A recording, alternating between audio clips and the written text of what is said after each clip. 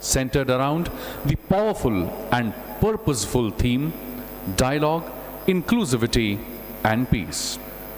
We are truly privileged to be in the presence of visionaries and stalwarts from India's vibrant media landscape. Individuals who have shaped narratives, inspired trust, and advanced the cause of ethical journalism. Today, as we gather under the guiding light of our founder and chief patron, revered Professor Dr. Vishwanath D. Karatsar, and within the spiritual aura of St. Gyaneshwara Hall, we are reminded that the soul of journalism lies not merely in the information, but in illumination, the illumination of truth, empathy, and collective conscience. Thank you very much once again for joining us in this important inaugural session of 7th National Conference on Media and Journalism. Now, before we proceed with the inaugural session, as per the tradition, I'm going to request everyone on the dais, off the dais, to rise in their seats, as we would now be having national song Vande Mataram before we begin with this session, and which would immediately be followed by World Peace Prayer. I request everyone to rise in their seats, and I request my team to kindly relay national song. Vande Mataram, Vande Mataram, Sujalam, Sufalam, Malayaj Sheetalam, Shasya Shamalam Mataram, Vande Mataram, Shubhra-jyosna pulakitayaminim, Pulla-kusumita dhrumadala-shobhinim, Suhasinim, Sumadhura-bhashinim, Sukhadam Varadam Mataram, Vande Mataram, Vande Mataram. Thank you. I now request everyone to please fold their hands, close their eyes, and wholeheartedly participate in a prayer that does not talk about any caste, creed, religion, or any section of society, but the welfare of entire humanity. Can we have the World Peace Prayer, please?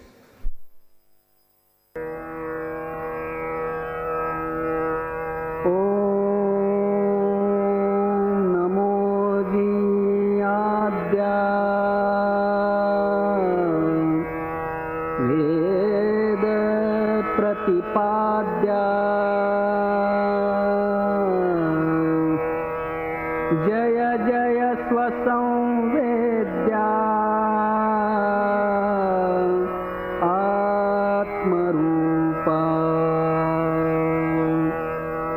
देवातुति गणेषु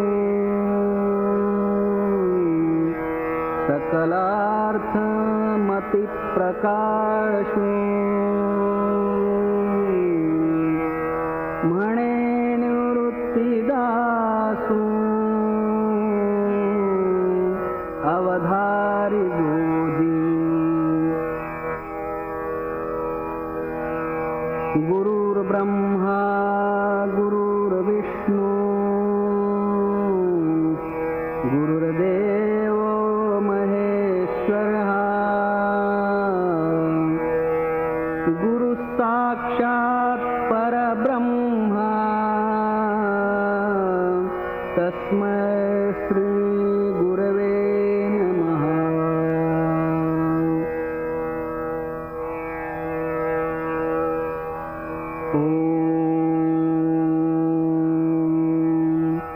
पूर्णमदः पूर्णमिदं पूर्णात् पूर्णमुदच्यते पूर्णस्य पूर्णमादाय पूर्णमेवावशिष्यते।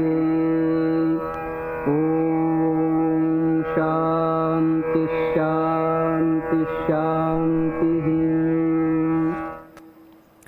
Thank you very much. My friends, 7th National Conference on Media and Journalism is about to set a tone for an important discussions and deliberations on the role of media in our country. But before we go any further, I would now like to take this moment to invite on stage the student of MIT World Peace University, Shalmali Subnis, to kindly present Ganesh Vandana.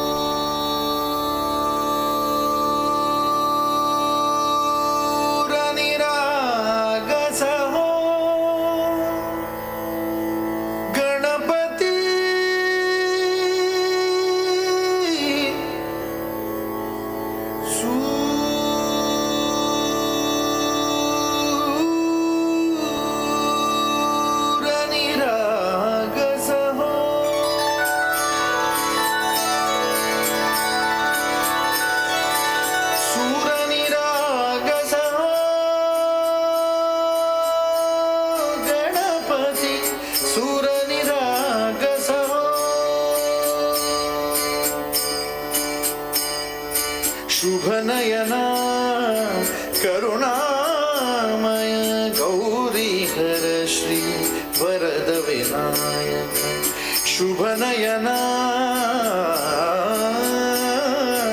करुणामय गौरीहर श्री वरद विनायक ओंकार गणपति ओंकार गणपति अधिपति सुखपति छंदपति गंधपति लीन निरंतर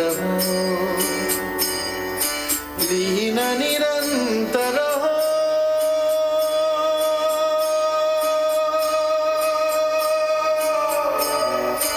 सूर निरागस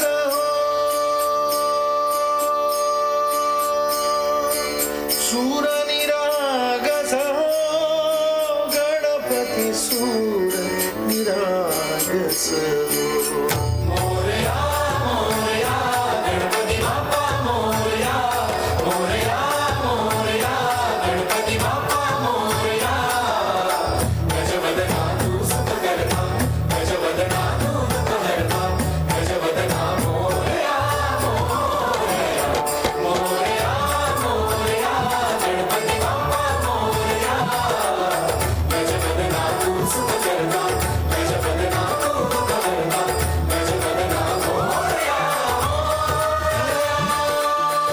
सूर निरागस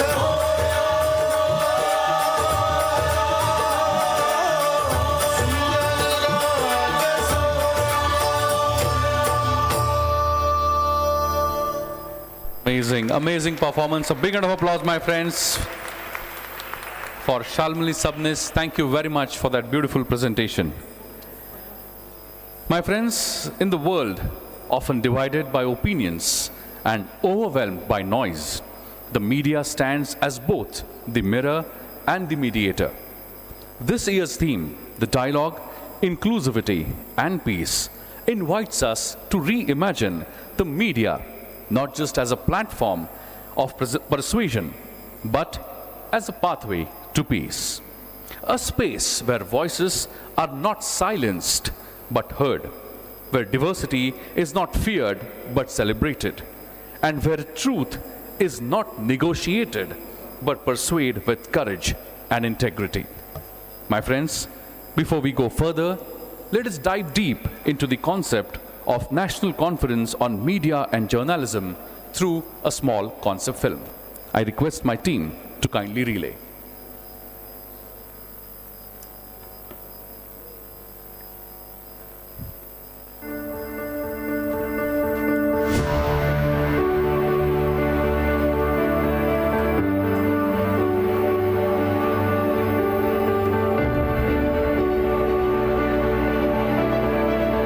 आज के date में तो हम सब लोग एक तरीके से जर्नलिस्ट हैं because of social media and social media evolution. तो हर व्यक्ति ने एक तरीके से अपनी अपनी भूमिका एक एक्टिव सिटीजन के नाते यहाँ पे बजानी चाहिए। So the print media in India is not dead and is not going to die down, whatever the Americans and others tell you. We have our long life, we have our society, our leadership in chai shops and other places that we have. Our first priority used to be to establish peace and normalcy. That is the journalism that we practiced.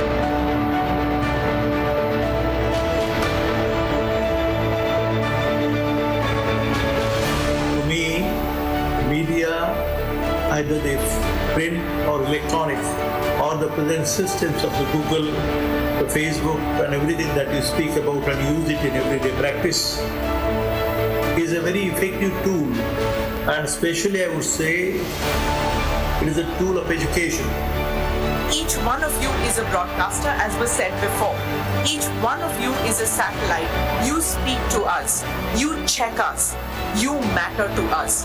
That is the difference between the media of yesteryears and the media of today. They're the core principles of media, of journalism.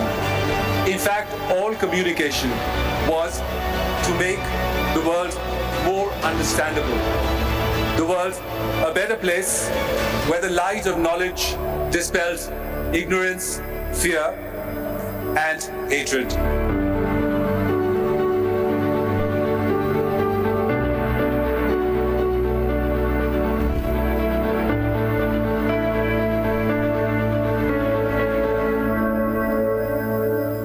Thank you very much for that film. And now, to propose the welcome address, I would like to invite on stage the Dean of School of Liberal Arts at MIT World Peace University, Dr. Vishal Khule.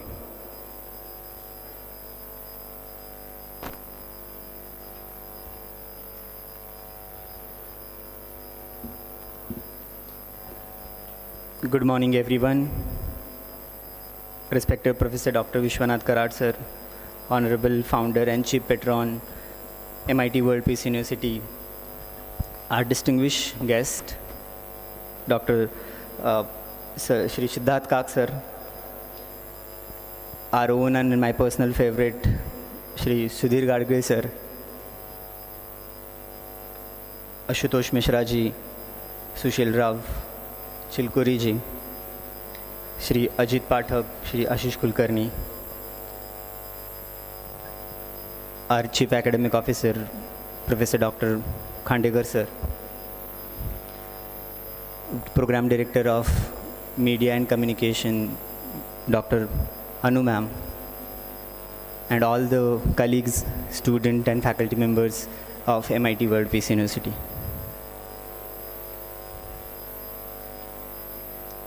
This gives me immense pleasure and I feel privileged to welcome all of you for this 7th National Conference on Media and Journalism.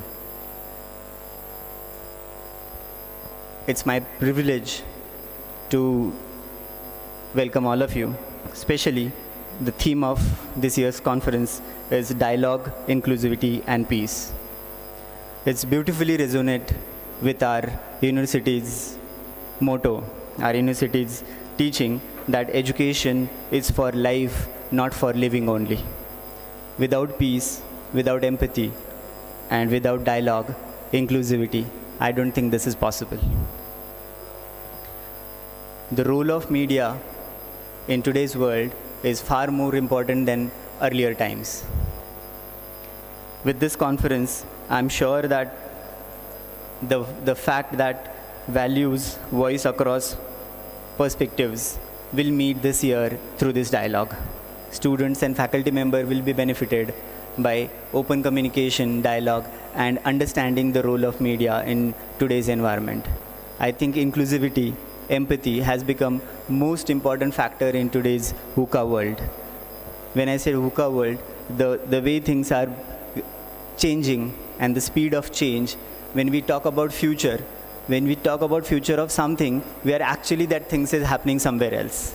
So I don't think it's wise to talk about future now, because the speed of things that are happening in the world is enormous, and I think this kind of conference will help to understand through the dialogue, through the inclusivity, and through the peace.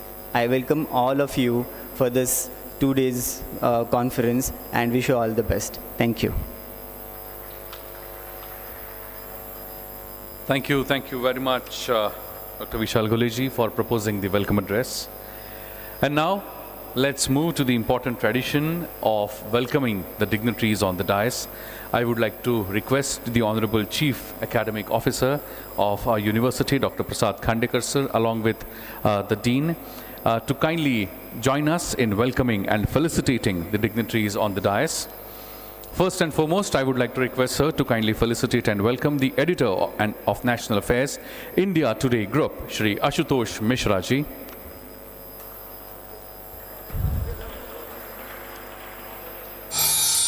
Please put your hands together and welcome with a big round of applause, my friends, Shri Ashutosh Mishra ji.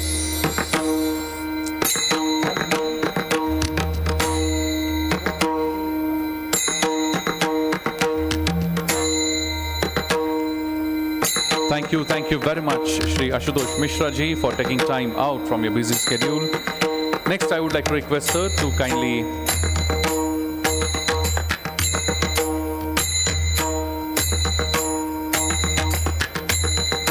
felicitate and welcome the editor and special reports, Times of India, Hyderabad, Shri Sushil Rao Chilkuri ji.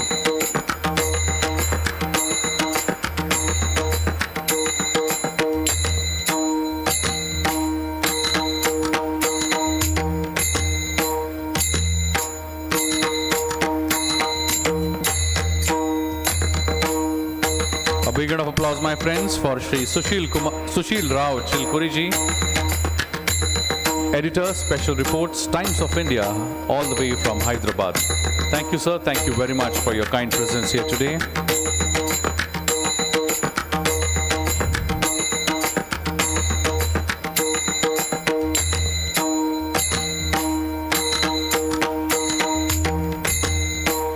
Next, I would like to request sir to kindly felicitate and welcome the god of our fraternity of our anchoring, Shri Sudhir Gadgil ji, renowned anchor and journalist.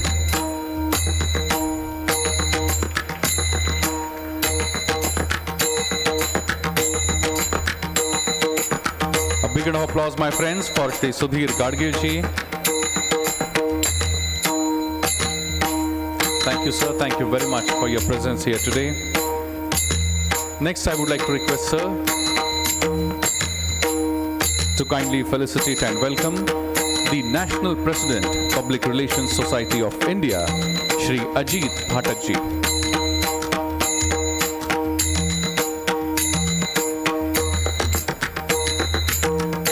Please give a big round of applause for Shri I.D.E. Bhatak ji, the National President of Public Relations Society of India.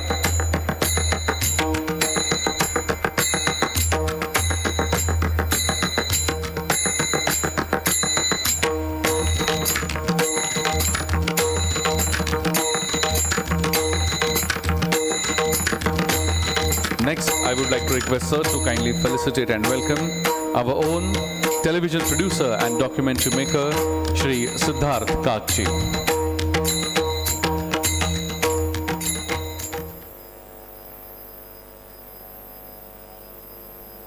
A big round of applause, my friends, for Shri Siddharth Kakchi.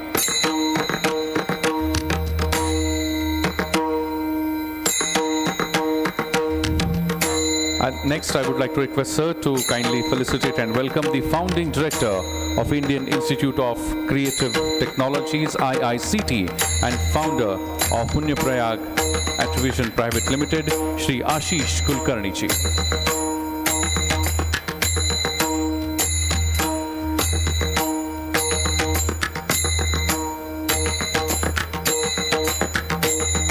A big round of applause, my friends, for Shri Ashish Kulkarni ji.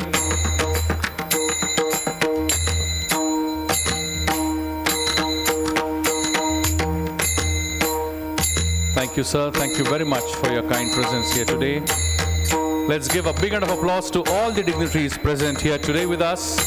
A big round of applause, my friends. Thank you, sir. Thank you very much.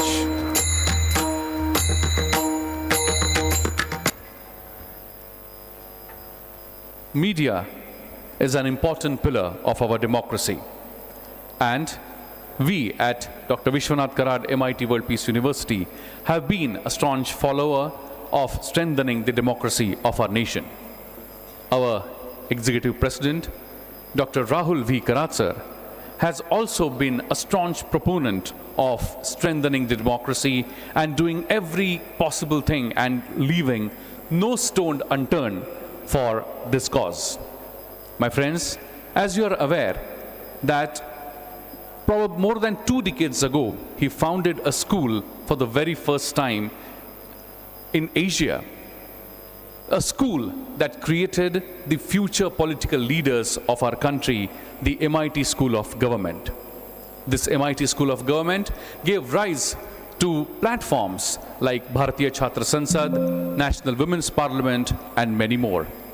But the epitome of all these movements were National Legislator Conference, Bharat, and I would like to take this moment to share with all of you a small film which will give us the insights of National Legislators Conference. May I request my technical team to kindly relay.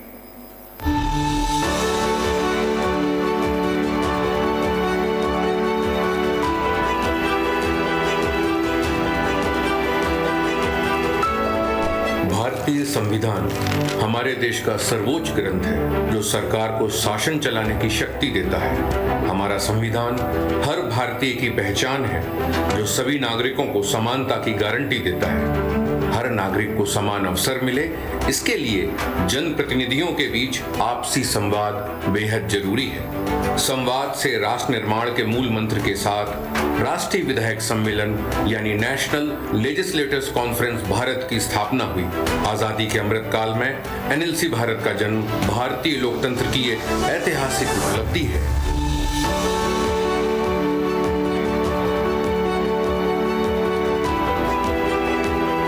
Mumbai में NLC Bharat के प्रथम सम्मेलन का आयोजन 2023 में 15 से 17 जून के बीच हुआ। इस सम्मेलन में अनेक राज्यों के मुख्यमंत्री, लोकसभा विधानसभा के स्पीकर महोदय और एमएलए एमएलसीज ने भाग लिया।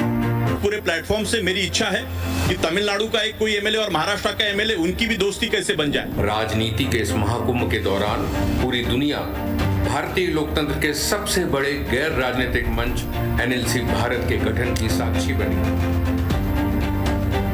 All of us, we are जनप्रतिनिधि, we are public representative, that is important. अमृत काल में ये एक ऐसा आयोजन है जो भारत के लोकतंत्र को और मजबूत करेगा और भारत के लोकतंत्र के मूल्यों को और समृद्ध करेगा। देश के 4,500 विधायक कैसे बने जनता की आवाज, राज्यों के बीच संवाद को कैसे बेहतर बनाया जाए, जनप्रतिनिधियों के बीच आपसी सहयोग कैसे बढ़ाया जाए। दुनिया के सबसे विशाल लोकतंत्र भारत के सामने यह कुछ ऐसे सवाल थे जिसका जवाब जन कल्याण के लिए बेहद जरूरी था। आजादी के 75 साल बाद भी राज्यों के बीच आपसी संवाद का ऐसा कोई मंच नहीं था जहां सभी राज्यों के विधायक दलीय राजनीति से ऊपर उठकर सुशासन पर बात कर सकें। Thank the young man and Shri Rahul Karak. Behind all this, Mumbai में प्रथम राष्ट्रीय विधायक सम्मेलन की कामयाबी इस बात का संकेत है कि आने वाले समय में एनएलसी भारत साझेदारी और संवाद से राष्ट्र निर्माण का एक नया इतिहास लिखेगा।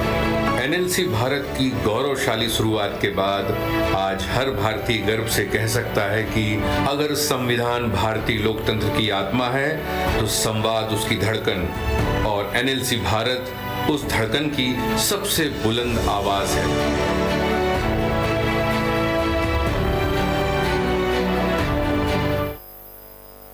Thank you very much. Let's give a big round of applause to the concept and execution of National Legislators Conference Bharat.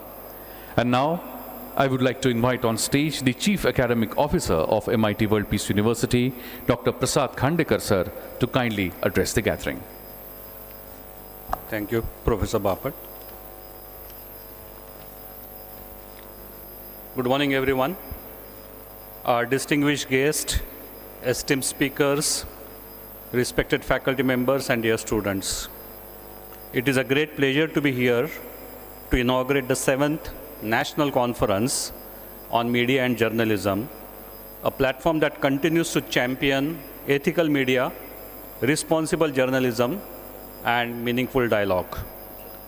Over the years, NCMJ has brought together leading media professionals, scholars, and young change makers to reflect on the powerful role of media in shaping society and in inspiring positive change in the society. We are truly honored to have with us an eminent panel of guests, Mr. Ajit Pathak, Mr. Ashutosh Mishra, Mr. Sushil Rao, Mr. Ashish Kulkarni, our own Sudhir Gadgil sir and Siddharth Kak sir. Your presence enriches this conference and adds immense value to our deliberations. The theme for this year, Dialogue, Inclusivity and Peace, captures the true essence of journalism in today's times. In an age of instant communication, it reminds us that media's role goes beyond information. It is about connecting people, fostering understanding, and building trust through truth and empathy. We remain deeply grateful to our beloved founder president, Honorable Professor Vishwanath Karad sir, for his vision of education for peace and human welfare, and to our mentor and constant source of energy and inspiration, Honorable Dr. Rahul V. Karad, for his dynamic leadership and commitment to nation building through education and media. My heartfelt appreciation also goes to the convener and the entire Department of Media and Communication, MIT World Peace University, for their dedicated efforts in making this event possible. As we begin this conference, let us reaffirm our shared responsibility to use media as a force for truth, inclusivity, and peace. Thank you, and my best wishes for the grand success of the 7th National Conference on Media and Communication, Media and Journalism. Thank you. Thank you, sir. Thank you very much for addressing the gathering. And now it's time when I'm going to request all the dignitaries on the dais to share their thoughts in this inaugural session with all of us. First, I would like to invite the special guest of honor, television producer and documentary maker, Shri Siddharth Kakji. But before I do that, I request my technical team to kindly relay a small film made on life and work of Shri Siddharth Kakji.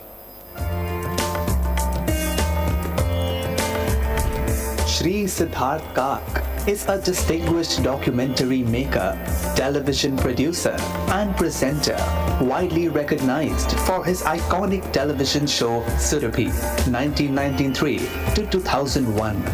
As the founder of Cinema Vision India, Shri Kak has led his company to win several major television awards, including 3 national awards, and has produced over 100 documentaries and numerous television series.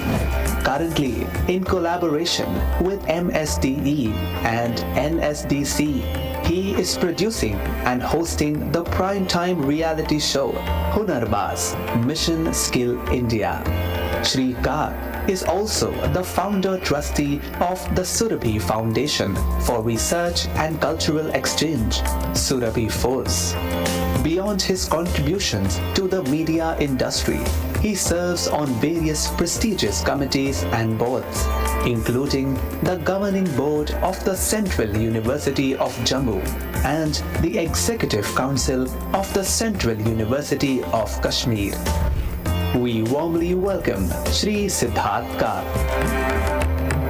Please put your hands together and welcome with a round of applause Shri Siddharth Kak ji.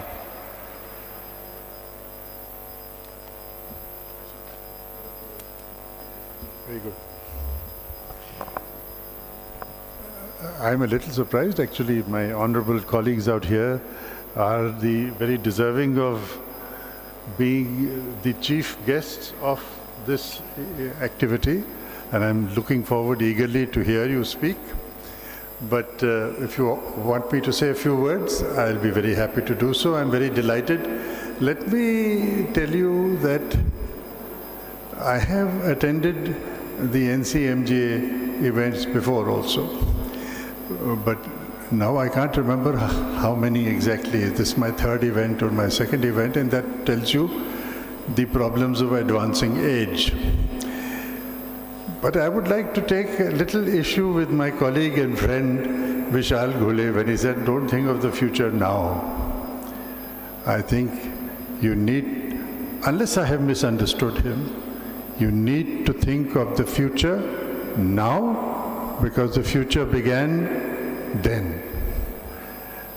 There is a very interesting saying that in the end is the beginning. For people like me at my stage of life, we can say in the beginning was the end. But for all of you, your beginning will eventually lead to a glorious end. And we all have to. But our journey in that process is what distinguishes and defines not only just our contribution to society, but our evaluation and understanding of ourselves. So, my thought to young friends out here would be, and it is a great matter of pleasure for me that this journey is a journey that we undertake together. आप सब लोग जो यहाँ पे DISE पे भी बैठे हैं, इनकी भी अपनी जर्नी है, मेरी भी जर्नी है। और जैसे मैंने अपने कुछ प्रोजेक्ट स्टूडेंट्स को कहा है कि ये जर्नी मेरे लिए भी बहुत इम्पॉर्टेंट है आपके साथ, क्योंकि ज्ञान विज्ञान वो परंपरा के साथ फिक्स नहीं है, उसको अपडेट करना पड़ता है। जैसे आप अपडेट कर रहे हैं, हमें भी अपडेट करना पड़ता है। और जब आप और हमारी इंटरचेंज और इंटरेक्शन होता है, तो आपके अपडेट्स मेरे लिए बहुत यूज़फुल होते हैं। It brings me in touch with reality, and I can hope that some of the experience I've had over 50 years may give you some help in how you forge your future. मैं एक आखिरी बात कहूँ, and let me ask this question, पता नहीं, have I asked you this question before?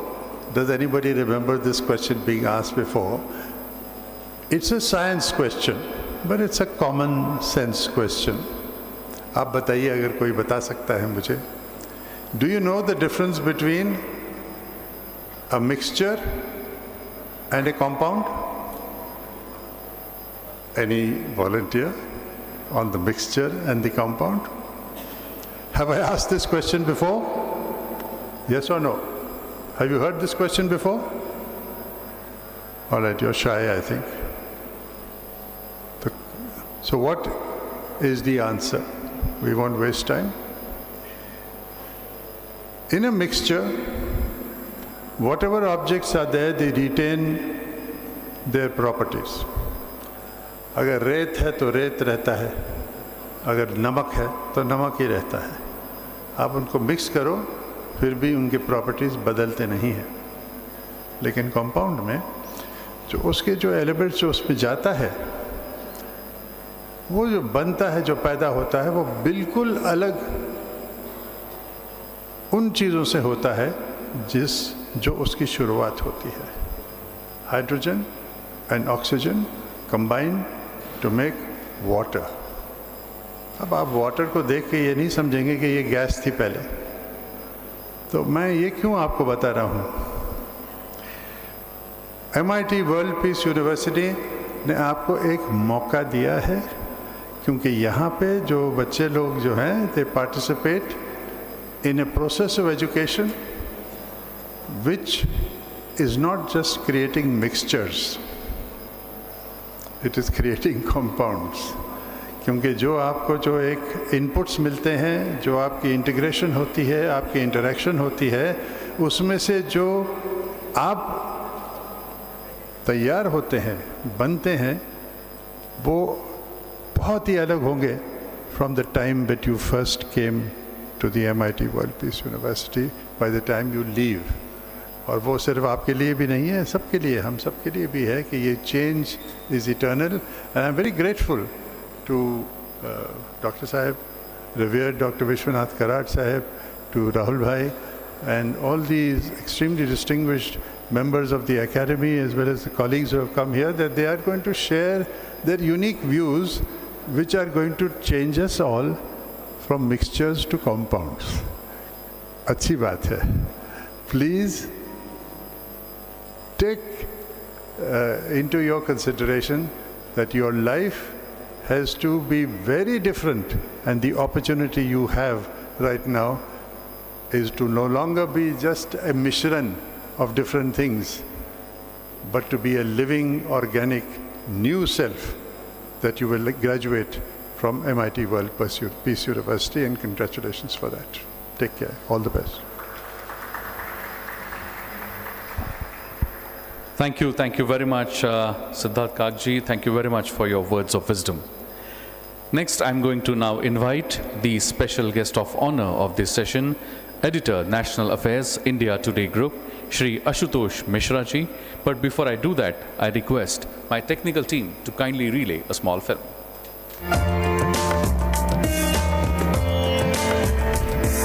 Ashutosh Mishra is an award-winning journalist and editor, National Affairs with the India Today Group and the prominent face on Aaj Tak and India Today TV.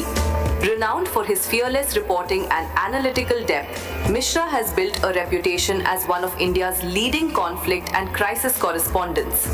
Starting his career with a passion for ground reporting, he has covered domestic and international crises, from the northeast of India to conflicts in Ukraine, Israel and Lebanon, combining rigorous facts with the human dimension to bring viewers closer to the realities of conflict zones.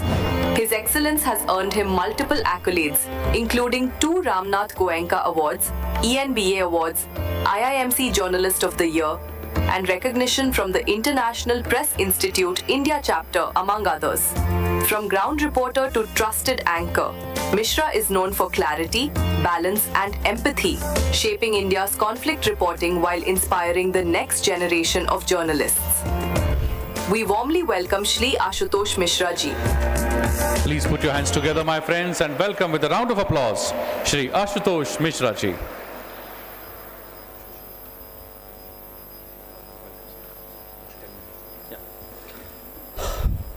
Thank you so much. Am I loud? Am I clear?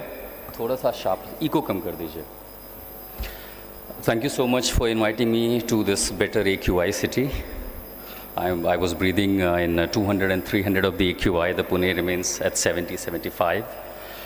It's an honor to be here. And as Mr. Kak said about time really passes fast. One early morning I used to say, Namaskar, aap dekh rahe hain Aaj Tak aapke saath. Main hu Ashutosh Mishra, and then being here addressing the student. And I remember 20 years ago, I was exactly on the same side, somewhere in Mumbai. And in 2 decades, again, sharing my experience to the young students. So, and again, thank you, World Peace University, MIT. Yes, the people have been critical, and in fact, the time has been critical to media. What we are doing, this is time for self-evaluation and relook what we have been and what we are becoming now. And again, the role of media. So the topic is imperative for today's mediascape is peace building and inclusivity. When we talk about peace building, clearly many of you would not really appreciate the kind of work media is doing today. Do you? Of course not. And you guys, the young aspirants, again, see faces on television, you admire people, sometimes you praise them, sometimes it leads to disappointment. Of course, during my career, I've tried to maintain that bridge that I should always be worth of praise and not a disappointment. Role of media in divided world. When we talk about divided world and we talk about conflict, it's not only the geo-conflict, it's not only the geopolitics, it's not only the conflict between two nations, it's not only conflict between two communities and two tribes, it's also the conflict between truth, right, the guiding power, and the conflict between truth and the false content. This is called narrative. Often the narrative building when we talk about is mostly based on falsehood. There's a very famous say, जहर बहुत तेज़ी से फैलता है, दवा थोड़ा देरी से काम करती है. So the guiding light, of course, that remains major challenging. In a time of conflict, misinformation and polarization, the journalist's role becomes very sacred, to be a bridge of the understanding and not a wall of prejudice. This is what my own learning and what I have learned from my seniors, from my guiding light. And I hope the day you take the mic, you take the camera, you take the pen, you will follow the same guiding light. It's quite challenging. I mean, many of the faces have earned the reputation and recognition, have become really, a celebrity face. But someone who really swims against the tide, swims against the flow, eventually acknowledged. There are many people who are literally washed away with the flow. When you see, things are flowing in a river with the directions, you hardly notice them. But if you hear someone really fighting against the flow, you really acknowledge them. Do you? Peace building, why it is important? It's actually a forgotten responsibility, not only for the television media, print media, digital media. We are in an era of artificial intelligence. We are in an era of social media. We are in the era of digital media. Why peace building is so important? Peace building is not just a political or a diplomatic process. It begins with the communication with storytelling. As a journalist, our words can calm tempers, humanize conflicts, and remind societies that they are shared humanities. For example, during the Manipur conflict crisis, the two communities living together for decades in brotherhood all of a sudden turned arch rival. The young students like you, 15, 16 years, they picked up weapons. They were protecting their land. I mean, which land? They all are Indians. And eventually they are protecting land. They made bunkers. They were hiding in the bunkers. The same we have seen in Lebanon, in Hamas, in Gaza, Palestine, in Israel. You see the young, the people, whatever could be the reason of influence that you will further again learn during your course, during your learning as a journalist. But eventually what happens, the conflicts, why peace building is important. It's very easy that you hear something posted on social media, eventually triggers a riot. But something that you really report well in a society, that what could be the cause of this riot. It could be a catalyst factor. It could be orchestrated. And again, those reporting, those words could eventually help in peace building. That every conflict is somewhere potentially orchestrated or sponsored. Again, over the year of your journey as a journalist, you will learn this, that anything that unfolds, which is called conflict, is always orchestrated. Nothing is natural. Of course, for any chemical reaction, it requires a catalyst. Inclusivity, the soul of ethical media. So when we talk about inclusivity, it cannot only about a community. It cannot only about a society. It cannot only about a nation. Vasudhaiva Kutumbakam, when we say the world is our family, it talks about inclusivity. When we report about something, it should be inclusive. It should be inclusive. Children should include women, marginalized people, the people at the edge. We should be the voice of all, not one community. I'm going to talk about community. It's not about gender-centric. A community at large of Vasudhaiva Kutumbakam. Be a voice for all. So that's the basic ethical situation that we see kind of missing in these days. But there are people who are again fighting the tide, swimming against the tide. They're trying to maintain that bridge. At least some people should be there, stand for everyone. Challenge in today's media's landscape. Today's media ecosystem is a battlefield of narratives. You hear one side of narrative on your social media, you turn on the phone early in the morning and all of a sudden you see something is posted about some incident. You get influenced without doing a fact check whether it is true or not. Something is served to you free of course is actually not free. Remember, you are the product. There is nothing free, there is no free lunch. If there is something free to you, is eventually you are the product. You can either become amplifier of noise or architects of understanding. Technology may have changed the tools, but not the purpose. And to all the young journalists listening today, you are the custodian of truth. In this age of turbulence, you are the storyteller of humanity in the era of digital chaos. Your pen, your lens, your microphone, they are instrument not just information, but of transformation. With that, I rest my words, and thank you so much for this invitation.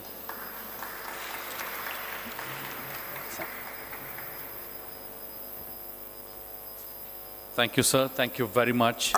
And I'm sure indeed the students sitting in the front, the would-be journalists, would be motivated after looking at the video and the work that you have done so far. Thank you, sir. Thank you very much once again for your presence here today. My friends, next I'm going to invite and request the special guest of honor of this session, Shri Sushil Rao Chilkuriji. But before I invite him, I would like to request my technical team to kindly relay a small film. Sushil Rao Chilkuri. As journalist, Joe's stories illuminate society, has decades to truth, demopathy, and storytelling. Widely recognized under the byline Sushil Rao, his reportage spans social issues, heritage, governance, and human interest stories, often sparking public discourse and influencing reforms. Beyond print, he has produced documentaries and visual stories celebrating culture, resilience, and social change, creating a lasting audiovisual archive of contemporary India. An author and mentor, Chilkuriji shares his insights on journalism, AI ethics, and narrative power at universities, conferences, and cultural forums, inspiring the next generation of media professionals. His work has been recognized with state and national awards, acknowledging his excellence in reporting, feature writing, and long-form journalism. Through decades of dedication, Sushil Rao Chilkuri continues to shape responsible journalism in India, combining accuracy, empathy, and creativity to tell stories that truly matter. We warmly welcome Shri Sushil Rao Chilkuri. Please put your hands together, my friends, and welcome with a big round of applause, Shri Sushil Rao Chilkuriji.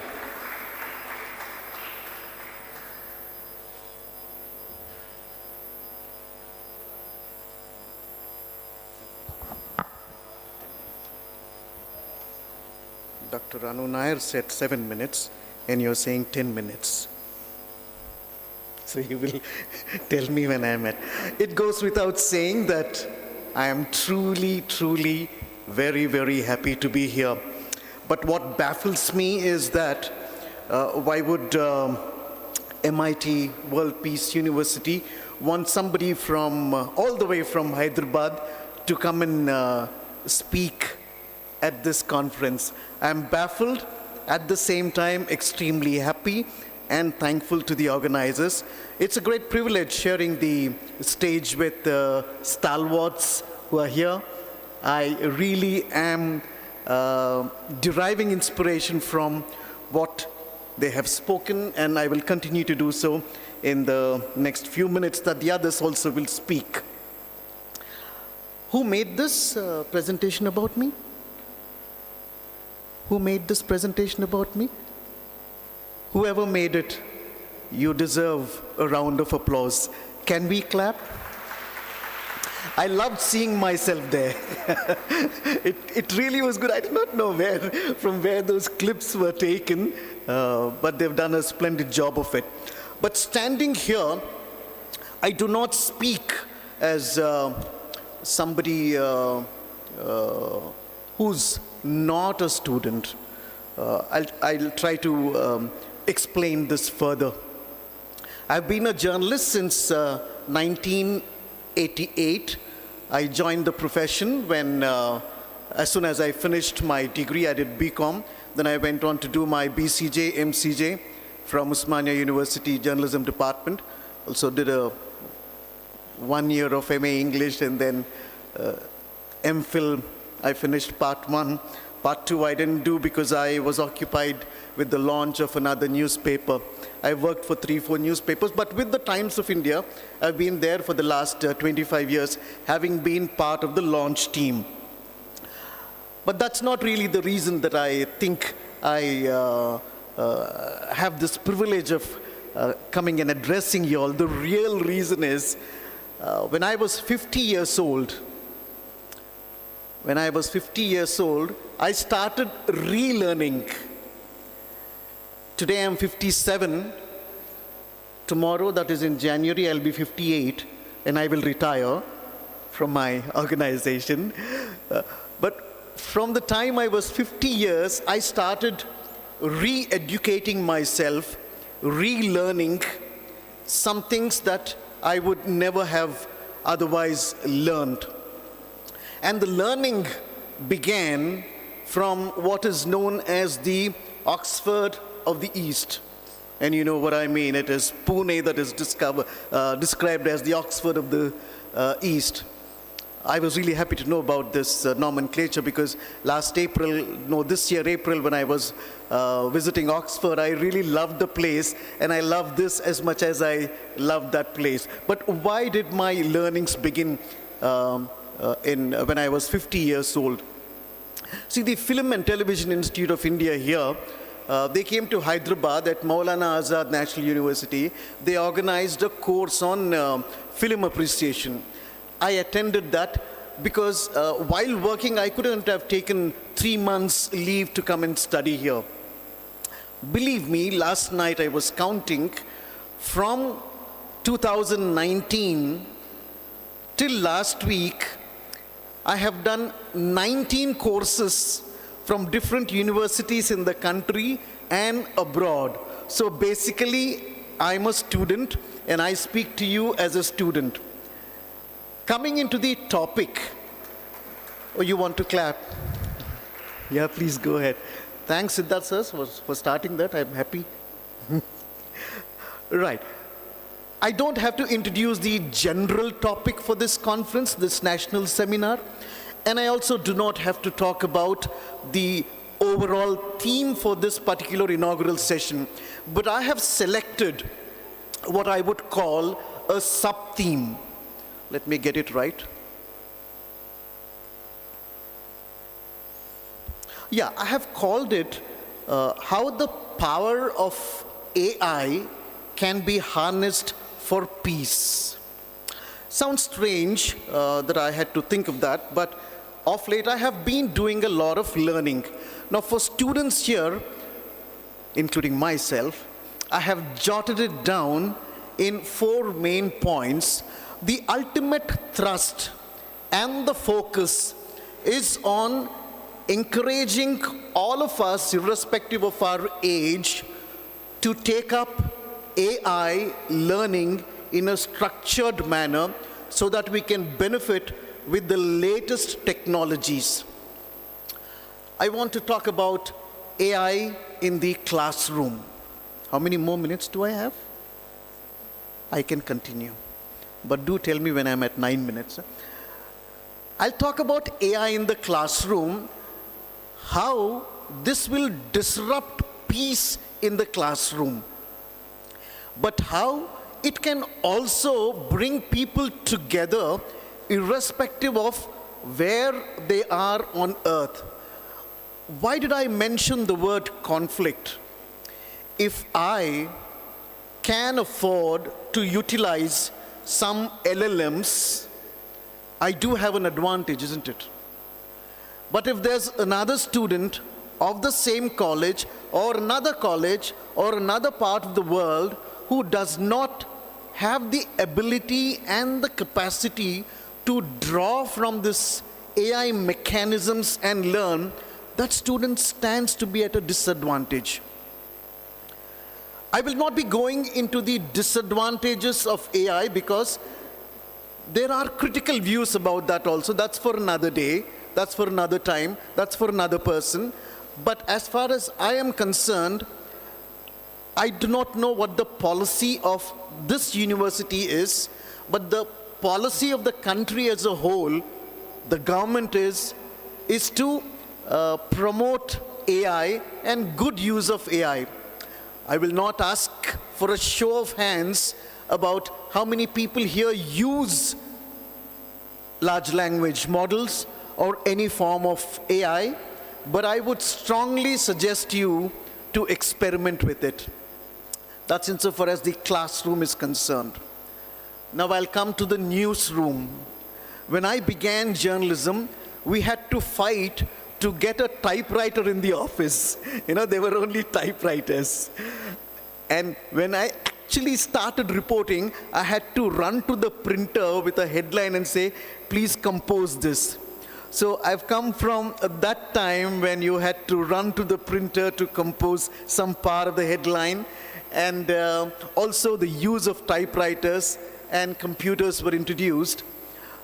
But today, the media house that makes use of artificial intelligence, it stands at an advantage because it can immediately say that whatever is circulating online is fake, because you're able to easily identify, isn't it? So a newsroom that adopts AI, and I'm not talking about individuals who adopt AI, I do a lot of my work using AI.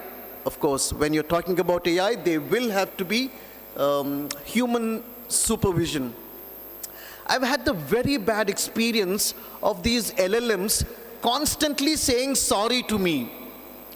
I ask for some information, they give some information, and then I say, no, the information that you have given is wrong.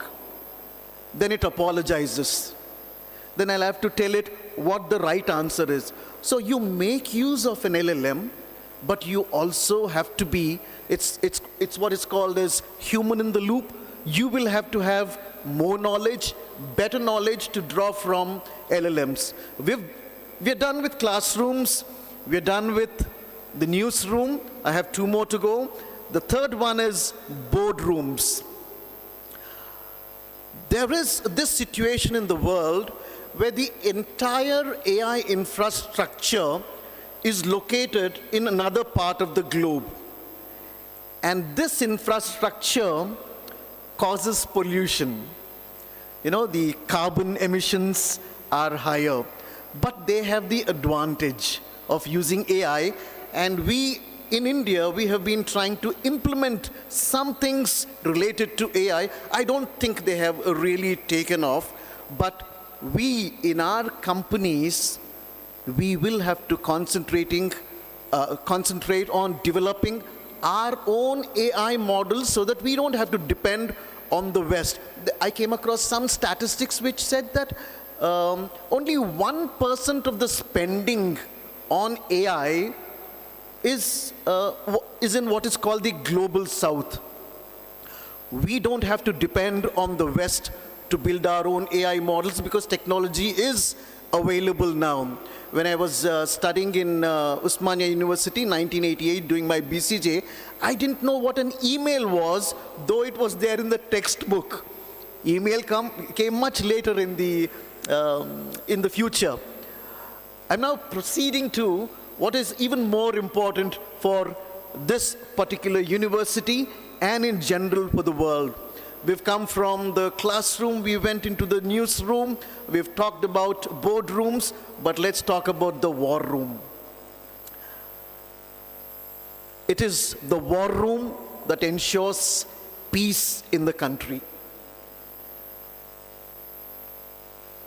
Slightly difficult to digest, but only when you're on a par with the rest of the world in AI technology can you go to the negotiating table and say, this is my power, this is what I can deliver, this is how independent I can be, and I would like to negotiate for peace. That is when people come to you for peace.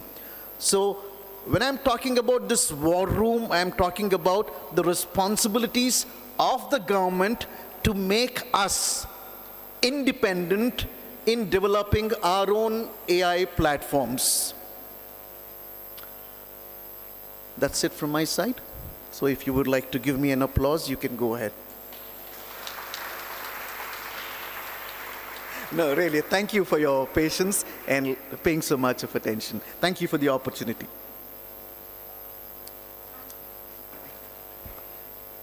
Thank you, sir. Thank you very much for your inputs. And of course, here, as you rightly underlined, the importance of artificial intelligence in today's world and the way it is going to reshape every career. Thank you, sir. Thank you very much once again. Now it's time when I go ahead and invite the next special guest of honor, the National President of Public Relations Society of India, Shri I.D.E. Pathak ji. But before I do that, I request my team to kindly relay a small film.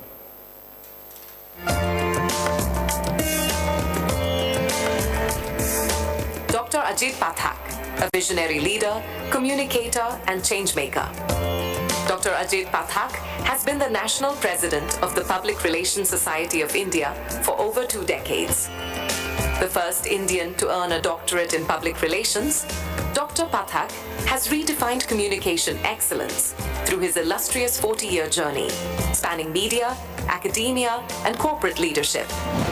He has carried India's voice to the world stage as ex-General Manager of Corporate Communications, CSR, and Welfare at Indian Oil Corporation, and a global representative of the International Public Relations Association and the Global Alliance for PR and Communication Management. Dr. Pathak has been honored with over a dozen national and international awards, including the Most Inspiring Leader Award and the Bharat Nirman Award. A true communicator with purpose, Dr. I.D.E. Pathak, a name synonymous with passion, integrity, and inspiration. We warmly welcome Dr. I.D.E. Pathak ji.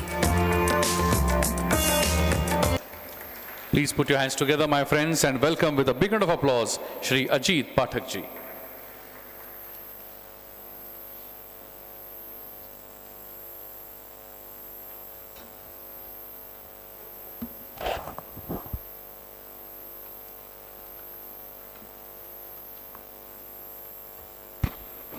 दोस्तों, आप सबको मेरा हार्दिक नमस्कार।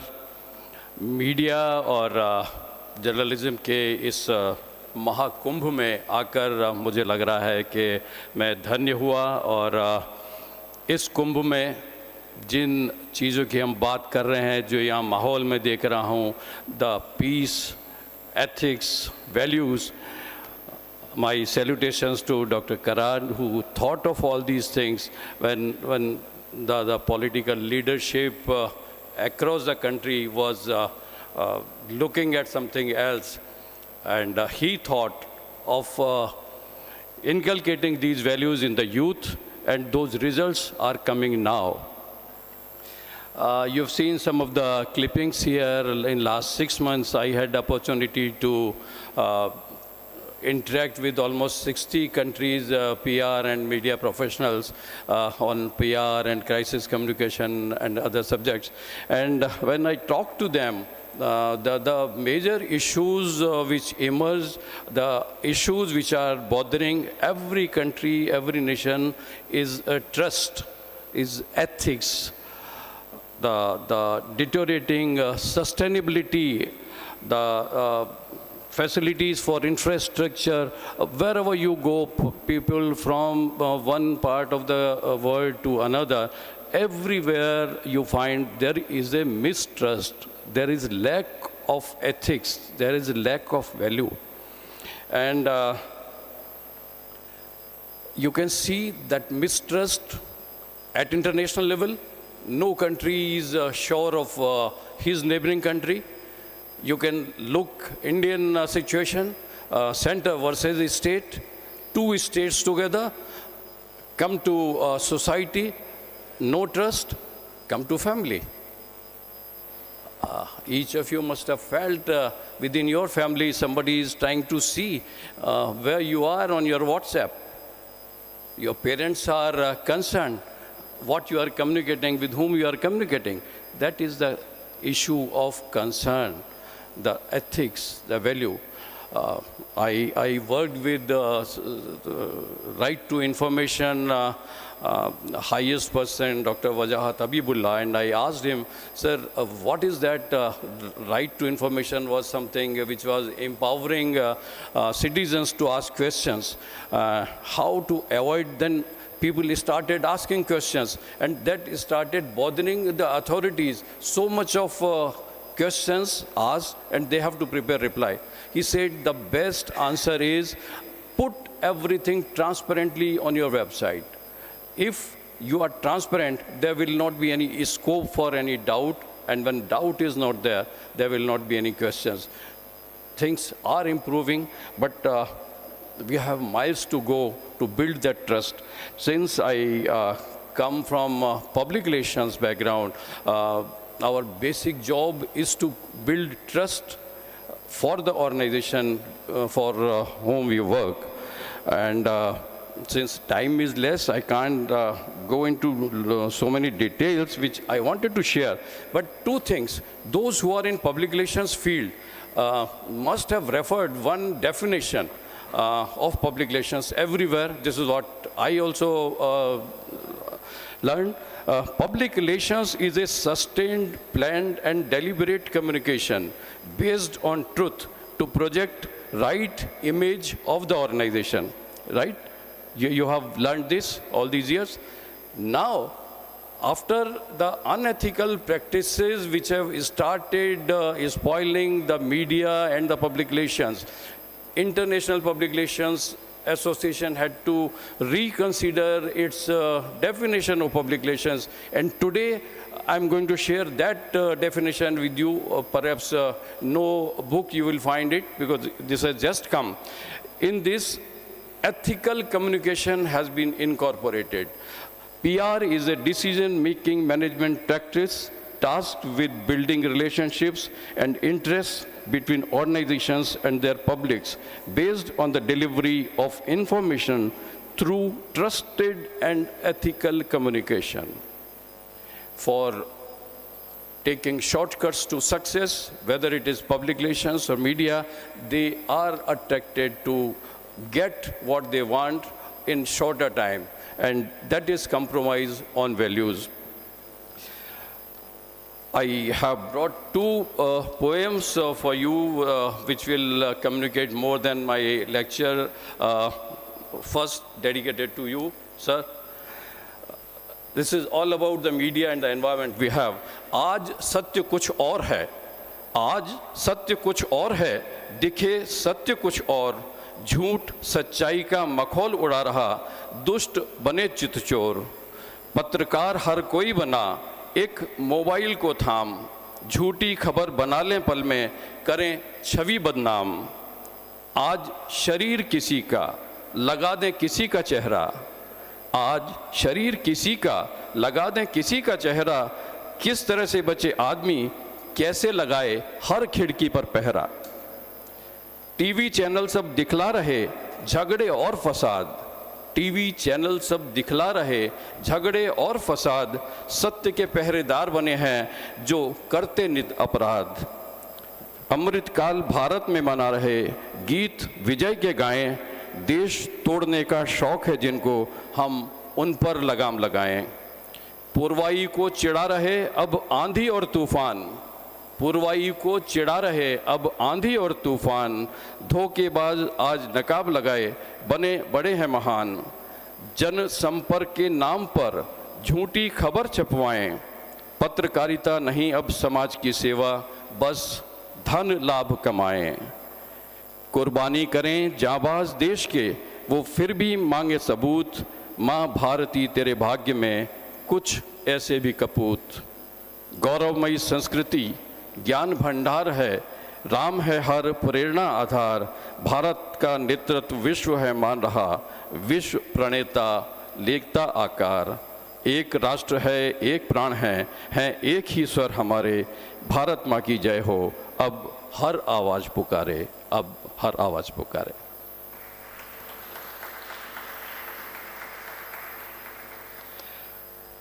In these workshops which I referred, everybody had questions that how we come out of this situation where a lot of fake news and AI use is there, and as I referred, anything can be created against you.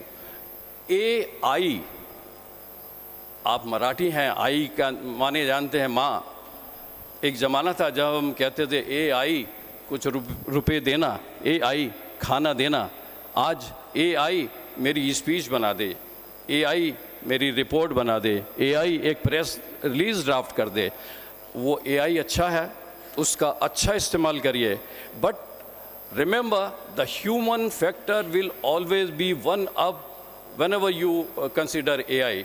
So give that touch of your creativity and personal knowledge, that it will be a real value addition in AI. Use it for the positive, but be little guarded. And lastly, जो सब पूरे ज़माने में समस्या चल रही है, जहाँ समस्याओं के हमें जवाब नहीं मिल रहे, I have one answer: the Sanatan values of India, which said Vasudhaiva Kutumbakam. This is not a signature line which we have developed for a brand promotion of India.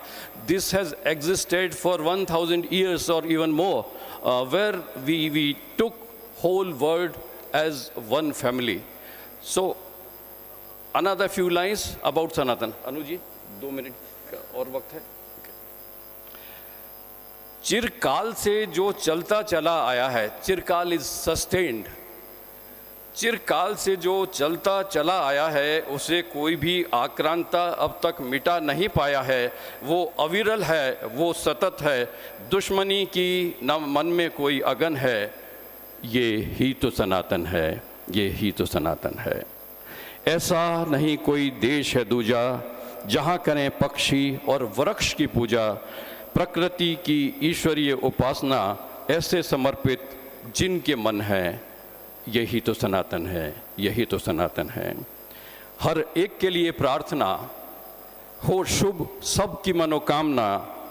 सबके स्वागत को आतुर हर घर आंगन है. यही तो सनातन है, यही तो सनातन है. नहीं स्वार्थ, नहीं संकीर्ण विचार हैं, विश्व कल्याण ही जिनके आधार हैं. वसुधैव कुटुंबकम आत्मा में बसता, मानवीय मूल्य ही जिनके भजन हैं. ये ही तो सनातन है, ये ही तो सनातन है. थामे एक दूजे का हाथ, कुंभ स्नान वो करें साथ साथ. एक स्वर एक वाणी शुभ ये आयोजन है.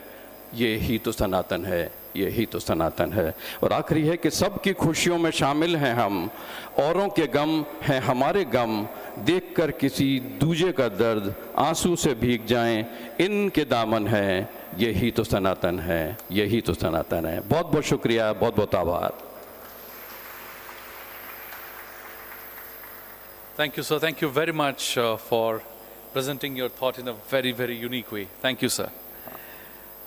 Now I would like to invite on stage the next special guest of honor, the founding director of Indian Institute of Creative Technologies, Shri Ashish Kulkarni ji.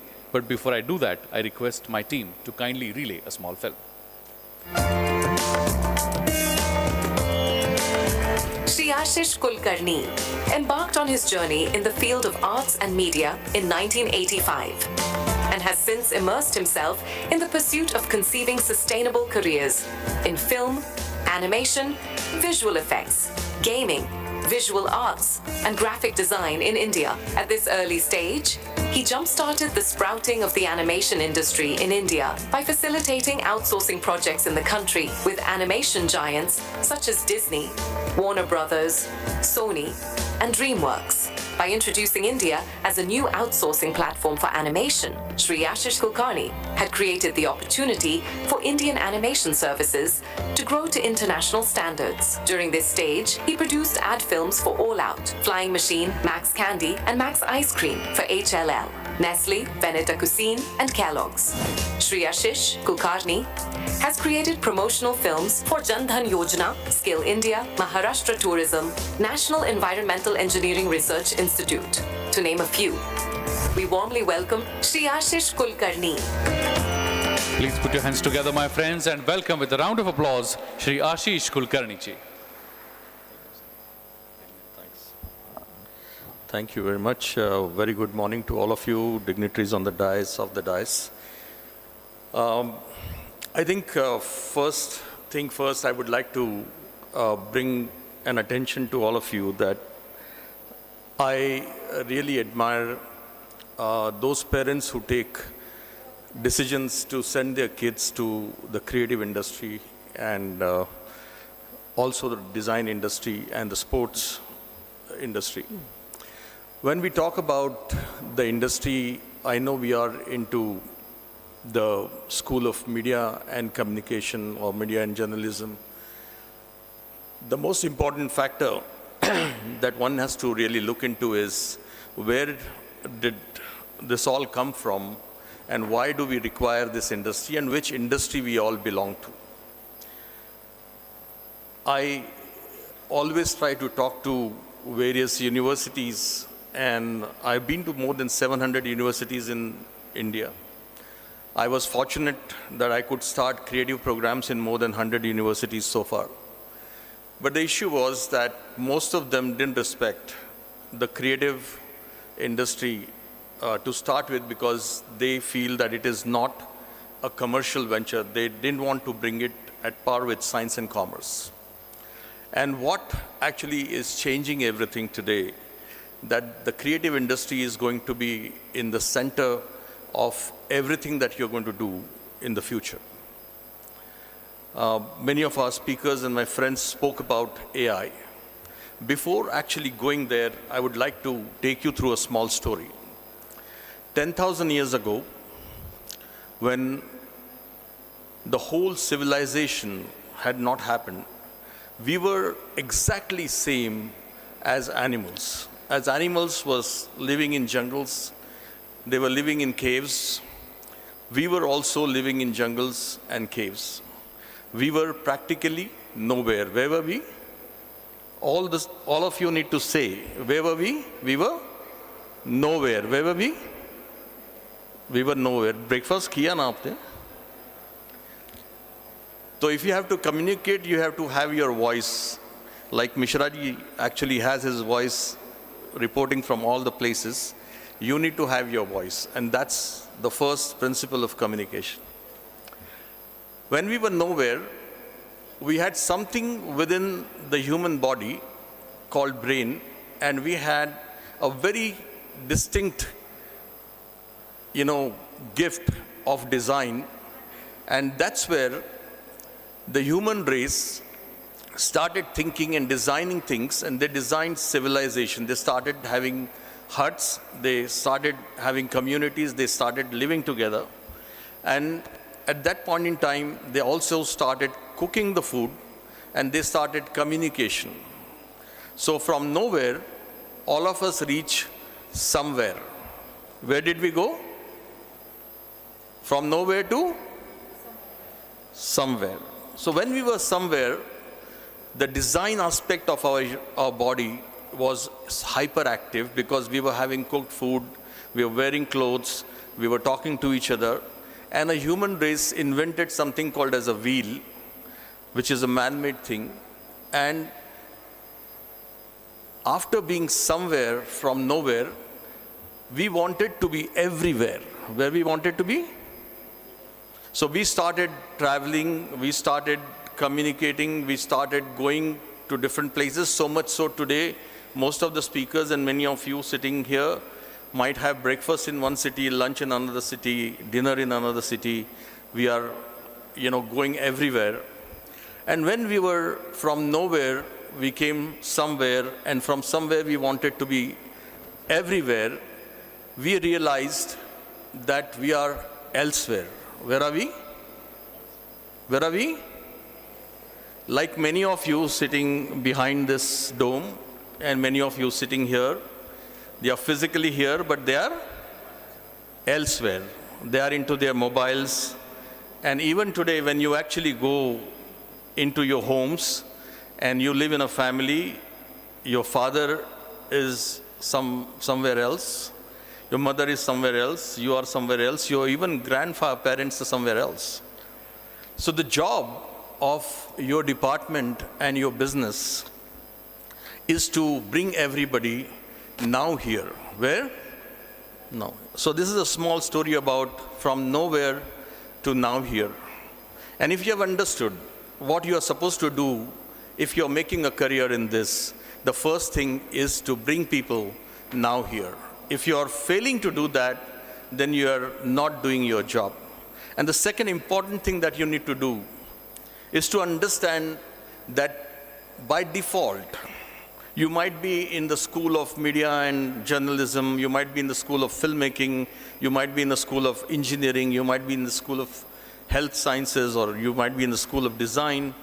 You have joined more particularly in these first 3 schools that I mentioned, you have joined the business of storytelling. What have you joined? The business of?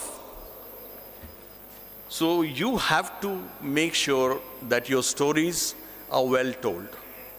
There were many stories which were told 10,000 years ago, 7,000 years ago, 5,000 years ago. And one man sitting with us today, Siddharth ji, decided to bring those stories through Surbi and tell us those stories in a very effective way. Because he believed that the people all over the country and eventually all over the globe must know of these stories and these unique things that happen in this part of the world, or with the story that is told by the fort, which is not an active story but a passive story, or not even a passive story. Now, how do you bring that to light is where our business of animation, visual effects, gaming, everything happens. But we realize one thing very strongly. Today, we are in the era of digital content ecosystem and the digital content economy that is evolving globally. And if our stories are not told on these platforms, then you will be missing out a whole lot of stuff. And as very rightly said by some of my previous speakers, that how do you really connect this? And people are trying to, make sure that these stories in the form of actually making an impact many people are trying to tell these stories in different forms by distorting them. So today, in the digital content economy and the digital content ecosystem, every individual through social media is empowered to tell the story. And that's where the distortion actually comes from. And that's where you also see that many people would twist the story to make it interesting. And many people will twist the story to suit their narrative. And many people will make sure that that story is represented in a very different form. Now, the onus, and many of them talked about the ethical business of storytelling and ethical business in the journalism. Now, the job of journalism is to bring you the latest stories, and also through documentaries to bring you stories which are not there, but there is a story within that needs to be told or brought to the attention of the government, or at large brought to the attention of the people. And that's why you craft those stories and try to tell those narratives. Then comes what is so important. According to me, there are 3 V's today which are extremely important for you to make a career for the next 10 years. We will not go very far because you guys are going to actually get into your careers. The first V of all forms today is video.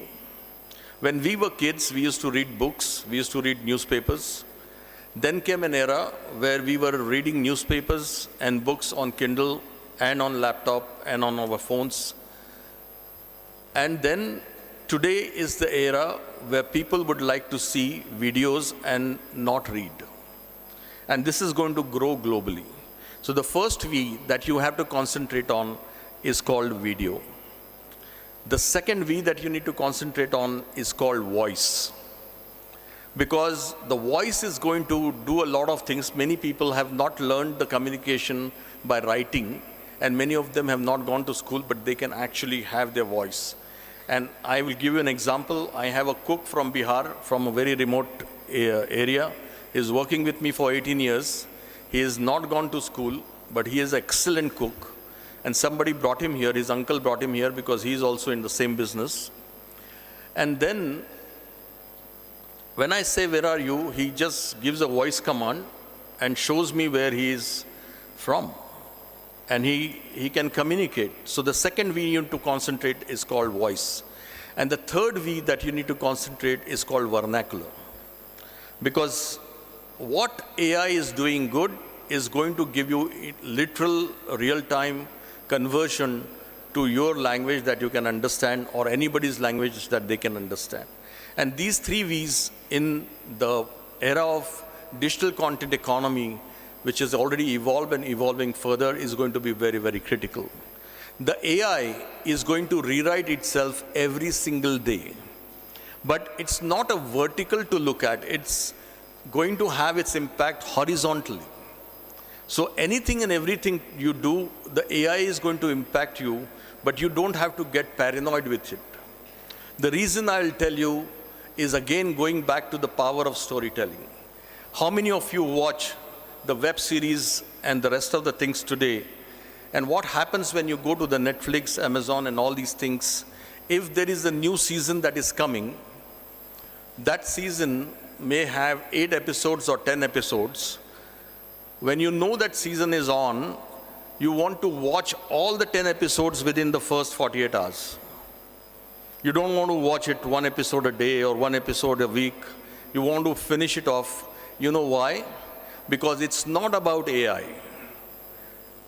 Your business has to be about emotional intelligence rather than artificial intelligence, because AI is doing its job on its own. You're not into the business of the coding, the digital ecosystem, and the rest of the things where you're going to bring analytics, you're going to use the analytics. But you're in the business of storytelling. You should be worried about EI more than AI. And when you talked about EI, the power of EI is that every storyteller, every director of a film or a web series or television series or a documentary film or even the news, the power of their emotional intelligence keeps you hooked on. You cry with it, you laugh with it, you have an anxiety because of what is going on the screen, and you are relating to the story, you are in the story, and that's what is important. So the most important thing is whether you have your story on the blog, whether you are having your story on the platform, whether you have your community story, whether you have your cultural story, whether you have the story from where you come from, where your ancestors come from, is there in the right format, in the right form, and told interestingly well with an impact of emotional intelligence, only then it will be seen.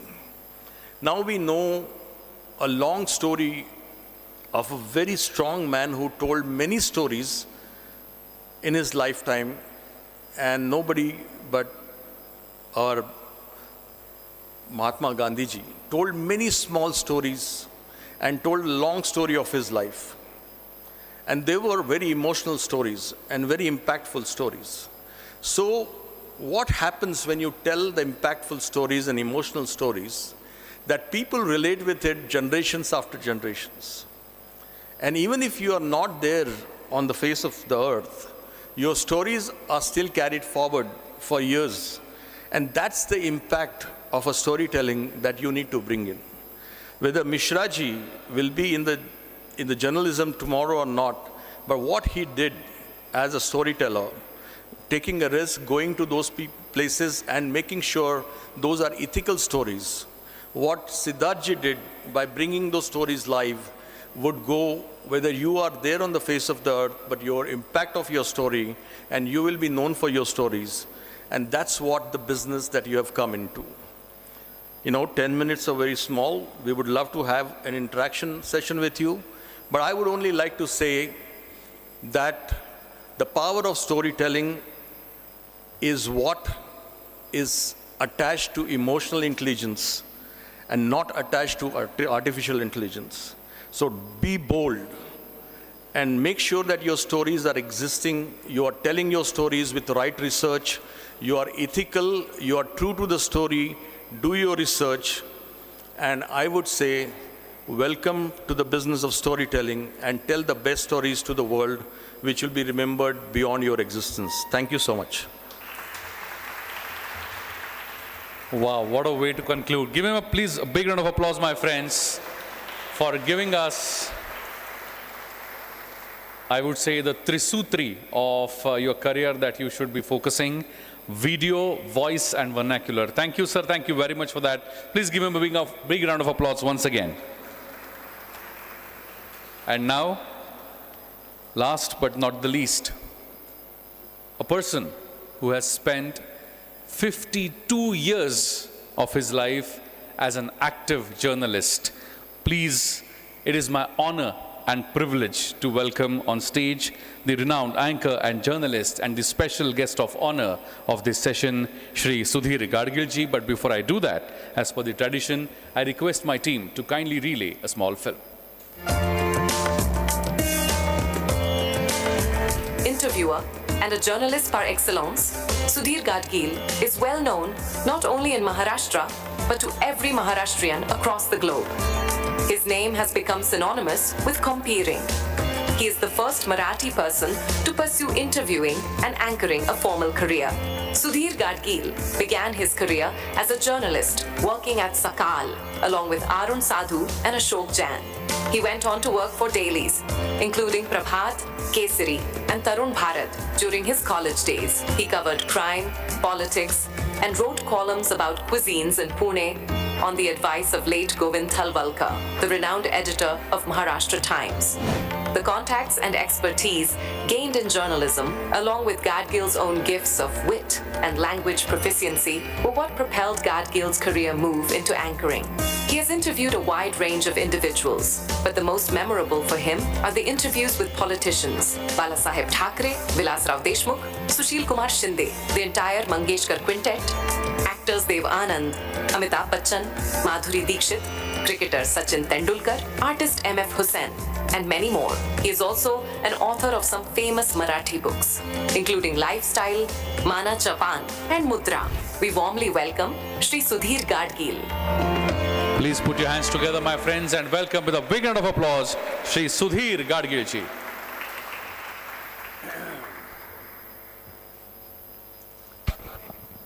नमस्कार. मी आत्तापर्यंत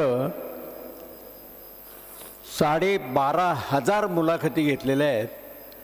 त्यातल्या निवडक याची झलक या ठिकाणी आत्ता दाखवण्यात आली. एका वाक्यात सांगायचं तर राष्ट्रपती माजी अब्दुल कलाम साहेबांपासून अमिताभ बच्चनपर्यंत सर्व क्षेत्रातल्या लोकांच्या मुलाखती घेण्याचं भाग्य मला गेल्या 52 वर्षामध्ये मिळालं. 1973 पासून मी मुलाखती घेतोय. 71ला मी आपल्या याच पुण्याच्या बृहन महाराष्ट्र कॉमर्स कॉलेजमधनं कॉस्टिंगचा विद्यार्थी म्हणून बाहेर पडलो आणि नंतर पूर्णतः जर्नलिझममध्ये नोकरी न करता बोलणं आणि बोलकं करणं हाच व्यवसाय म्हणून गेले 54 वर्ष स्वीकारलेला आहे. त्यामुळे मला आमच्या सरांच्या, कराड सरांच्या या महाविद्यालयातल्या आपल्यासारख्या गुणी मंडळींच्या समोर आणि या श्रेष्ठींच्या समोर दिलेल्या उपलब्ध वेळेत एक 5-7 मिनटं बोलायला नक्कीच आवडेल. मुळात माणसं हा माझा कुतूहलाचा विषय आहे. बोलणं आणि बोलकं करणं ही माझ्या मनापासूनची आवड आहे. त्याचं कारण बोलणं, खाणं आणि गाणं हे पुणं असल्यामुळे अपरिहार्य. म्हणून मी एकेकाळी सकाळी 7:05 पहिल्यांदी महाराष्ट्राच्या गावागावात पोचलो. कारण आकाशवाणी पुणे, सुधीर गाडगीळ आपल्याला प्रादेशिक बातम्या देत आहेत. या रेडिओवरच्या पहिल्या पहाटेच्या आवाजातनं मी घराघरामध्ये त्यावेळेला पोचलेलो होतो आणि लोकांपर्यंत मी बोलत गेलो. मुलाखतींमध्ये प्रत्येकाचं सांगायचं तर 2 तास जातील. मी तेवढा वेळ आपला काही खाणार नाही आहे. फक्त एकेका वेगळे पण प्रत्येकाचं जे आहे ते 2-4 जणांचं फक्त सांगतो आणि थांबतो. अब्दुल कलाम साहेब यांची मुलाखत मी 8 जून 2006ला घेतली. वानवडीच्या अपंग सहाय्यकारी संस्थेमध्ये ते अध्यक्ष म्हणून आले होते आणि त्यांनी मला बोलायला ते असे इथे उभे राहिले आणि कॉम्पेअर त्या काळामध्ये त्यांनी खाली उभं राहायचं असतं, मी तिथे उभं राहिलो. त्यांनी इथे आल्या आल्या सांगितलं, Sudhir Gadgil please come here. मी इथे आल्यावर ते म्हणले इथे उभे राहा. ही समोरची मुलं त्यांना अजिबात हिंदी इंग्रजी येत नाही, तर माझ्या बोलण्याचा मराठी अनुवाद तुम्ही माझं भाषण संपल्याबरोबर करा. त्यांनी एक शब्द वापरला होता, चिल्ड्रन्स ऑफ गॉड. तर मी त्याला मुलं बिलं न म्हणता ईश्वराची लेकरं असं म्हटलं आणि त्या पोरांनी टाळ्या दिल्या. आणि त्या पोरांनी टाळ्या दिल्या म्हणून भाषण संपल्यानंतर राष्ट्रपतींनी माझा हात हातात घेतला, जे प्रोटोकॉलमध्ये कधी बसत नाही, खाली नेलं. तिथे 2 खुर्च्या टाकायला सांगितल्या. शेजारच्या खुर्चीवर मला बसवलं आणि मला म्हणले मारा गप्पा. मी त्यांना म्हटलं, तर राष्ट्रपती भवनामध्ये इतक्या वर्षात एकदा तरी संपूर्ण राष्ट्रपती भवन आपण पाहिलं आहे का? ते म्हणले 400 खोल्या आहेत, मी फक्त 2 खोल्यांमध्ये गेलेलो आहे. लोकांना तोपर्यंत माहिती नव्हतं हे. लता मंगेशकर, माझं भाग्य एवढंच आहे की सर्व क्षेत्रातले लास्ट टॉप यांच्याशी मला गप्पा मारण्याची संधी मिळाली. लता मंगेशकरांचं वेगळेपण, गाणं किती ग्रेट हे मी काही सांगायला नको. त्यांचं अगदी वेगळे पण म्हणजे त्या उत्तम फोटोग्राफी करतात आणि उत्तम पिस्तूल चालवतात. त्यांच्याकडे पिस्तूल आहे. आता गेल्या त्या, पण मुळात त्यांच्याकडे पिस्तूल आहे हेही बऱ्याच जणांना माहीत नाही, कारण त्यांनी त्याचा वापर कधी केलेला नव्हता. आशा भोसल्यांच्या बाबत बोलायचं तर आत्ता वय 93 चालू झालं आहे, काल परवा. या 93व्या वर्षीसुद्धा आशाबाई कधीही आत्तापर्यंत तुम्ही दुर्मुखलेल्या पाहिल्या नसाल. त्यांच्यावर संकटांचा पाऊस पडून सुद्धा आशाबाईंचा मोठा मुलगा अकाली गेला. मुलींनी आमचा कार्यक्रम वर चालू असताना खाली आत्महत्या केली. पण अशा घटना घडून सुद्धा तुम्ही त्यांना वाकड्या तोंडांनी कधी पाहिलंय? नेवर. त्या कायम हसतमुख प्रसन्न असतात. आणि त्या म्हणल्या म्हणूनच मी 93 पर्यंत टिकून आहे. या माणसांकडनं त्यांच्या मूळ गुणांच्या जोडीला व्यक्तित्वाचे हे काही गुण आपण घेतलेच पाहिजेत असे आहेत, म्हणून मी जाता आता सांगितलं. मरगळ झटकणारा आणि नवी उभारी देणारा असा हा आवाज आहे. शरद पवार पुरोगामी विचाराचं सुसंस्कृत नेतृत्व, त्यांना तर आपण सगळे पाठ ओळखता. त्यांचं वेगळेपण मला जाणवणारं असं की त्यांनी बारामतीला एक सांस्कृतिक भवन उभारलं आणि त्याला पवारांच्यातल्या कोणाचं नाव न ठेवता गदी माडगुळकर सभागृह असं नाव ठेवलं. हे त्यांची वेगळेपण आहे. त्यांचं आणखीन एक वेगळेपण म्हणजे त्यांच्याकडे 5000 पेन्सचं कलेक्शन आहे. Fountain pen 5000 fountain pens.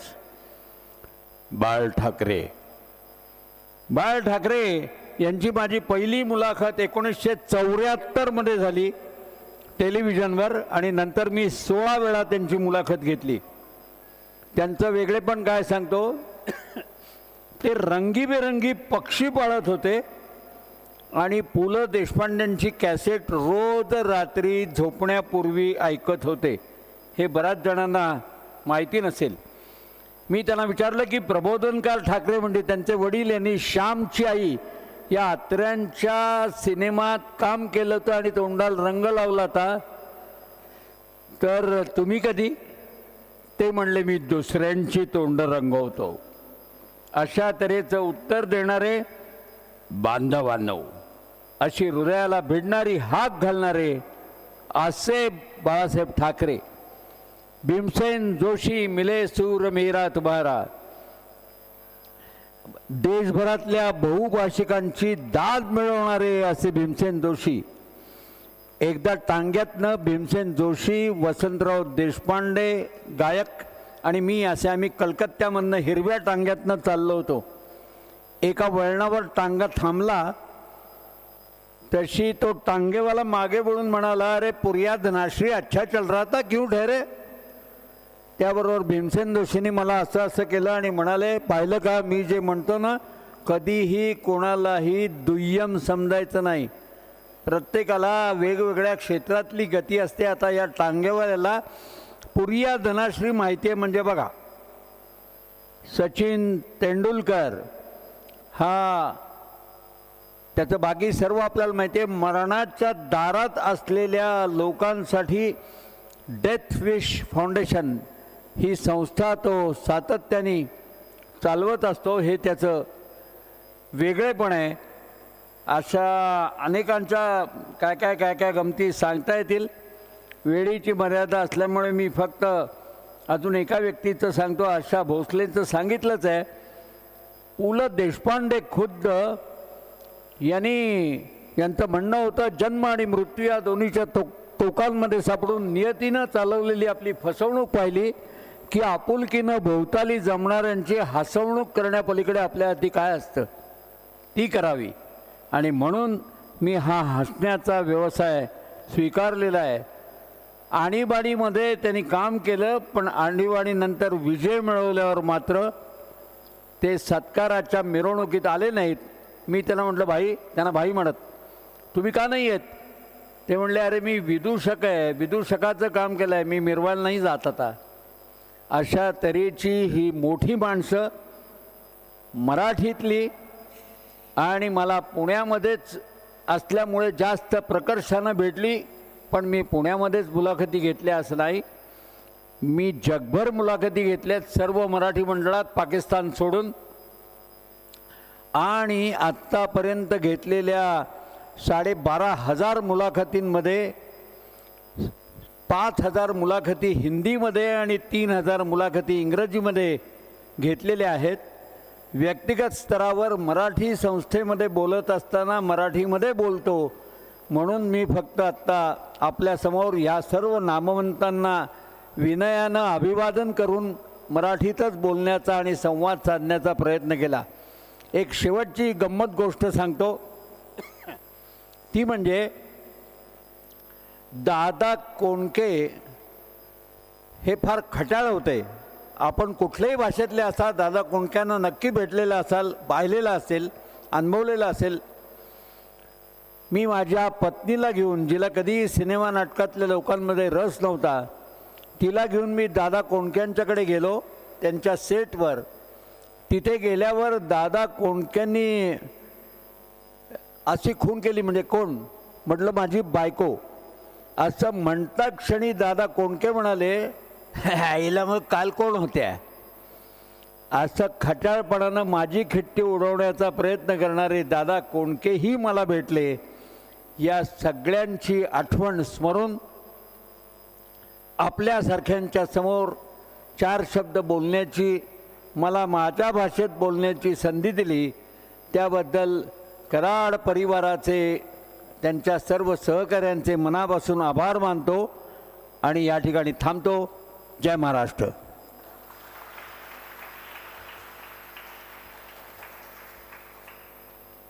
Thank you, sir. Thank you very much for sharing with us your words of experience of last 52 years. Thank you, sir. We are indeed delighted to have you here today. Please give a big round of applause to all the dignitaries present here today, my friends, in this inaugural session of 7th NCMJ.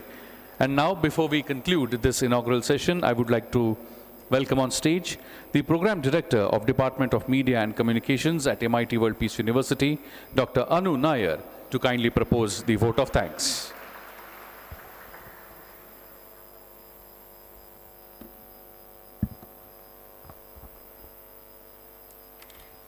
A very good morning to all the dignitaries on the dais, off the dais, faculty members, support staff, and all the students present over here. On behalf of the Department of Media and Communication, MIT World Peace University, it is my privilege to extend a heartfelt vote of thanks on this special occasion, the inaugural session of the National Conference on Media and Journalism, that is our 7th National Conference on Media and Journalism. At the outset, I would like to express my deepest gratitude to our revered founder, Professor Dr. Vishwanath D. Karad sir, for his vision of education rooted in peace and human values, which continues to guide us.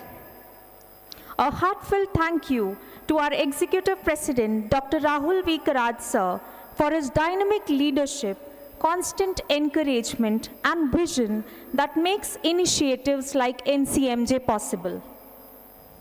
I also extend my sincere gratitude to our Honorable Vice Chancellor, Dr. R.M. Chitnis, sir, for his academic vision and constant encouragement in advancing the university's commitment to ethical and value-based education.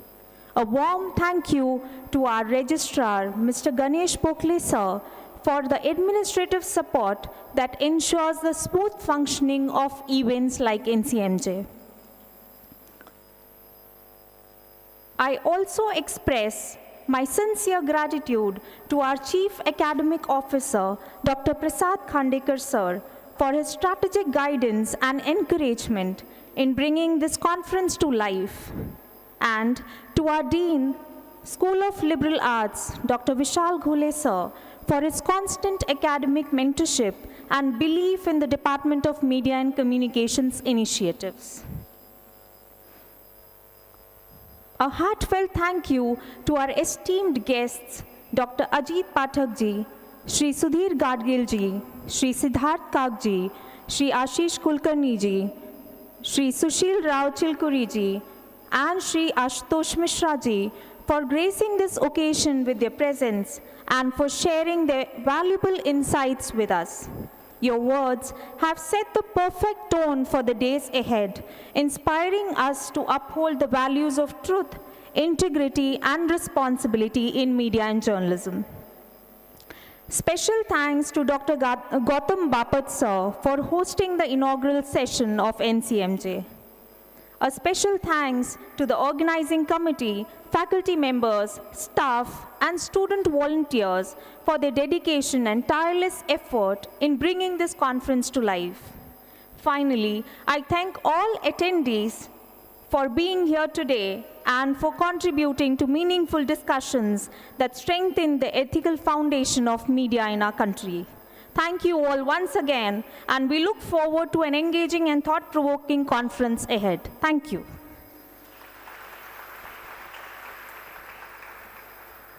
Thank you, madam. Thank you very much.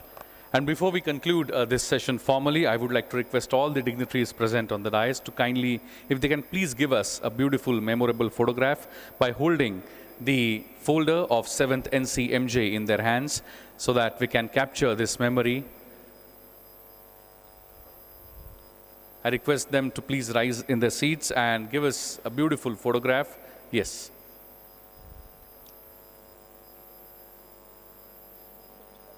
Yeah.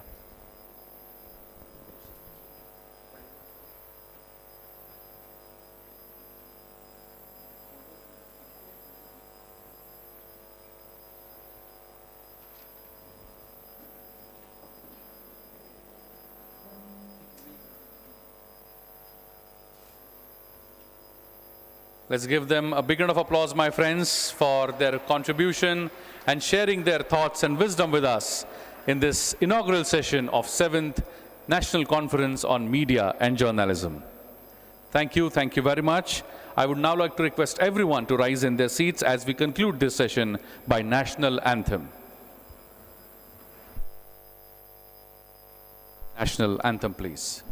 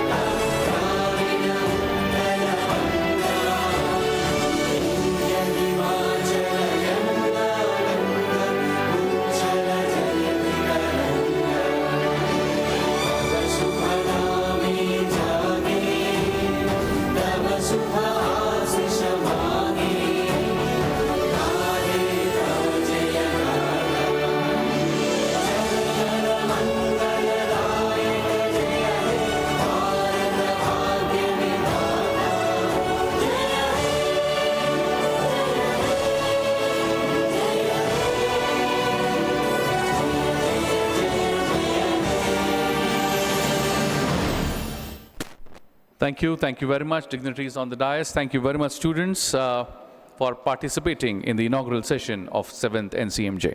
Thank you.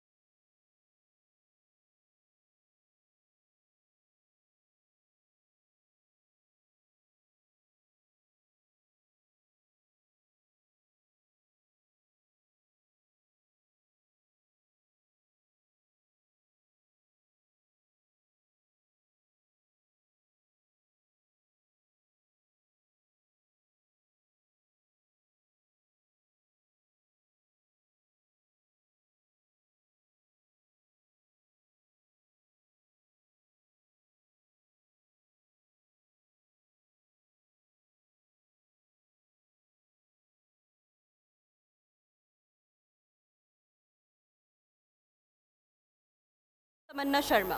And as third-year media communication students, we are truly humbled to be hosting here today this session on technology and innovation, navigating the challenges of media ecosystem, a topic that speaks directly to a world we are stepping into as young media professionals. We are all aware that the media landscape today is transforming faster than ever before. Now, think about it. Newsrooms are using AI algorithms to fact-check stories in seconds. Virtual studios are redefining how we experience live broadcasts. And data journalism is turning numbers into narratives that shape public opinion. Every day, algorithm is shaping public opinion, but also is automation influencing newsroom decisions and AI redefining what it means to create and communicate. And yes, that may sound a little fascinating, but it is also very complex. Let's be real for a second. AI is not foreign to us anymore. How many of us sitting here have begged, pleaded, and cried to ChatGPT at the brink of our assignment deadlines to help us out? Exactly. It's infiltrated not just our professional lives, but personal also, as our unpaid therapist. We truly are living in an era, ladies and gentlemen, where the line between a journalist and algorithm is thinner than ever before. And how we choose to navigate it today will define the future of media itself. With innovation and power to persuade comes a lot of responsibility. These changes bring in questions of ethics, authenticity, and employment, issues we cannot afford to ignore. And on that note, let's welcome the brilliant mind among us today who are helping to redefine what responsible innovation looks like. To begin, please join me in welcoming Mr. Nitin Karkare, the former Vice Chairman and CEO of FCB Ulka Advertising. Let's make a huge round of applause for him.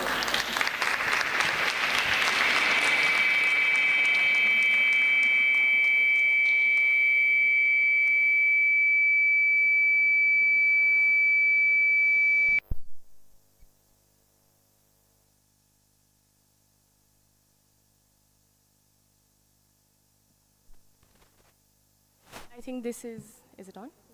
I think this is a little unproblematic. Next, we're also delighted to have Mr. Riju Bajaj, an actor, writer, director, and also a producer. He's sitting among us. Let's welcome him as well with a huge round of applause, please.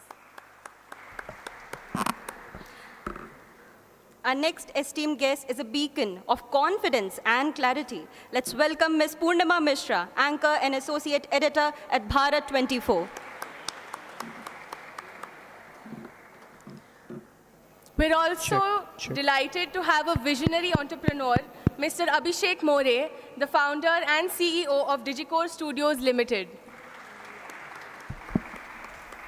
I request all our guests to kindly be seated as we will be starting our session soon.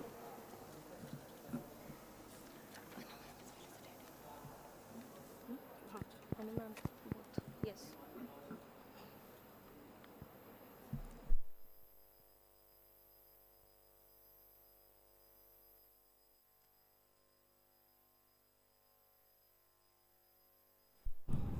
Check. Yes. I now request Mr. Siddharth Kak and Dr. Anu Nair to kindly join us on stage so we can felicitate our guests. Guests, please accept this token of our appreciation. We are very privileged to have your presence, knowledge, and time here. Thank you.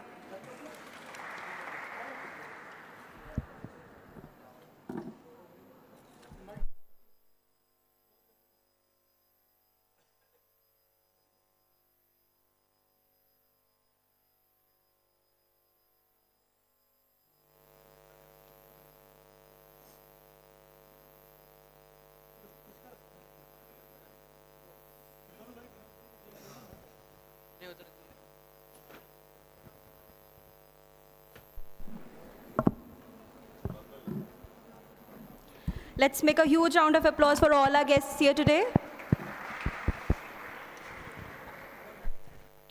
Hello.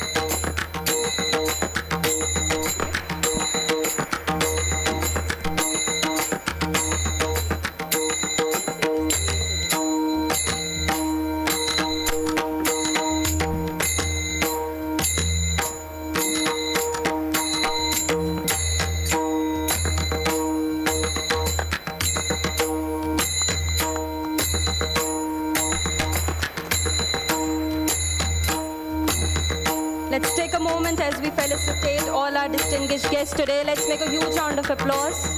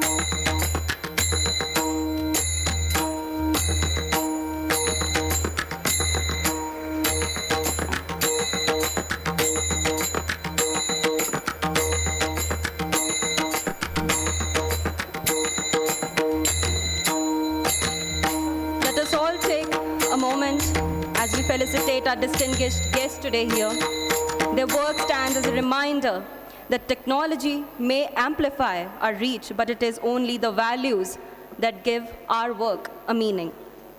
I request all our guests to take their seats.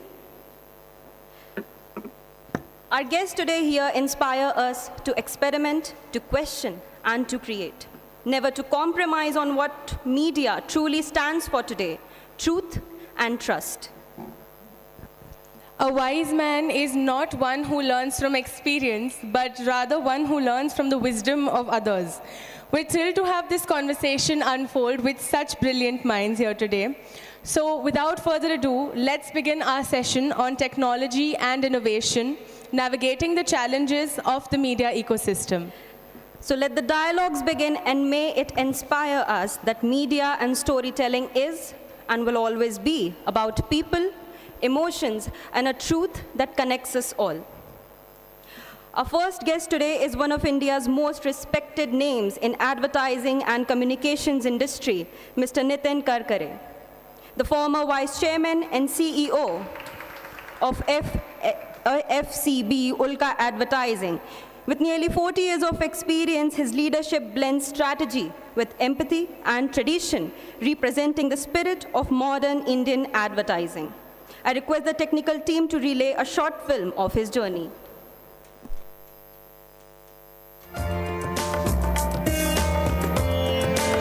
A stalwart of Indian advertising, Nitin Karkare is the Vice Chairman and former CEO of FCB Ulka, with a career spanning nearly 4 decades in communications and brand building.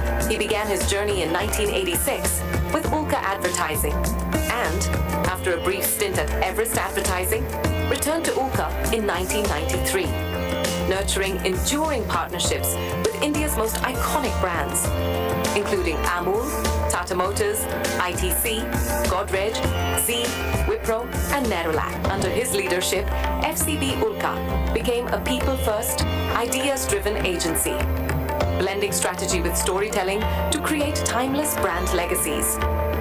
Having witnessed the industry evolve from print and TV to digital, he seamlessly balanced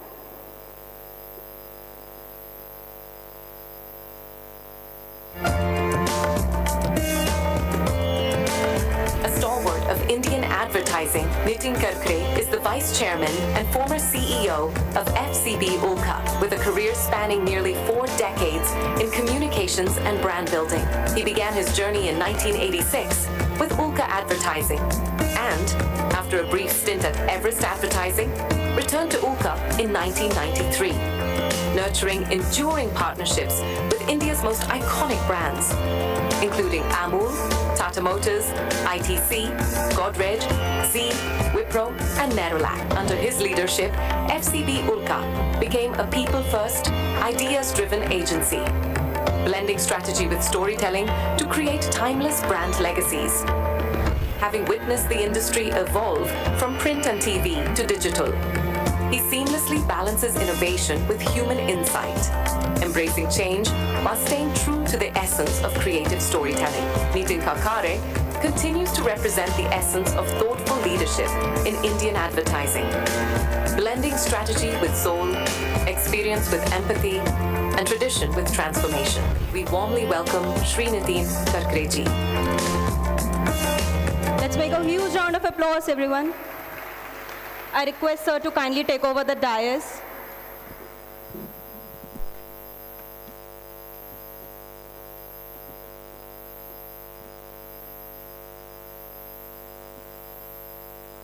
Good afternoon, everybody. Am I audible?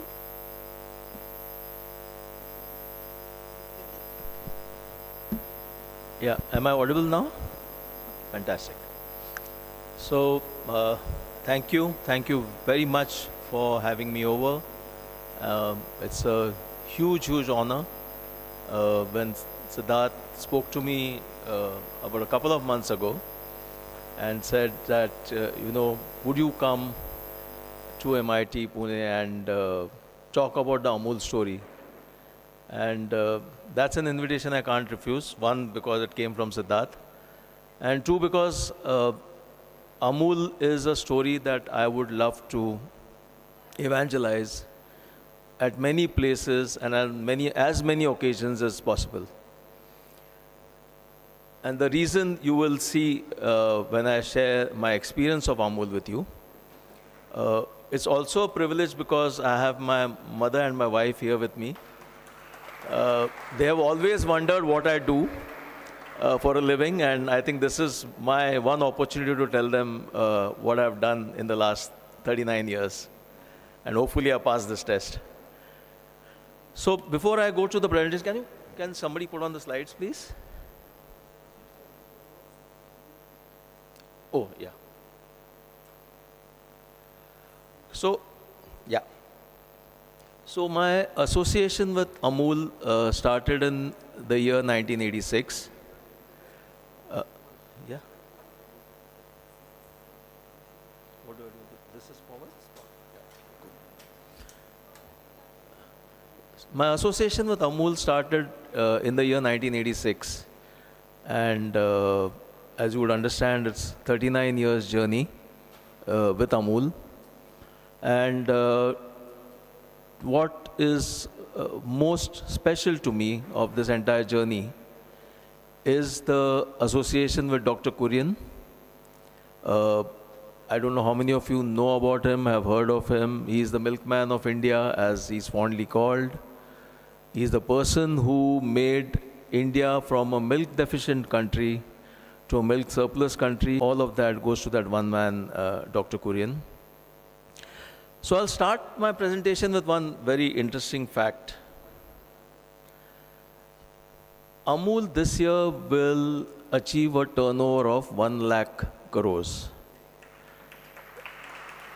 And just to put this in perspective, Hindustan Unilever, who we all consider as the bellwether of FMCG in this country and the gold standard of FMCG, will be about 65,000 crores.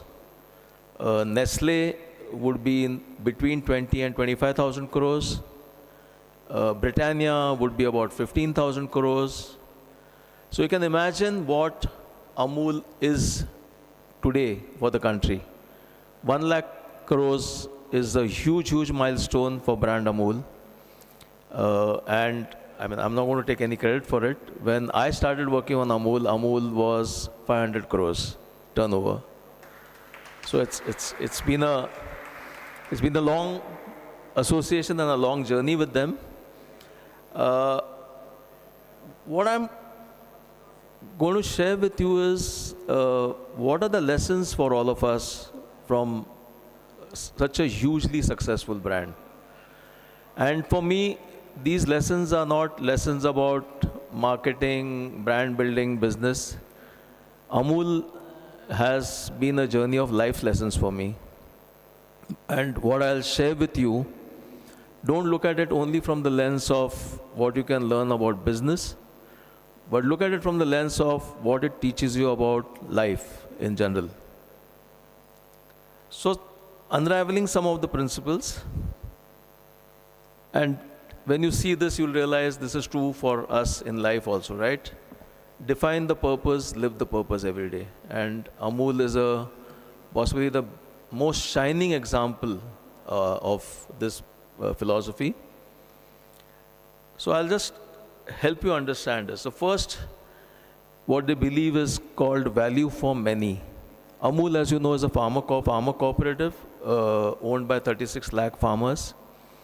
And their life revolves around making sure that the farmers are taken care of and they get the best remuneration for the milk that they deliver to the dairies. So giving the best value to these farmers is the driving force of these cooperatives. And the other side of it is what all of us experience, which is value for money. Wholesome, affordable products, delicious products, which all of us consume every day. And that is the core of what Amul stands for, value for many and value for money.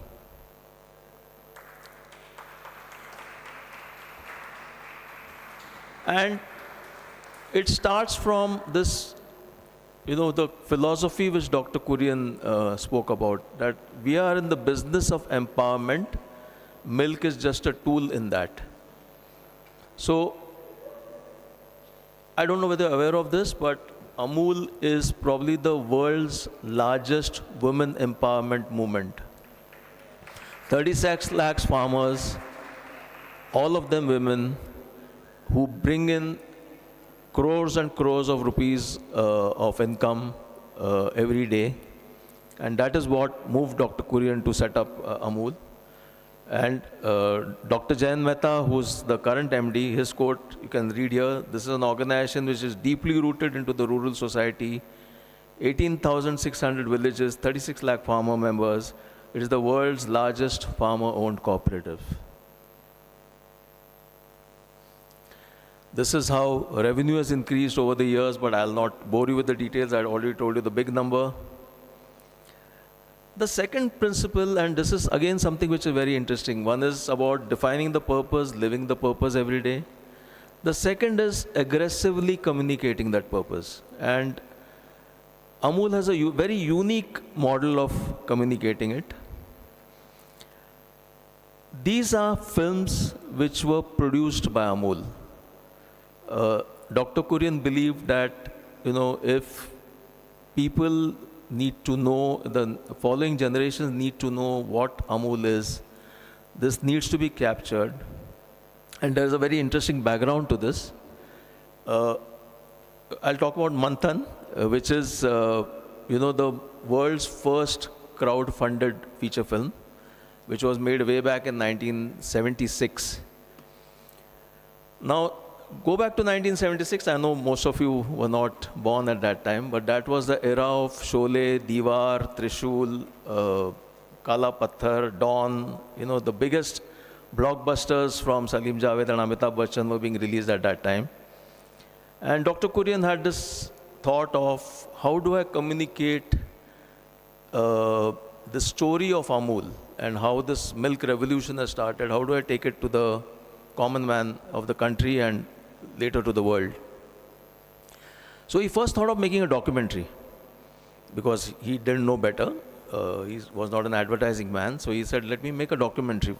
And he always believed in working with the best. So at that time, he called Shyam Benegal to his office and narrated the story of what he's done in transforming the landscape. And said, I want you to make a documentary on this. So Shyam Benegal said, why don't we make a feature film? Which Dr. Kurian was completely taken aback. He says, feature film, how do I make a feature film? Who will produce it? Who will put money behind it?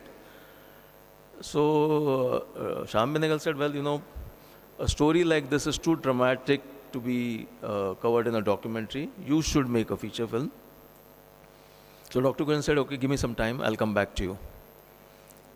And that is when he went to the farmers and said, 1 day's milk you give me free, which at that time was, I think, a rupee or 2 rupees, 2 rupees.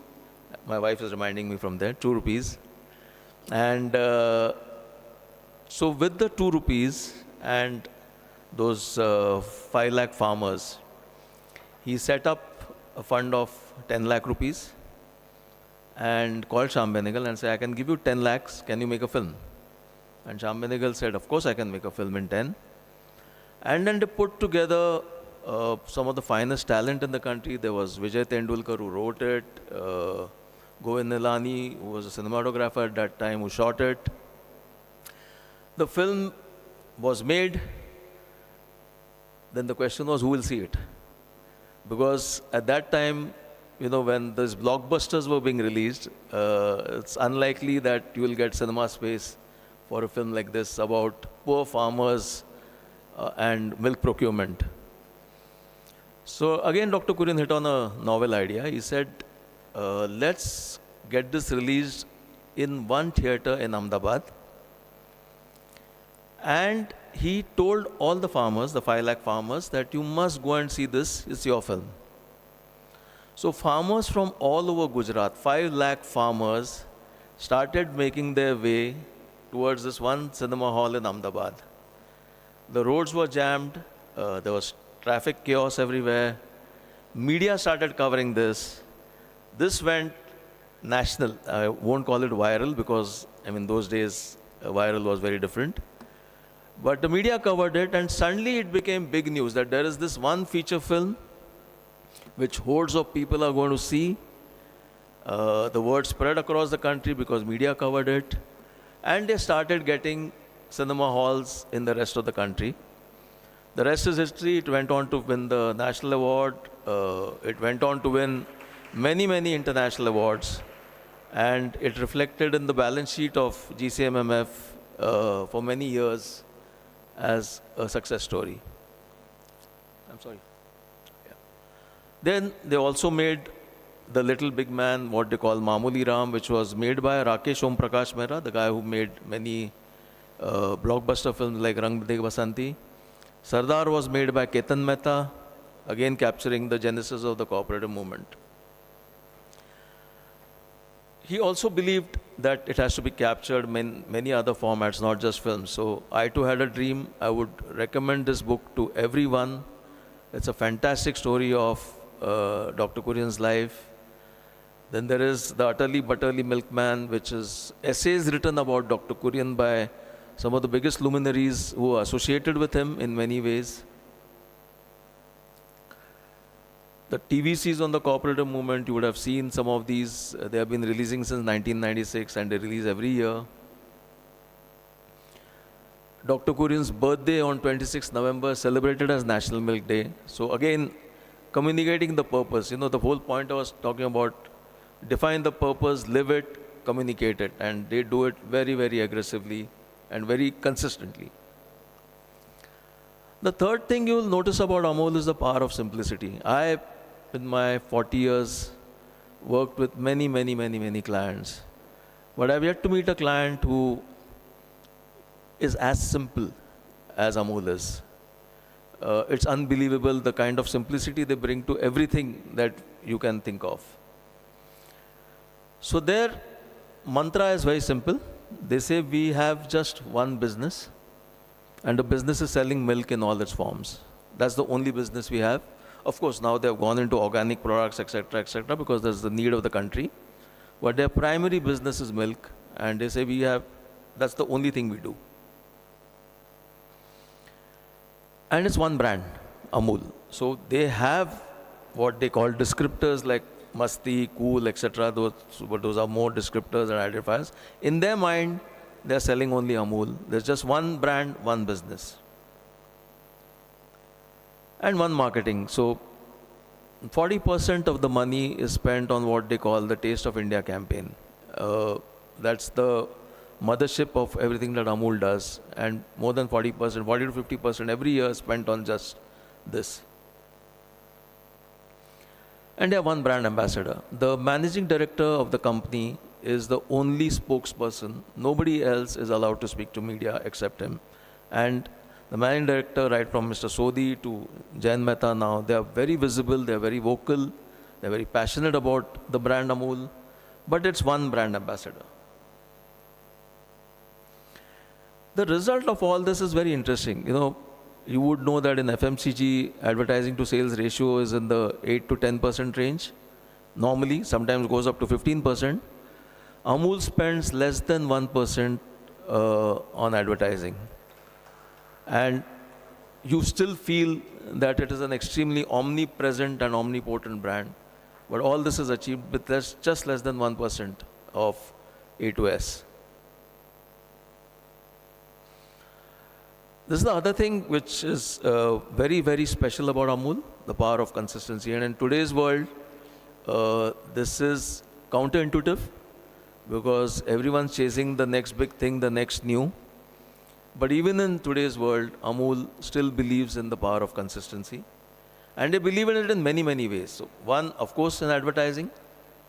So Utterly Butterly Delicious is a campaign which started way back in 1955-56, still continues.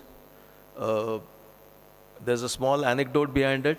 It's the world's longest running campaign and it's never approved by the client.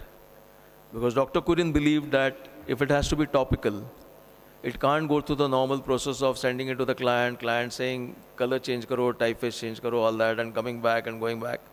He said, I trust you guys, you release it for me, and I'll back you.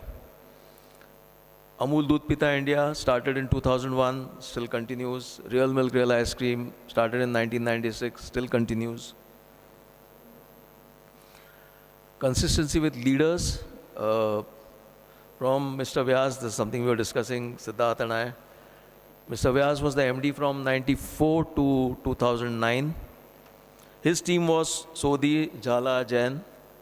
Mr. Sodhi took over as MD in 2010. Kishore Jhala became the COO. Both of them have moved on, and now Jain Mehta is the MD.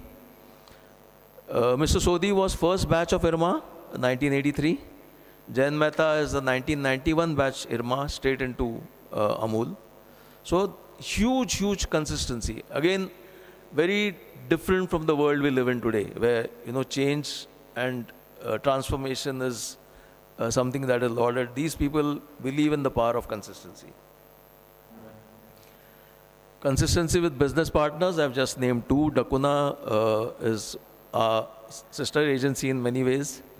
Rahul Dakuna runs it. They have been with Amul for more than 50 years.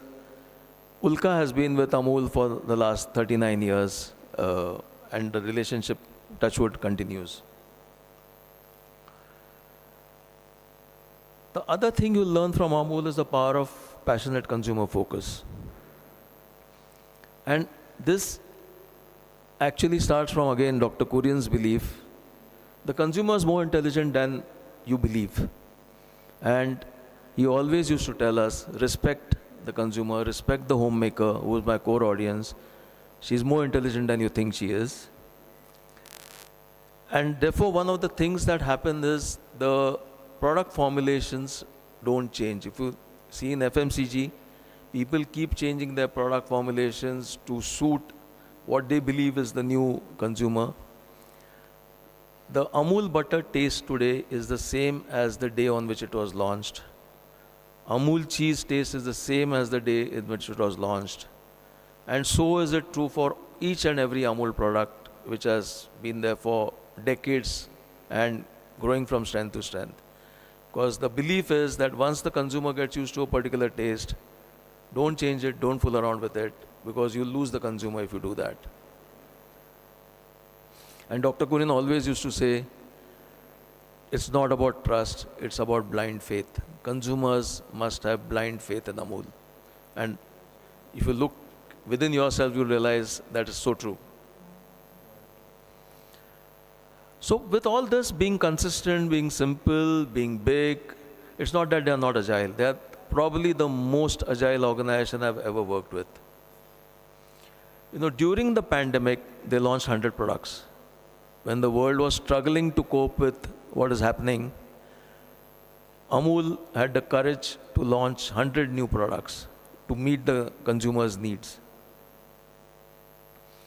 And there's an interesting quote from Mr. Sodhi here. You know, they were also one of the biggest advertisers during COVID. So Sodhi Saab said, our consumers are our family members. We have families that have stayed with us for generations. So we must communicate. And when consumers are under stress and difficulty, you don't stop communication. In fact, many companies stopped advertising completely at that time. Amul doubled their spends during COVID. And not only did they double their spends, they launched what is called a cookery show on Facebook called Facebook Live, where they had the biggest chefs from all over the country and now from the world. This show has not stopped after COVID. It's not that it was done only during COVID as an opportunist exercise. It continues even today. Today is day 2018 of this show.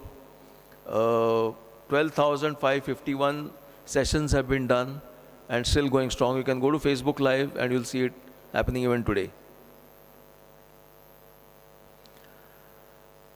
This is one of the most interesting facets of Amul. Way back in the 90s, BMWaz was the MD, and one meeting said this to me, and I at that time couldn't grasp the power of his statement. He says, I don't want to be a foods company with a digital backbone. I want to be a digital company in the foods business. Now imagine this statement way back in the 90s.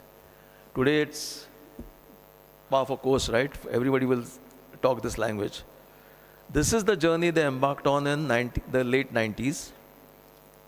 And today if you see cow to consumer, everything is digital. So they have a shop.amul, they have Amul Dairy Trade where they trade on commodities, Amul Cart for retailers, Amul Pashu Seva, which is for the cattle, Locate Amul app, so you know where the nearest Amul products are available. All this and more with a digital backbone. So Amul is truly today a digital company in the foods business.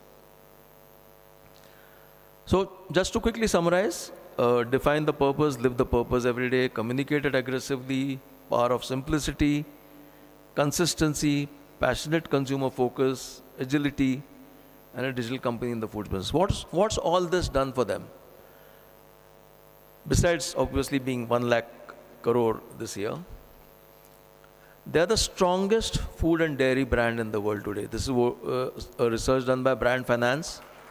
They are the #1. And imagine this, when you look at Nestle, Danone, Levers, they are the big daddies of foods business globally. Amul is the strongest food and dairy brand in the world. Amul is the 8th largest dairy processor in the world. And by 2030, they will be processing 30% of the milk procured globally, which makes them and India dairy to the world. And this is another interesting fact. It's the most purchased brand in the world with 22 billion packs sold annually. The next number goes to Coke. Coke globally sells 15 billion packs a year.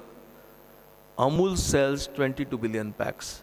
That's the power of a simple farmer-owned cooperative in Anand, in rural Gujarat, today having the ambition to rule the world. Thank you. Thank you very much.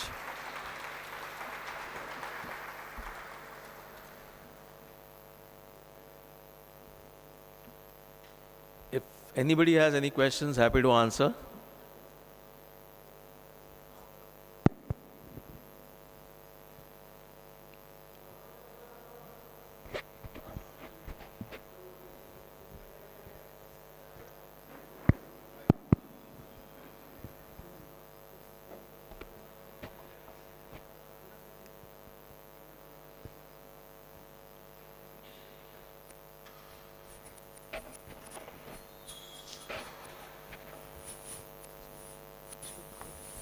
I know it's after lunch, so it's a little difficult.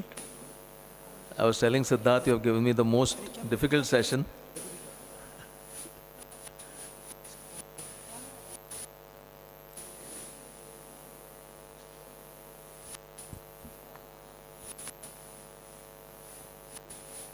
My God. Yeah, he wants to ask. Sudheka? You want to ask? He wants to ask. I'll just ask there was a scene I recall when we visited Amul. They took us to the village and they showed us how the farmers and all their wives came to deliver the milk. And there was everybody standing in a queue.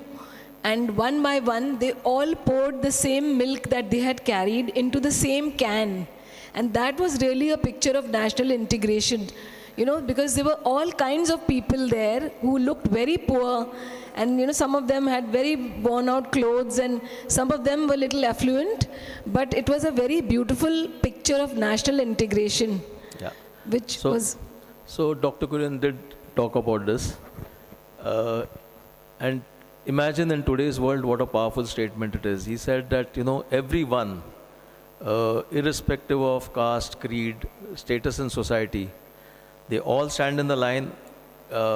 Nobody is allowed to jump the queue because of their status or because of their caste. You come in, you stand in the line, and you pour your milk in that big container. And he had said, imagine what it does to the people who are pouring this, because it all comes together as one.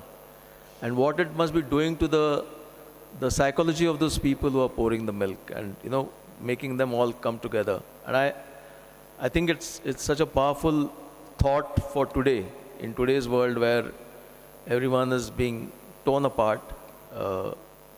Yeah, sorry. You wanted to ask something? You want to ask, sir? Who wants to ask?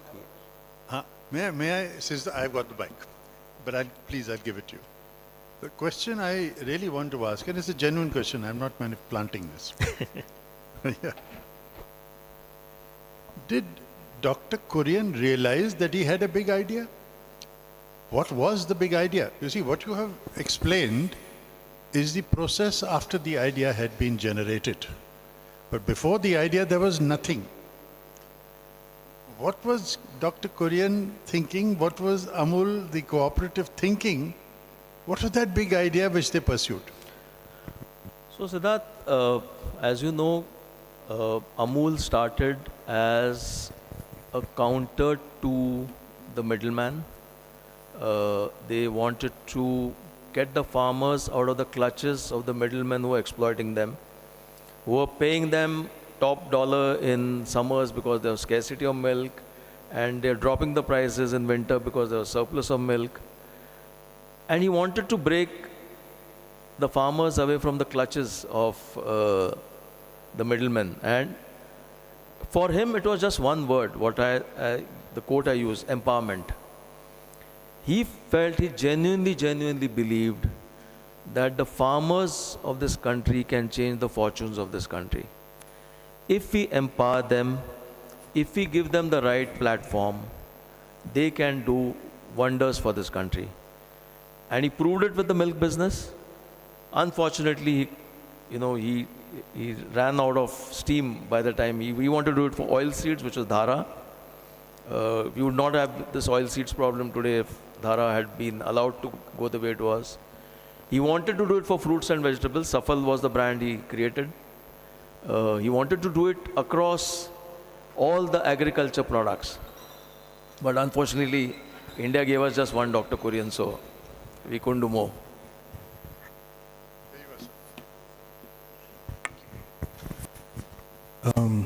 With all due respect, we've seen the journey of Amul, and you all can see what an Amul boy can look like after 50 years.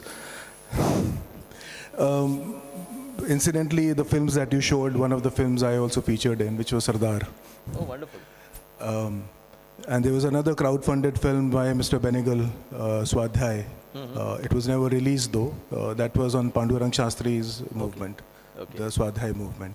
Anyway, my question to you, sir, is with all this great journey and success story of the Amul and the brand development and the quality and the maintenance and the consistency, there is always a big risk of selling a fake product or a duplicate product in the market, which is doing in numbers all around the country. How do you counter that? So there are 2-3 ways in which Amul works towards countering that. One is technology. So there's a lot of work which goes on the packaging side. So if you see most of the packaging today, they try to make it tamper-proof. Now, you know, the way the market is, somebody figures out a way of making it not tamper-proof. So you have to go to the next level of technology. But that's a constant effort. If you ask me what keeps them awake at night, because they know that's a big risk. The second thing that they do is very aggressive action against people when they're caught. So they make an example of people who are caught adulterating the products, and very strong action is taken against them. And they not only take strong action, but they make sure that the media gets to know about the strong action that they take.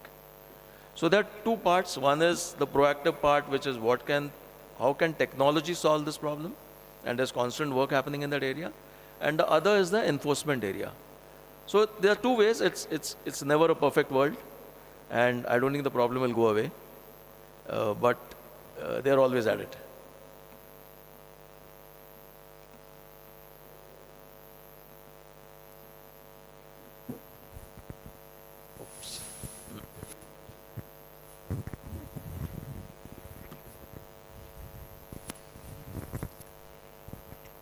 Good afternoon. My name is Ria, a student of psychology. Hi. I would like to ask, since Amul is the 8th largest producer, I would like to know how much is Amul contributing to the environment, as it's taking care of all of us every single day we consume the products. How much is their contribution towards the environment? Towards the environment? Yes. Oh, that's a very good question you asked. So there's a lot of work again going on in what they call the circular economy. So it's not only milk that is the thing which comes out of the cattle.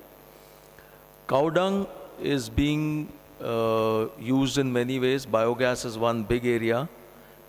In fact, I don't know whether you read this. Last year's the National Milk Day, there was a car rally where the Maruti cars were powered by the biogas which was produced by Amul.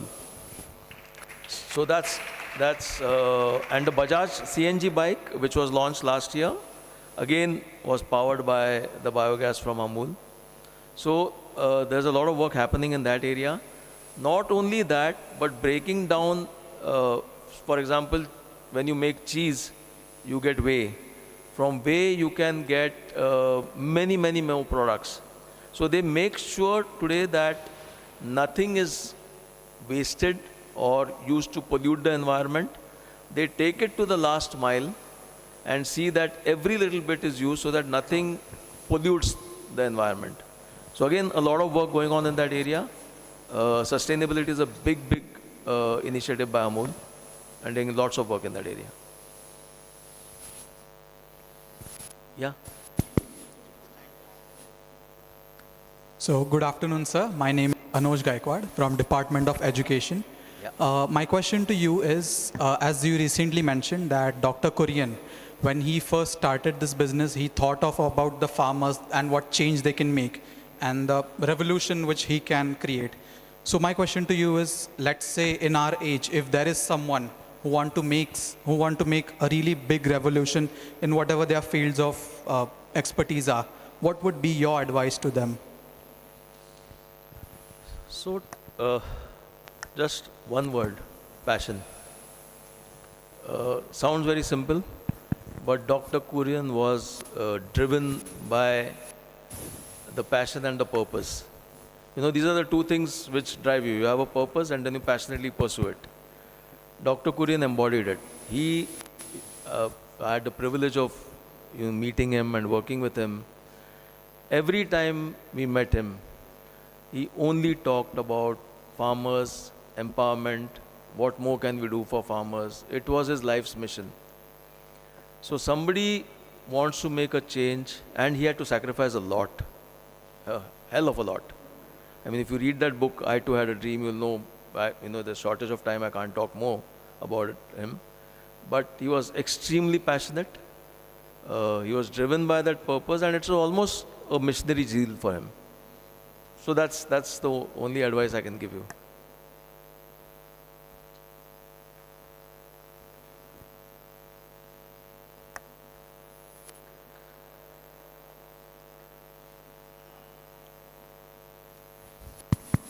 Sir, so my question is, so it's not only specific to me, but I've also seen it online as well, that many people think how is Amul able to produce such high protein, like various amount of items, lassi and other stuff also at such a low prices as compared to other brands? So, one is a philosophical answer and one is a product answer. The philosophical answer is Amul, as I told you, is about value for money. So they will never, never, never overcharge the consumer. I mean, that's ingrained into them, that's driven into their soul by Dr. Kurian, so they'll never do that. It'll always be the right price, the fair price. The reason they can do all this is because they have control over procurement. So what they do is, when you produce cheese, whey is the byproduct. Now earlier, whey used to be literally thrown away because nobody knew what to do with whey. Today that whey is used to create all that you are consuming. So they're actually using a byproduct which was earlier thrown away in the 90s to give you something that you need the most today. India is a protein deficient country, and there's nobody better than Amul to solve that problem. And they are doing it not with exotic products, but everyday products. Right? They are doing it in buttermilk, they are doing it with lassi, they are doing it with paneer. So the products you consume every day are being fortified by protein, and the reason they can do it is what I told you.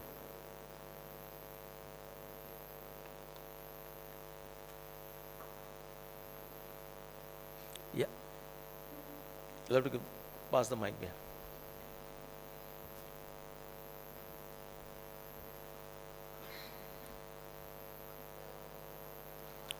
I'm sorry I can't hear you, it's not on. Yeah. Good afternoon. So basically, I have always been an admirer of Amul as a brand and the kind of advertisements that Amul creates, since I belong to the advertising background. So I was always curious that how Amul balances humor and sensitivity while addressing social and political topics or ongoing events in their advertisement. So I think Rahul Dakuna would be the right guy to answer this question, but I'll do it on his behalf because I know him well and I've had many discussions with him.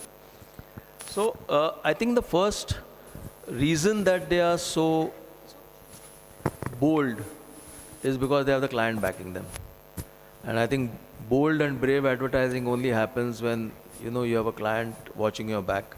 Otherwise you can't do it. If the client hauls you over the coals for even the smallest mistakes, you'll always play it safe. So the first big reason is that. The second reason now coming to the wit and the humor.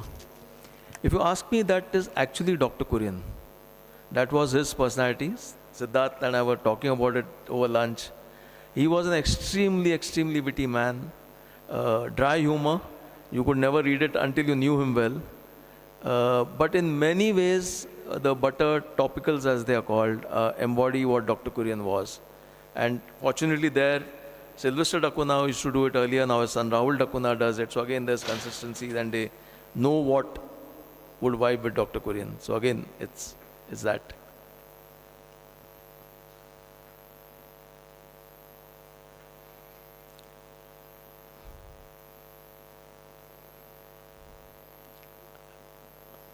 Anybody else? Or I think I've overshot my welcome already.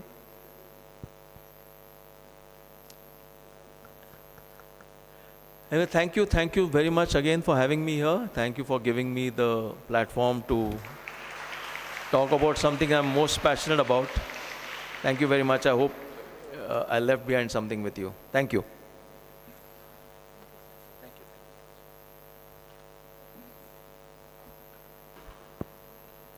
I think it always comes as such a pleasant surprise to all of us to get to know the cultural context and emotion and thought process behind something that the nation resonates deeply with. And in the world of media, it's a common saying that you have to think outside the box, right? But in the field of advertising, I think there has to be the existence of the non-existence of a box. So thank you so much, sir, for that. Thank you. Our next speaker of this session is someone who has dedicated his entire life to the performing arts, an accomplished actor, director, writer, and producer, Mr. Riju Bajaj. He carries forward a legacy deeply rooted in Indian theatre and continues to nurture thoughtful storytelling that blends realism with imagination. I request the technical team to kindly relay a short film illustrating his creative and professional excellence, please. Thank you.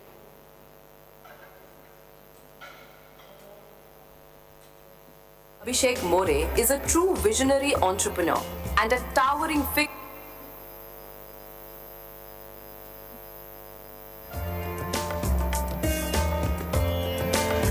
Riju Bajaj is a multifaceted actor, director, writer, and filmmaker whose artistic journey seamlessly blends theatre, cinema, and television. Beginning as a child actor, he evolved into one of India's most versatile creative forces, excelling in acting, writing, cinematography, and direction. His remarkable performances in Govind Nihalani's Tamash and Shyam Benegal's Suraj Ka Satwan Ghoda earned him National Film Award nominations in 1988 and 1993. As a director, Riju brought depth and realism to acclaimed television series such as India's Most Wanted and Crime Patrol. In 2017, he founded Lift India, Literature, Illusion, Film, Frame TV, and Theatre India, a platform that celebrates excellence in the arts. Known for exploring surrealism, interpersonal relationships, and human rights, his recent works include Sari Raat and his debut play Crossroads, 2025. An actor, director, and dreamer, Riju Bajaj continues to bridge theatre, cinema, and literature, crafting stories that challenge, inspire, and transcend. We warmly welcome Shri Riju Bajaj ji.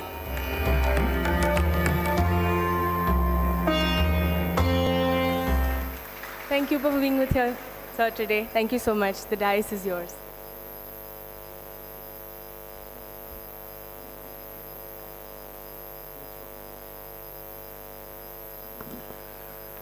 Hello, friends.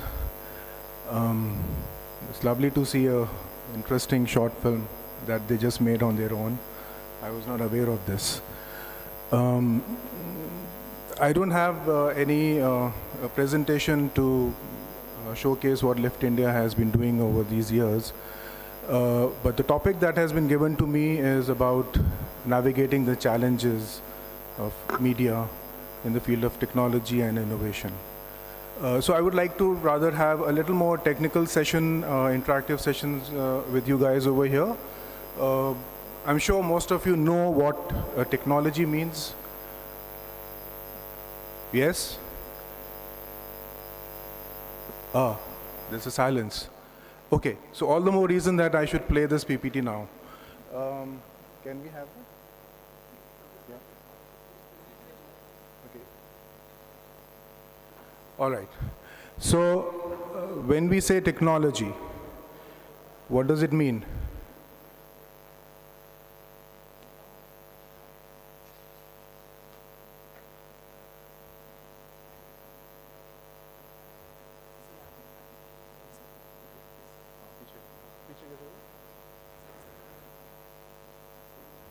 All right. Go on. Okay. So how about if we define technology as something which is an intellectual but mechanical apparatus created with the help of science? Does that make any sense to you? Yes or no? I can't hear. Yeah, because I don't want this to be a one-way traffic here.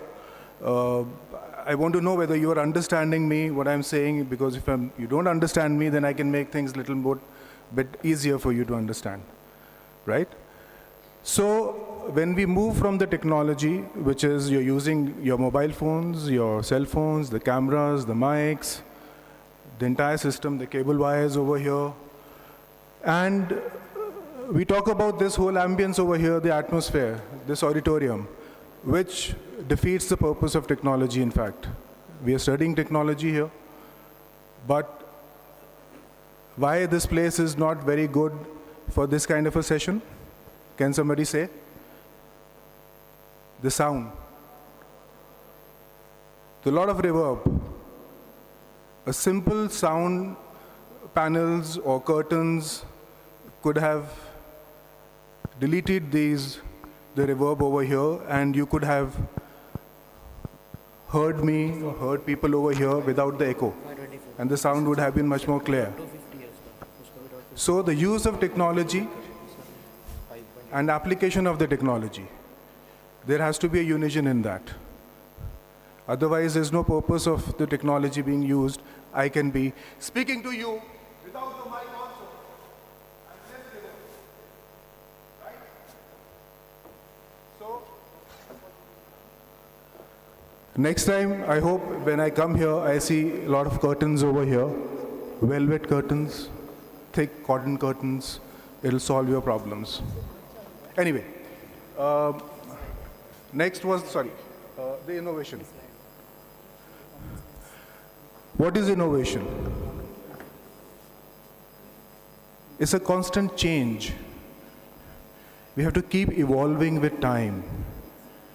Technology changes. As we speak, as I speak, technology is changing. So are the consumers, the end products. Everything is changing as I am speaking over here, and I am becoming obsolete as I speak. So innovation is something which is very constant. Exceptional and new ideas that beats competition and multiplies consumers. So that's the end product, that's the end target of the innovation, that you have to multiply your consumers. That's one. I'm just simplifying it over here. We can get into the details at later, whenever, if we have a class sessions and all. Now the media.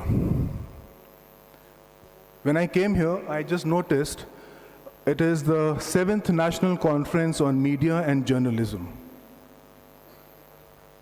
Media and journalism. Well, I belong to a generation where media meant everything. So I was just having a casual talk with Ms. Anu Nair, who helped me understand why journalism has been separated from media. It's basically to give little more focus, more attention to the word journalism. It's for the people who do not understand the true meaning of media, which is inherent of all the art forms rather here, which is, it's a platform where you communicate informations. Platforms can be many. We'll discover that as we progress. So media here means everything, and it's the most powerful tool of democracy. Without media, democracy will collapse. It's a constant check on our democratic system, on our political system, on our judicial system, on our social system. Most important. So you guys out here are going to be shaping this country, and I hope it's for the good. What are the media tools? You have print, broadcast, electronic, nowadays it's called digital, advertisement and entertainment. We stick to the print media. During my childhood, there was hardly any broadcast or electronic or digital media. Doordarshan had just come in, Radio, we can say, was the only true electronic media at that time. Print was the power. It could shape societies, governments, political parties, film world, businesses, and everything. But slowly the print has been outdated, is losing ground, is battling with the digital media. Do you know why? Because of the technology. Technology is making it convenient to reach out. India suffered from illiteracy, uneducation. So print lost on that ground, like vernaculars. So when the electronic media came, the consumers were not required to read. They either see, listen, and observe. So print was a very easy way to make this entire country illiterate. Very easy. It has in fact promoted shutting down of schools, students not going to schools. Even though they are admitted to schools, they bunk schools, colleges, universities. You know what I mean. So advertisement is the indirect way of media imparting information, education, awareness. So is entertainment through documentaries, through films, television series, now OTTs, and of course radio. There are programs on radios for entertainment purposes, but that entertainment is imparting way lot of emotions, informations, and issues which a direct media, a direct journalism, the stories that we see, do not carry. So therefore, for me, since I belong to the entertainment part of the media, I would rate that to be very complex because there's a lot of at stake, a lot of money at stake. The funding is required over there to reach out to entertainment, for the entertainment purpose of the people. But it's not only entertainment. They're not making you laugh, cry, sing, dance. They're educating you indirectly. The information that is being imparted through a film, through a series, is much more what a straight journalism does. All right. So we move to the media ecosystem. What is the media ecosystem? Technology creators. Who are the technology creators? Have you ever thought who invented the camera? Hello. Who made the mics? Who made the cables? Who made these platforms, the transmission vans, teleprompters? This is the communication. So we need those scientists, basically. And there has to be a constant exchange between the media creators, entertainment creators, and the technology creators. So there has to be a bridge between the two, so that we tell them what we need as technology. What are our requirements? What sort of a camera we need? What sort of a mic we need? What sort of lights we need? What sort of studios we need? And it is those scientists, technology creators, will provide with us that. Platforms. You have television channels, you have mobile phones, you have internet, you have computers. These are the different platforms which are used as the ecosystem for the media. How well are they used? How economic are they to be used? How accessible are they for the common man? For a farmer who is sitting with a smartphone in his farm and reading all the news, or maybe watching a film or a documentary or a song or an issue-based information. Content creators. Who is going to be creating the content? Are we just reporting a story, a news? Are we ideating what sort of a news, what sort of an issue is to be shared with people? That is the content creator. It's like, for example, you have a news channel, who's the face of the channel is his vision. And there's a whole set of correspondents, reporters, editors, cameramen, who are supporting him to bring about that story in the front. So it's the content creator, and mind it, is the content creator which rides the maximum risk. If he falters, he'll be nowhere. But the support staff can have an alternate job in an alternate channel or a company. So when you are in the media wagon, the ecosystem, that's the biggest challenge. How to retain, nurture that content creator and not lose that content creator. Distributors, again, they are the platforms that we just mentioned. It could be your internet, your social platforms, then sponsors. Because none of this is possible without the sponsors, the funding, investment, the money, which is the main part of it. You want to do a job in a news channel?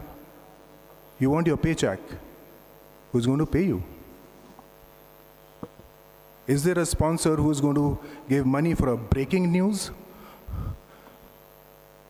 If you're covering any sports event, or a cultural event, or a social event, you will report it through a channel or maybe through a newspaper article.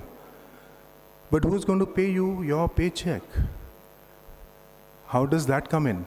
So you see a lot of sponsors, ads within that news channel. You keep seeing that every 15 minutes there is a new advertisement which comes in. There's a new advertisement break. Milte hain break ke baad is the famous line. Or in the print media, half of the page is covered with only advertisements. That is what is sponsoring and getting this media running. So it's very important. A lot of people say, I don't buy a newspaper because it's become only an advertisement paper. But without that advertisement, the paper wouldn't survive. That's the harsh reality. And if you're doing a job in any of these organizations, you won't get your paycheck. So it's hand in glove. So one has to keep nurturing this and strike a balance between the two. That's where unison of print and electronic media has to come in. So what is the information being shared through the electronic media has to coincide with the information shared with print. The two cannot have two different aspects or versions of the story. People will lose faith either in the electronic media or on the print media.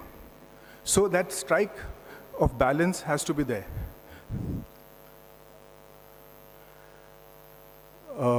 Entertainment as payload I have already explained to you, and the consumer, of course, because all this, the entire ecosystem is to increase the consumer. If we don't have a consumer, we don't need to have the media. We need people who read newspapers, who listen to the news, who listen to the radio, who watch television series, OTT channels, films, etc., etc. So this is the ecosystem. And we have to navigate through the challenges through these points. And it's not easy. So the main challenges for technology, updation of the technology with time, talent, that is you. You are the talent. Do you have something to say? What is the issue?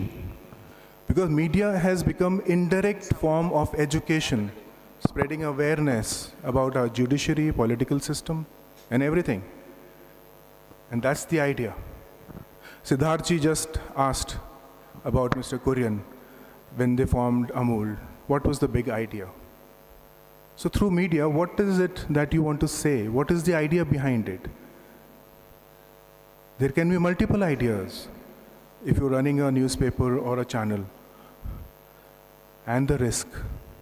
Because what you say, what you write, what you show, rides a risk. Risk in terms of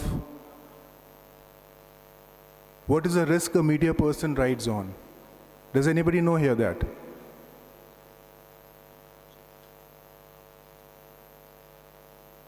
Risk of losing credibility is the first.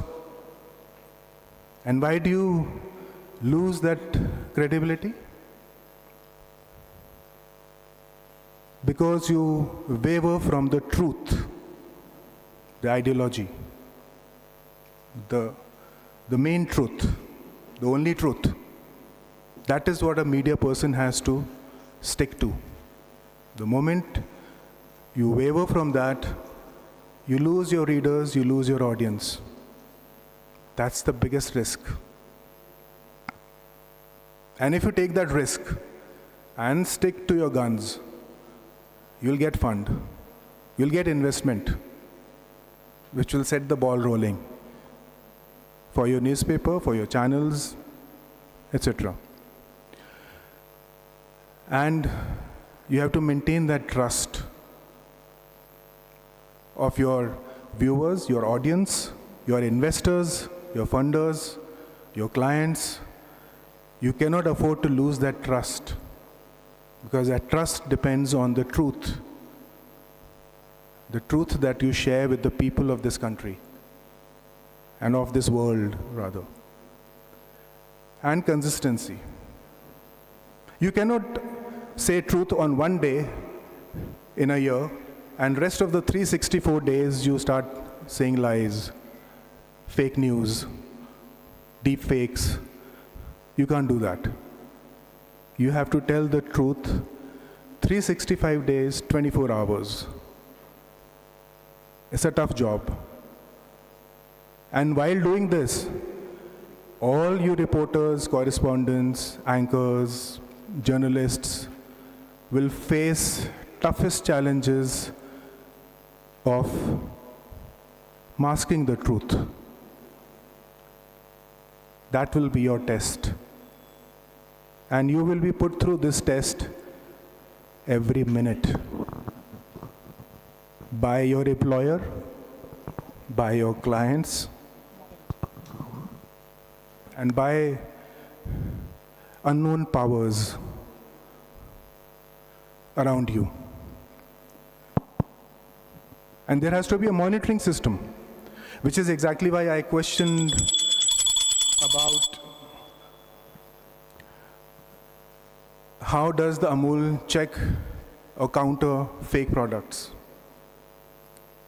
So there has to be a self-monitoring, an external monitoring, and existence. You have to exist, continue exist, for a year, for 2 years, for 3 years, for 5 years, for 10 years. What are the technology tools? Internet, satellites. Have you ever thought of that? None of this that we are doing here is possible without the satellites. You're holding phones in your hands, cannot be operational without satellites. And these satellites are mostly foreign bodies. It's compromising your privacy, your data, country's defense. So you have to update this technology, have number of satellites, indigenous satellites.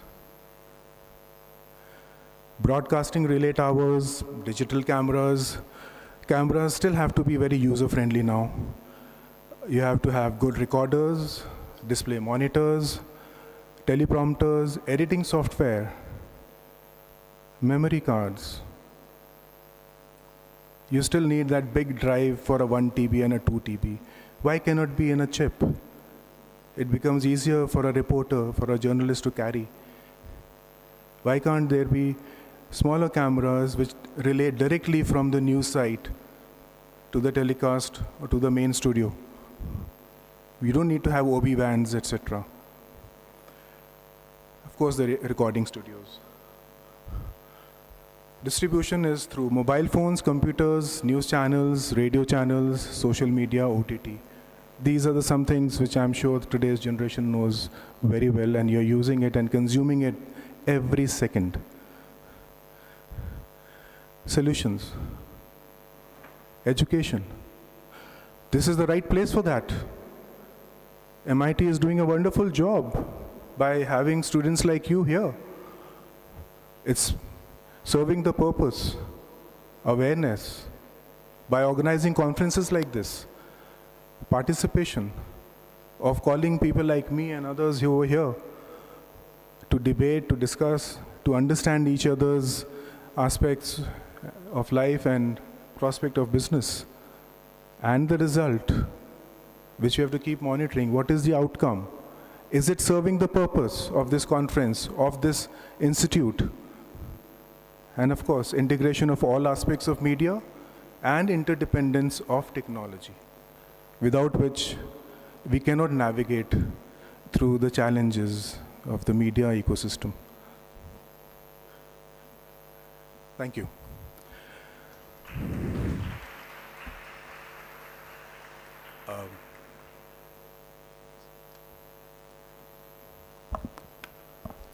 Thank you so much for these insights, sir.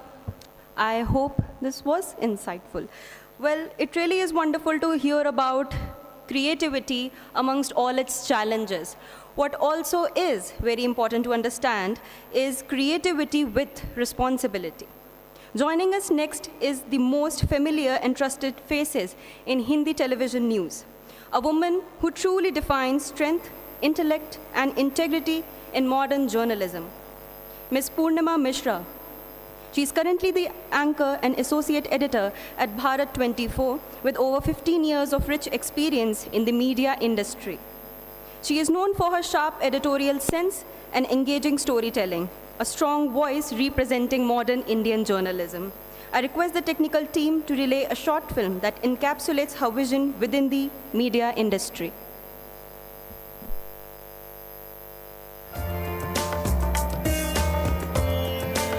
Purnima Mishra, a fearless voice and a familiar face in Indian television journalism, stands as a symbol of credibility, clarity, and conviction.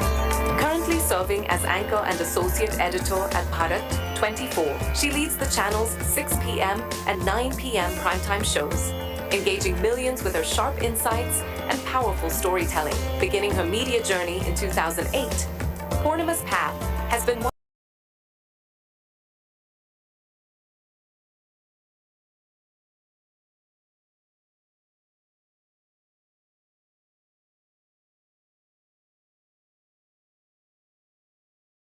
and immense respect for her in-depth reporting, gripping anchoring style, and unwavering commitment to truth. Her interviews with the Prime Minister, Cabinet Ministers, and several Chief Ministers underscore her journalistic excellence and national recognition. With her impactful storytelling and engaging presence, Purnima Mishra continues to inspire audiences and embody the spirit of responsible and fearless journalism. We warmly welcome Purnima Mishra ji. Let's welcome Ms. Purnima Mishra with a huge round of applause, everyone.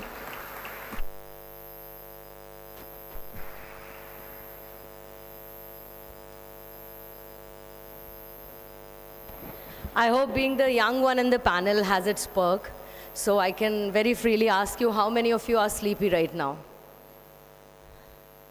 How many of you are sleepy right now? You can be honest, come on. How many of you are sleepy? Backside students, any of you? Sleepy? Come on. Don't be a shy. No, you're not? Okay, then give a huge round of applause. Show me some energy. because we had two brilliant speakers earlier here who have spoken much about the subject, and they were really brilliant. So as a journalist student, you have a lot of takeaways from those two speakers who had just spoken. So thank you so much, sir. इस stage पर मौजूद रह के इन बच्चों को अपने experience से रूबरू करवाने के लिए थैंक यू सो मच। और आप सभी का भी बहुत बहुत शुक्रिया, आप सब लोग आज यहाँ पर मौजूद हैं। और साथ ही मैं MIT वर्ल्ड पीस यूनिवर्सिटी के लिए भी अपना शुक्रिया अदा करती हूँ और इस बात को लेकर खुशी महसूस करती हूँ कि इस मंच पर आकर आप सब बच्चों से मुझे बात करने का मौका मिला। और जब हम MIT यूनिवर्सिटी की बात करते हैं तो MIT यूनिवर्सिटी एक वो जगह है जहाँ पर शांति, नॉलेज और प्रोग्रेस ये तीनों साथ साथ चलती हैं। और जब आप इस मंच पर मौजूद रहते हुए मैं टेक्नोलॉजी और इनोवेशन की बात करने वाली हूँ तो ये सिर्फ एक एकेडमिक चर्चा ना होके ये आप लोगों के फ्यूचर, आप लोगों के भविष्य पर केंद्रित चर्चा है। तो मुझे लगता है इसमें आपका भी जितना योगदान रहेगा उतना अच्छा होगा। So thank you so much for being a part of this session. कुछ जर्नी यहाँ पर मेरी दिखाई कुछ पुरानी पिक्चर्स के साथ, और मैं भी थोड़ा नॉस्टैल्जिक फील कर रही थी क्योंकि काफ़ी पुरानी पिक्चर्स थीं। और अब तक का सफ़र, जब पिछले ही साल मुझे प्रधानमंत्री नरेंद्र मोदी जी का इंटरव्यू करने का मौका मिला, ये सारे के सारे सफ़र को मैंने बीते 17 सालों में पूरा किया है। 17 सालों से मैं टीवी इंडस्ट्री का पार्ट हूँ, 17 सालों से मैं न्यूज़ एंकरिंग के फील्ड में परिपक्व होती गई हूँ, मैच्योर होती गई हूँ, और उस एक्सपीरियंस के साथ आज मैं आप सब के बीच में यहाँ पर खड़ी हुई हूँ। इन 17 सालों में मीडिया में मैंने एक बड़ा लैंडस्केप चेंज देखा है। तो मैं इसी लैंडस्केप चेंज के साथ शुरुआत करते हुए अपने आज के मुद्दे पर आऊँगी, technology and innovation navigating the challenges of media ecosystem. आप में से कितने लोग ऐसे हैं जो आज भी खबर को जानने के लिए सुबह का अखबार उठाते हैं? हाथ खड़ा कर सकते हैं। मेरी आवाज़ क्लियर है सबको? ओके। आप में से कितने लोग हैं जो आज मॉर्निंग में न्यूज़पेपर आज भी पढ़ते हैं कि आप खबरों से रूबरू हो सकें? Okay, 1 2 3 4 5 6 7 maximum 10 out of all of you. आप में से कितने लोग हैं जो टीवी देखते हैं, टीवी पर देखकर खबरों के बारे में जानते और समझते हैं? कितने लोग हैं? 1 2 3 4 5 6 7 8 9 10 मैक्सिमम 15 16 मैक्सिमम। आप में से कितने लोग हैं जिनके हाथों में मोबाइल है and you are just a click away from knowing what's happening in the world? How many of you? Okay, majority. ज़्यादातर लोगों के हाथ में मोबाइल है और ज़्यादातर लोग टीवी पर टाइम ना वेस्ट करके, ज़्यादातर लोग अखबारों को ना पढ़ के सोचते हैं कि क्यों ना एक क्लिक में आज सारी खबरें जान ली जाएं। इजी है, स्पीड है, एक्यूरेसी है। लेकिन क्या आप लोगों ने कभी ये सोचा है कि इस स्पीड के चक्कर में कभी कभी ब्रेकिंग न्यूज़ के नाम पर हमें फेक न्यूज़ मिलती है? Have you ever thought of it? Fake news. और हम क्या फेक न्यूज़ हमारे पास आते ही हम उसे पहले वेरीफाई करते हैं या उसे फॉरवर्ड करते हैं? हमें तो नहीं पता कि ये फेक न्यूज़ है, तो हम उसे वेरीफाई करते हैं या हम उसको फॉरवर्ड करते हैं? क्या करते हैं? वेरीफाई या forward? Forward? Forward. Okay. So the best part कि आज जब हम AI के बारे में बात करते हैं, आज जब हम AR के बारे में बात करते हैं, ऑगमेंटेड रियलिटी के बारे में बात करते हैं, आज जब हम VR के बारे में बात करते हैं, वर्चुअल रियलिटी के बारे में बात करते हैं, तो ये सारे के सारे वो इनोवेशन टूल्स हैं, वो सारी टेक्नोलॉजी का हिस्सा है जो हमारी न्यूज़ को बहुत सुंदर तो बनाती है। लेकिन इसी स्पीड के चक्कर में कई बार हम फेक न्यूज़ का शिकार होते हैं, फेक न्यूज़ को फॉरवर्ड करते हैं, और फेक न्यूज़ को फॉरवर्ड करने के बाद कई घटनाएं हमारे समाज में हमने देखी हैं। आई एम श्योर आप लोग उन खबरों से अपडेटेड रहते होंगे। आपने देखा होगा कि एक फेक न्यूज़ फैली, एक व्हाट्सएप मैसेज सबको गया, और फिर उसके बाद चाहे दंगे हुए हों, चाहे मारपीट की घटना हुई हो, या किसी भी तरीके की घटना जो लोगों के आक्रोश को साफ तौर पर दिखाती है, ये उस फेक न्यूज़ का, ये उस बिना वेरिफिकेशन के फॉरवर्ड किए गए न्यूज़ का नतीजा होता है। और ये है टेक्नोलॉजी और इनोवेशन के साथ आता वो चैलेंज जिसको हमें ध्यान रखते हुए, अपनी अवेयरनेस को बढ़ाते हुए, उस स्पीड के मज़े लेते हुए, एक्यूरेसी को जांचते हुए, वायरल होने की इच्छा बगैर रखते हुए न्यूज़ को वेरीफाई करना है। एज अ जर्नलिस्ट स्टूडेंट ये आप सब लोगों की एक सबसे बड़ी रिस्पॉन्सिबिलिटी है कि हम ये मेक श्योर करें कि हम स्पीड के चक्कर में तो हैं। अनफॉर्चुनेटली आजकल हम एक ऐसे दौर में हैं जहाँ पर हम वायरल होना ज़्यादा पसंद करते हैं वेरीफाई होने से। तो पहले हमको उल्टा करना है, हमको वेरीफाई होना है और फिर उसके बाद हम वायरल हो गए तो बल्ले बल्ले, फिर तो कोई दिक्कत ही नहीं है। आप में से बहुत सारे ऐसे लोग होंगे जो बहुत सारे सोशल मीडिया प्लेटफॉर्म्स का भी इस्तेमाल करते होंगे, यूट्यूब, इंस्टाग्राम, ट्विटर। आप लोग क्रिएटर हैं, न्यूज़ भी क्रिएट करते हैं, अग्री? उस न्यूज़ को क्रिएट करने में आपकी सोर्स क्या है? जब हम एआई की बात करते हैं तो एआई की सबसे खास बात यह है कि एआई आपको फेक न्यूज़ से बचाता भी है, क्योंकि एआई का एक जो एआई टूल्स हैं, जो टेक्नोलॉजी टूल्स हैं, वो उनके पैटर्न्स को रीड करता है। एल्गोरिथम, आज की डेट में एल्गोरिथम ये तय करता है कि आपको क्या देखना है, आपको कब देखना है, आपको किसको सुनना है, किसको समझना है। ये एल्गोरिथम का खेल आप लोगों को समझ में आता है? आप लोग सब सोशल मीडिया यूज़ करते हैं, कैसे वायरल होते हैं कंटेंट, कैसे व्यूज़ आते हैं। अच्छा, पर्सनली स्पीकिंग कभी कभी ऐसा लगता है कि हमने कोई रील डाली और हमें लगा कि ये तो यार बड़ी अच्छी रील है, ये तो चलनी चाहिए, पर नहीं चली। ऐसा हुआ है? हुआ है ना? मेरे साथ भी ऐसा होता है। ये इसलिए होता है क्योंकि it is all the game of algorithm. अगर आप एल्गोरिथम समझ गए तो मान के चलिए कि आपका सारे के सारे आपके जितने भी वीडियोस हैं वो वायरल हो सकते हैं। आप जिसकी रीच जितनी ज़्यादा बढ़ाना चाहते हैं, आपको एल्गोरिथम को समझना है। लेकिन इसी एल्गोरिथम की एक्यूरेसी और इनएक्यूरेसी में एक बहुत महीन लाइन होती है, और वो महीन लाइन हमें लेकर जाती है उन चुनौतियों की तरफ जो कि टेक्नोलॉजी और इनोवेशन की वजह से सामने आते हैं। अब सवाल ये है कि जब हम टेक्नोलॉजी के साथ आगे बढ़ रहे हैं तो ये बदलाव हम नेविगेट कर रहे हैं या फिर हम इसमें खुद को कंज्यूम करवा रहे हैं? आपको क्या लगता है, हम इस बदलाव को नेविगेट कर रहे हैं या हम इसमें खुद को कंज्यूम कर रहे हैं? लाउडर बताइएगा, मैं सुन सकती हूँ यहाँ से। नेविगेट कर रहे हैं या इस बदलाव के बीच में हम इसमें कंज्यूम हो रहे हैं? सुनाई नहीं पड़ा? कंज्यूम हो रहे हैं या नेविगेट कर रहे हैं? माइक है किसी के पास प्लीज? एनीवन वॉलंटियर जो मुझे बताना चाहे?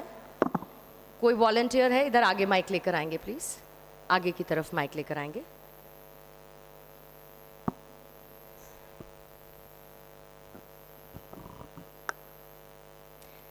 टेक्नोलॉजी के इस चेंज में हम इस पूरे बदलाव को नेविगेट कर रहे हैं या हम इसमें खुद एब्जॉर्ब हो रहे हैं? Absorb हो रहे हैं, we are consuming it.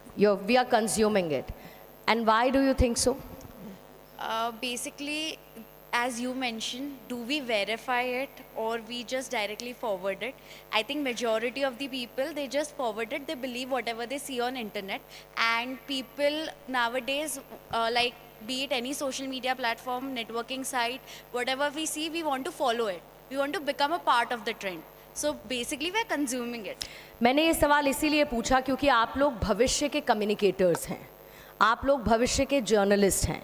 मुमकिन है आने वाले समय में किसी ना किसी संस्थान में आप लोग काम करते हुए नज़र आएंगे, और इसीलिए जब हम टेक्नोलॉजी और इनोवेशन की बात करते हैं, सबके साथ अपने प्लस और माइनस होते हैं, तो हमको प्लस को अपनाना होता है और माइनस को छोड़ना होता है, माइनस को डिलीट करना होता है। सो इसीलिए instead of getting consumed we are suppose to navigate this change.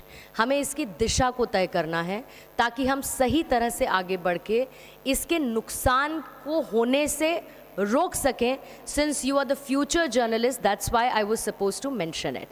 अब थोड़े से मैं ज़रा पर्सनल एक्सपीरियंस की बात कर लेती हूँ, क्योंकि सर की तरफ से बहुत इलेबोरेटेड वे में टेक्नोलॉजी और इनोवेशन को लेकर काफ़ी डिटेल्स बता दी गई हैं। आप लोगों को लगता है कि एक न्यूज़ एंकर होने के नाते मेरे लिए एआई या फिर टेक्नोलॉजी या किसी तरीके की इनोवेशन की कितनी ज़रूरत पड़ती होगी?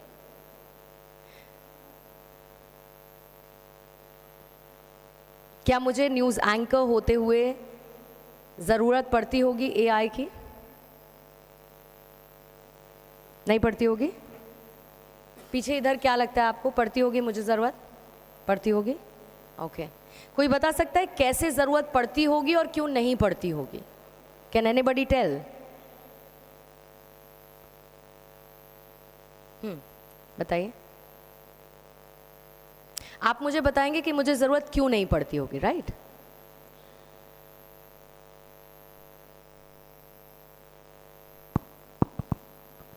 So basically for a news anchor I believe the main thing जो उनको करना होता है कि जो भी न्यूज़ इनके पास आ रहे हैं वो सिर्फ उनको मतलब बोलना है या प्रेजेंट करना है।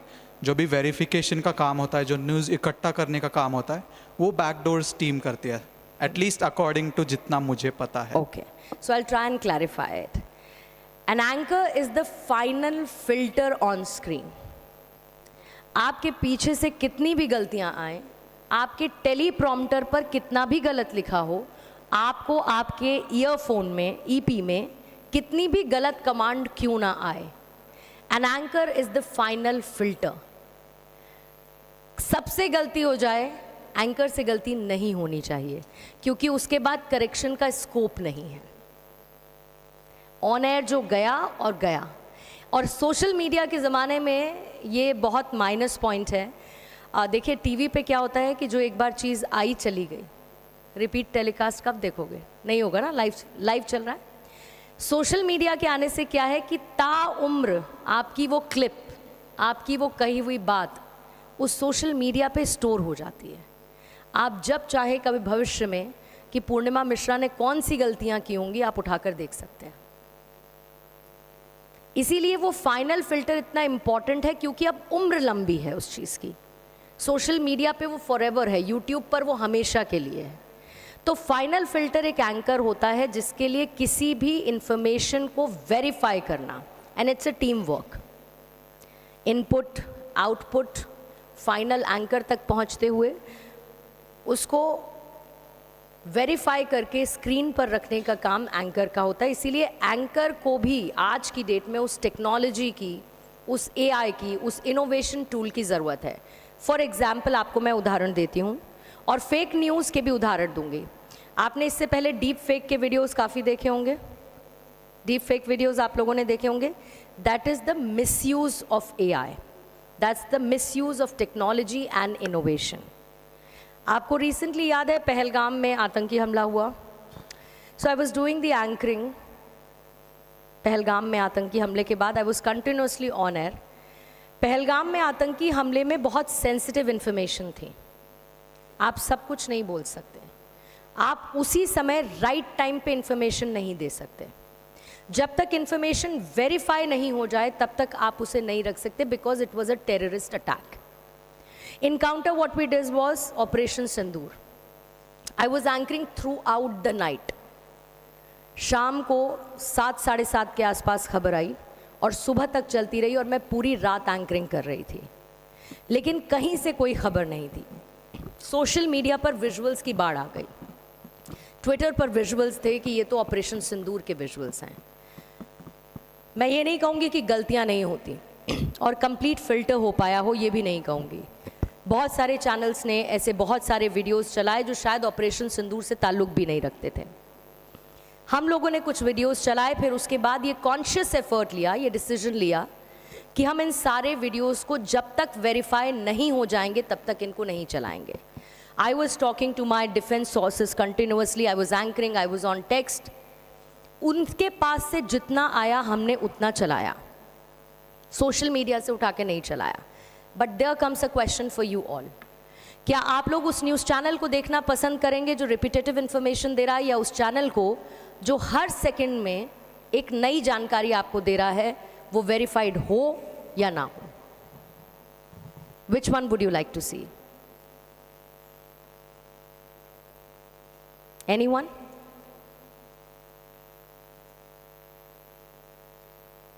No one? आई डाउट आप लोग न्यूज़ चैनल्स देखते भी हैं। No one?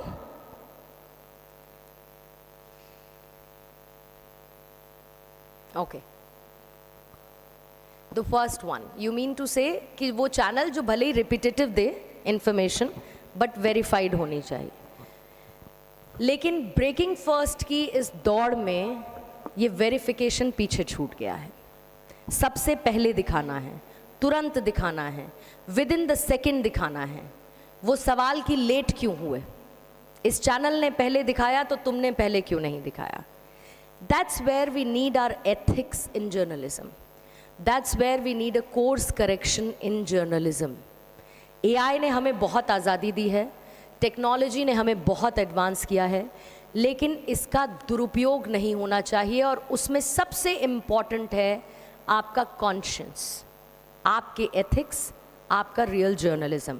क्योंकि मेरी समय सीमा पूरी हो चुकी है, मैं बस 2 मिनट और लेते हुए इस डिस्कशन को यहीं पर ख़त्म करूँगी। आते वक्त मुझसे एक स्टूडेंट ने पूछा कि क्या एआई के आने से जॉब्स ख़त्म हो जाएंगी। So I will be very quick on that, और मैं सिर्फ अपने जर्नलिज्म के पार्ट पर इसका जिक्र करूँगी। एआई हमारे लिए स्क्रिप्ट्स को क्रिएट कर सकता है, एआई ट्रांसक्रिप्शन कर सकता है, एआई वीडियोस बना सकता है, एआई प्रोमोस को क्रिएट कर सकता है, लेकिन एआई के अंदर क्रिएटिविटी नहीं आएगी। उस क्रिएटिविटी को डालने वाला इंसान है, यानी कि ह्यूमन, जो रिप्लेस नहीं हो सकता। मैंने बहुत सारी ऑन ग्राउंड रिपोर्टिंग की हैं, जिसमें लास्ट रिपोर्टिंग से बाद में भी कुछ रिपोर्टिंग की, लेकिन अहमदाबाद प्लेन क्रैश, मैं ऑन साइट पर थी, और ऑन साइट पर जो मैंने अपनी आंखों से वहाँ पर देखा, जो अस्पताल में मैंने देखा, वो टीवी पर मैं बता सकती हूँ, वो कोई भी एआई नहीं बता सकता। एआई कभी भी रिपोर्टर नहीं बन सकता जो लोगों के दर्द को, उनकी ज़रूरतों को, उनकी मुश्किलों को उन भावनाओं और इमोशंस के साथ स्क्रीन पर रखे जो एक इंसान कर सकता है। हाँ, भविष्य में there could be a combination of AI and HI, which means a combination of artificial intelligence and human intelligence. और ये दोनों जब साथ मिलकर काम करेंगे तो टेक्नोलॉजी और इनोवेशन हमारे लिए सिर्फ और सिर्फ वरदान और आशीर्वाद है, और उसके अलावा कुछ भी नहीं। तो इसीलिए इसका इस्तेमाल भरपूर करिए, बस अपने कॉन्शियंस को, अपने अंदर के इंसान को हमेशा जीवित रखिए। Thank you so much all of you, and thank you MIT University again for giving me this platform, and it was lovely being here. Thank you so much.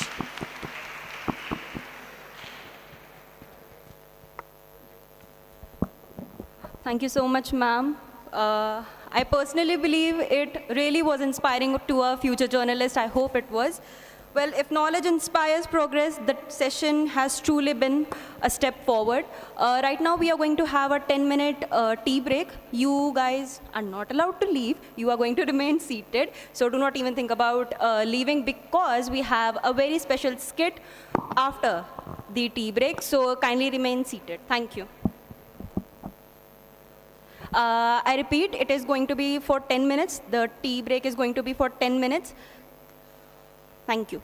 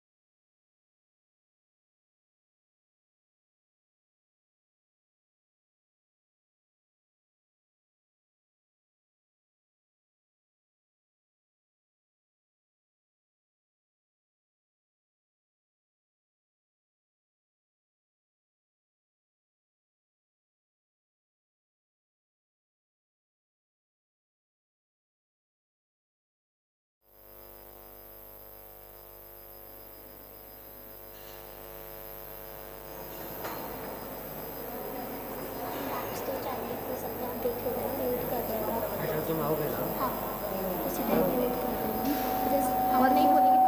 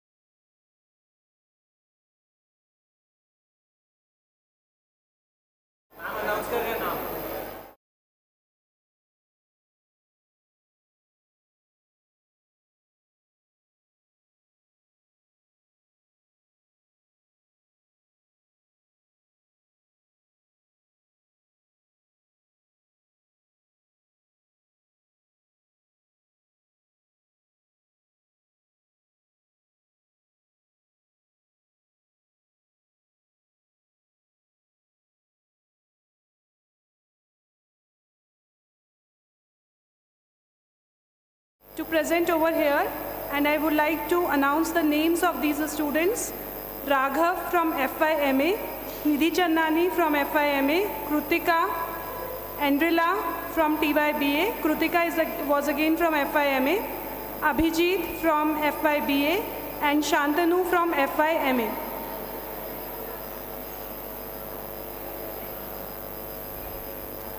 So are you all excited to watch this skit? Yes?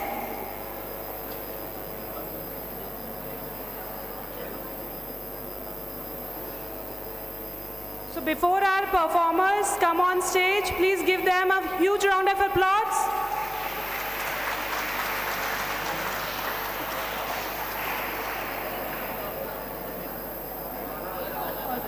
Please come, students.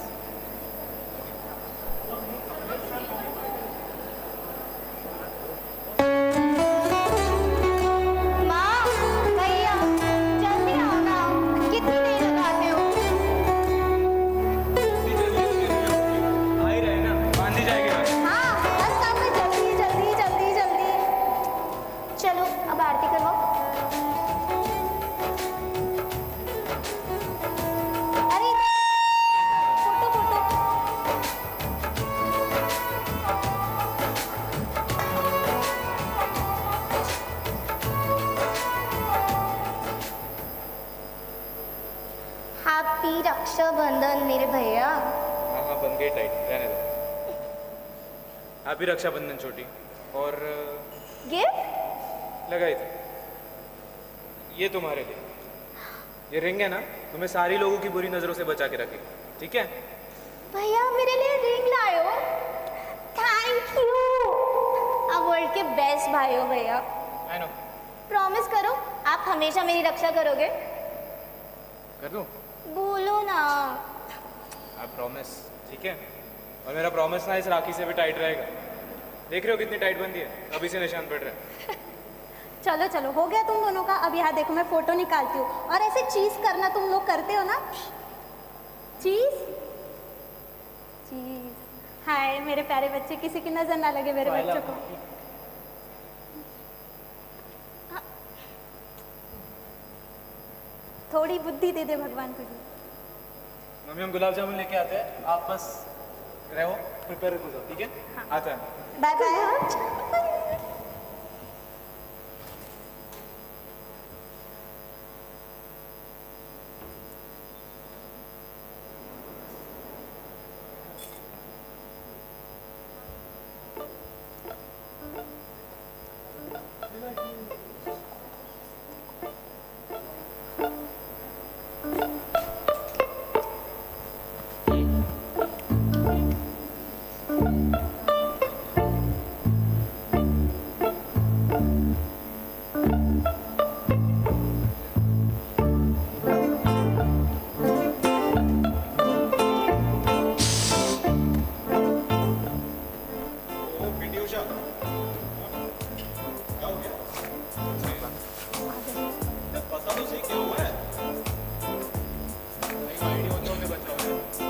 चलता रहा तो कैसे चलेगा भाई?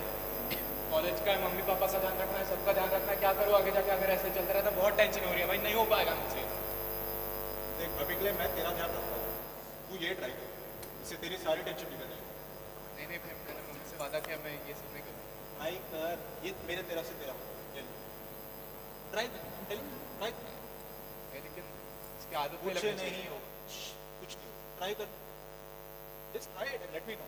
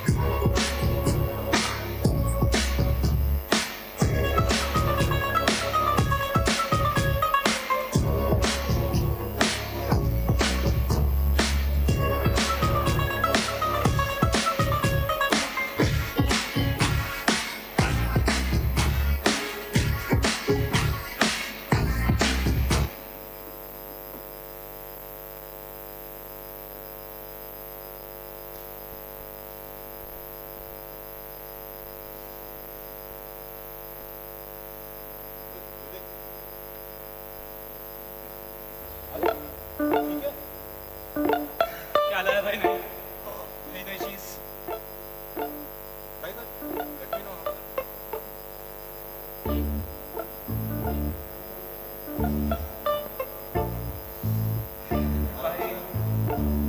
भाई इसके बिना तो काम ही नहीं चल रहा यार।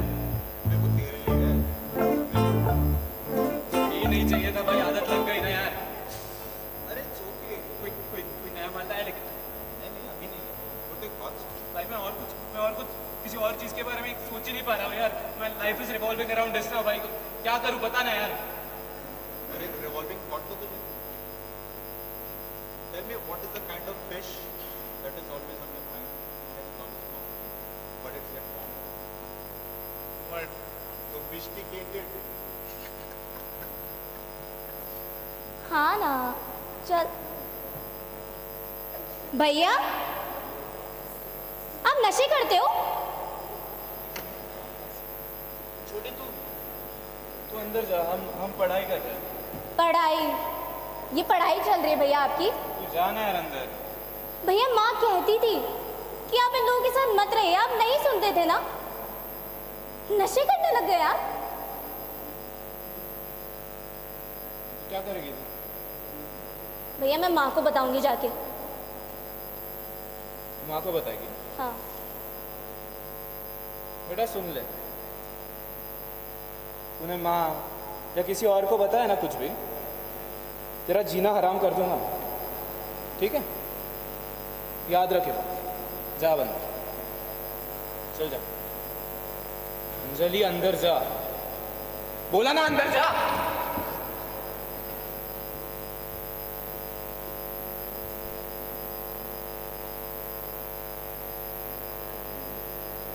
सुन, थोड़ा सोच रहा तेरे लिए कोई अच्छा स्टफ लेकर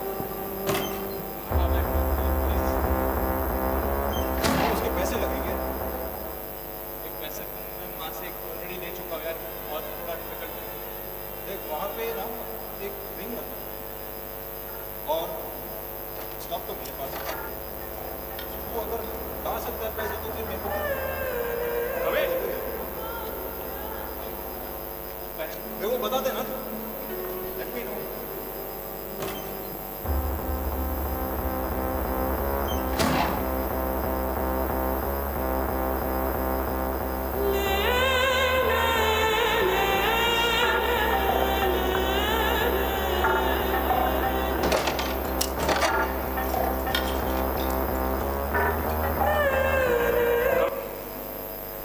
विवेक बेटा चल खाना खा ले, तैयार है। नहीं माम, मुझे बाहर जाना है, आप खाना खा लो। चले जाना, मैंने गोभी मटर बनाया तेरे पसंद का, चल पहले खा ले। आप खा लो ना गोभी मटर, मुझे कुछ नहीं खाना है, आप जाओ और अंदर खा लो। तुझे बोला ना पहले खाना खा। चिल्ला मत मुझ पे।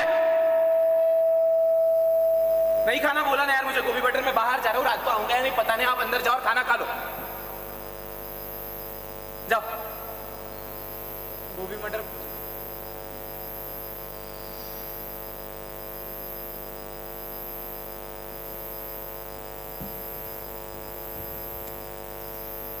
कहाँ गया? पता नहीं कहाँ चला गया। माँ, माँ क्या है अंजलि, क्यों चिल्ला रही हो? माँ आपने मेरी रिंग देखी क्या? भाई ने मुझे रक्षाबंधन। बस करो अंजलि, तुम्हें अभी भी उस अंगूठी की पड़ी हुई है। यहाँ तुम्हारा भाई कुछ खा पी नहीं रहा, जब देखो तब पैसे मांगता रहता है, पूछती हूँ तो बताता भी नहीं कि क्यों चाहिए। ऐसा लगता है कि एक गवर्नमेंट ऑफिस है और वो यहाँ का एम्प्लॉय। आता ही नहीं है, आता भी है तो सिर्फ पैसे मांगने के लिए। नाच पीटा कहीं का, और तुम भी दिन बर दिन उसी की तरह बनती जा रही हो। आपको कभी समझ नहीं आएगा ना माँ, वो रिंग मेरे लिए कितनी जरूरी थी, आप नहीं समझोगी। नहीं अंजलि, बेटा छोड़ो, मेरा वो मतलब नहीं था अंजलि।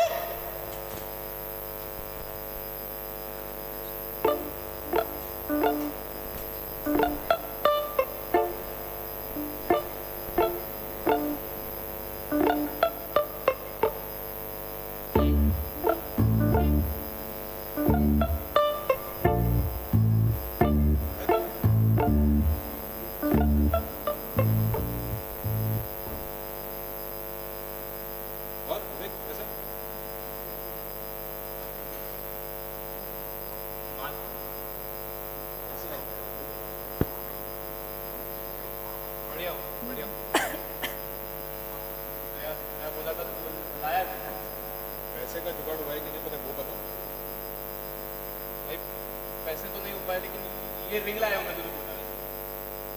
मैं क्या तुझे सोनार का दुकान दिख रहा हूँ क्या? भाई प्लीज कुछ जुगाड़ कर लेना, प्लीज मुझे दे दे यार। मैं अच्छा आराम से चिपक मत।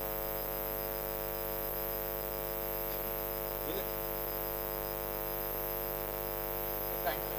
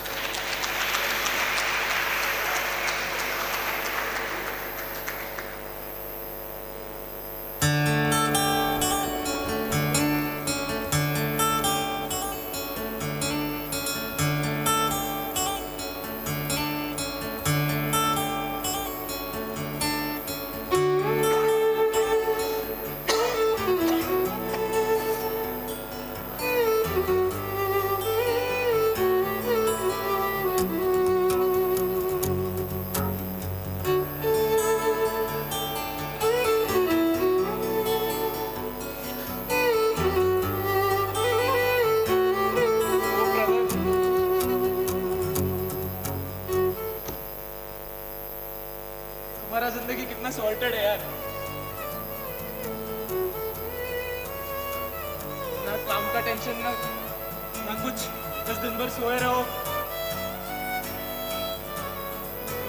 और हमारा इट्स अ रैट रेस, और हम दौड़ते रहते हैं, सिर्फ दौड़ते रहते हैं हम, और कुछ है ही नहीं हमारे जिंदगी में। एक दिवाली के ऑफर की तरह खून पसीना एक करो, लाइंस में खड़े रहो, और एंड में सबको मिलेगी ऑफर।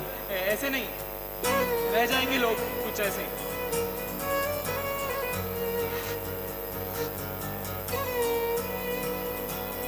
तुम लोगों को पता है आज मैंने क्या किया?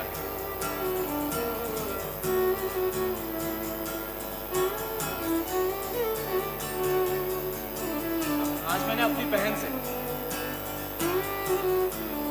वो बहन जिससे मैं अपनी जान से भी ज्यादा प्यार करता हूँ, उससे चोरी की, और वही रिंग चुरा ली जो मैंने उसको दी थी रक्षाबंधन के लिए।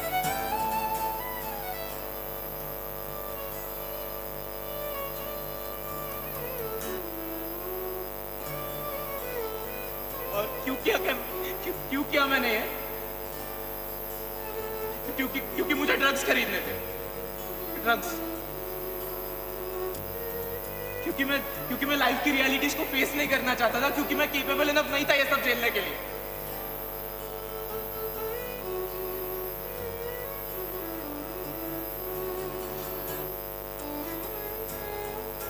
कहाँ गया वो विवेक जो अपनी बहन के लिए अपनी जान भी दे सकता था? वो विवेक जो अकेला इंसान था अपनी माँ को कुएं में आलू ना डालने के लिए, मनाने के लिए,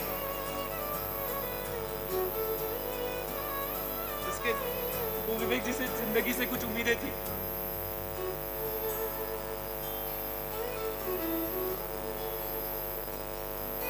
कहाँ गया वो?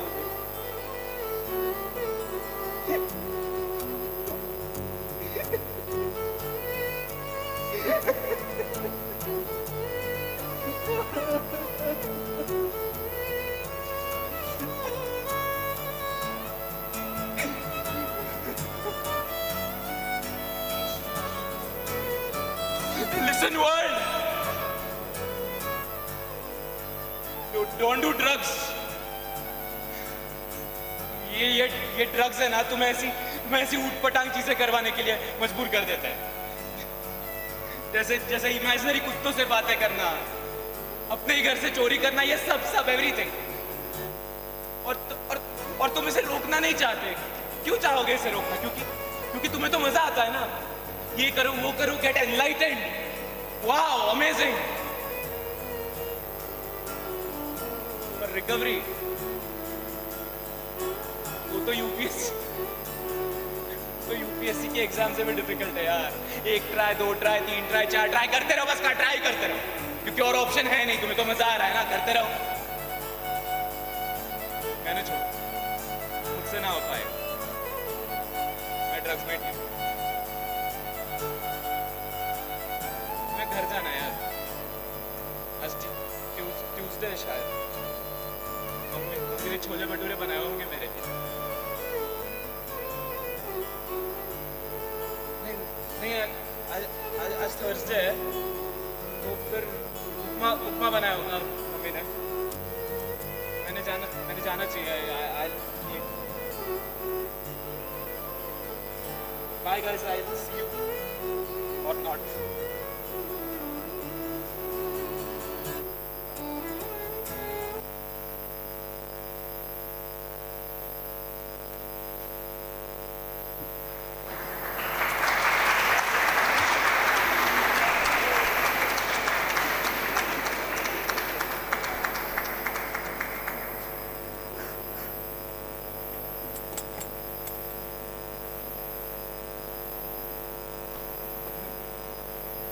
विवेक, विवेक, क्या हुआ विवेक?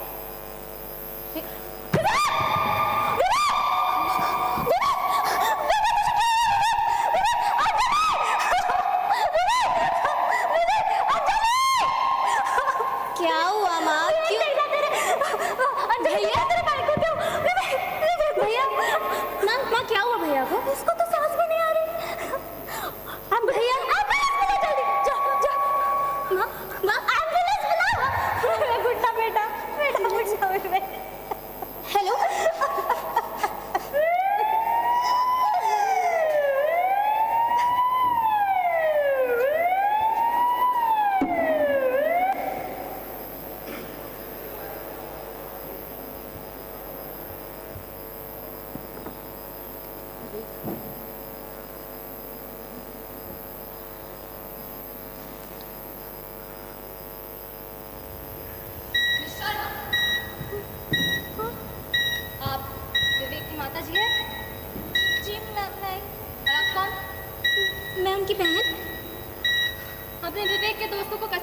दिया है और उनके साथ साथ कुछ सामान भी मिले हैं हमें, उनमें से ये एक है।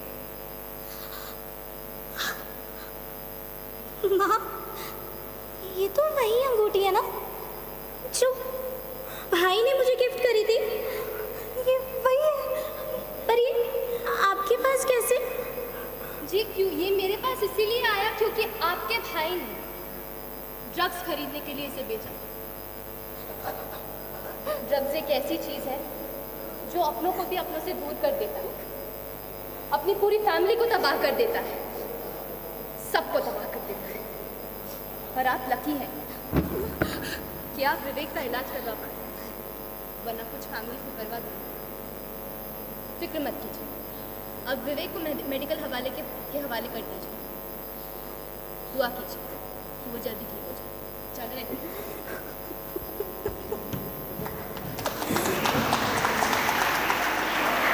माँ,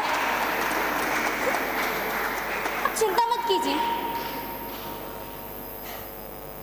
भाई ने मुझे ये मेरी रक्षा के लिए दी थी ना, उन्होंने तो तोड़ दिया अपना प्रॉमिस माँ। पर आज मैं एक प्रॉमिस करती हूँ आपसे, हम भाई को ठीक करा कर लाएंगे माँ। आई प्रॉमिस, उनकी रिकवरी करके हम जल्दी उन्हें घर लेकर आएंगे। आप चिंता मत कीजिए माँ।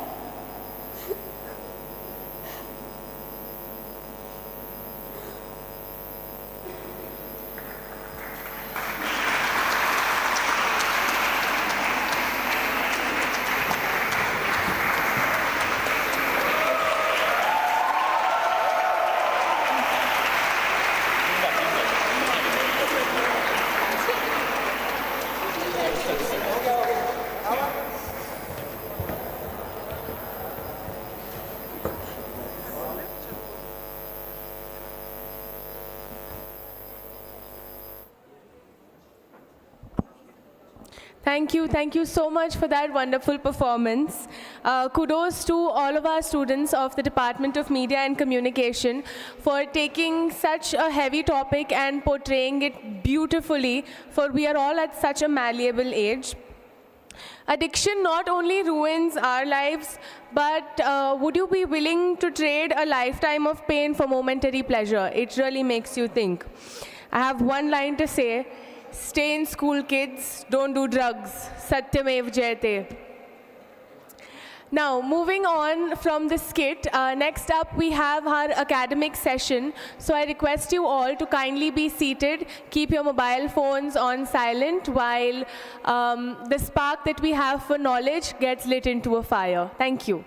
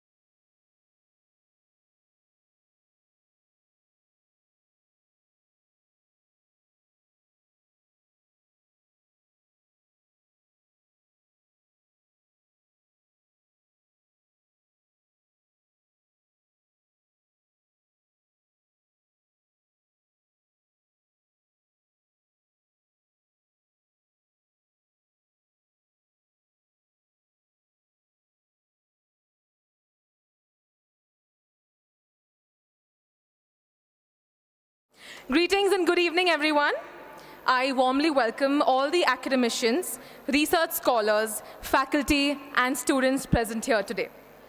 The 7th edition of the National Conference on Media and Journalism, hosted by our very own Department of Media and Communication, MIT-WPU, has been going pretty well so far. And what better way to end day one than with the academic session, Media Beyond Boundaries, Innovation, Influence, and Transformation. Now, I understand that research is not everyone's cup of tea, but I'm sure that this session will leave you with so many different surprises more than one. It will leave you with thought-provoking perspectives, critical insights, and research contributions that redefine the mediascape today. I am Amrita Reddy from SYMA, and I am honored to be the host for this session. Now, moving on to the heart of the event, it is worth noting that every academic discourse needs the momentum of being guided by an experienced mind. On that note, it is my absolute privilege to introduce the chair for this session, Dr. Shamim Mohammed. He is an associate professor and program director at MIT World Peace University, Pune. Sir, can we have you on stage, please? Please give a huge round of applause.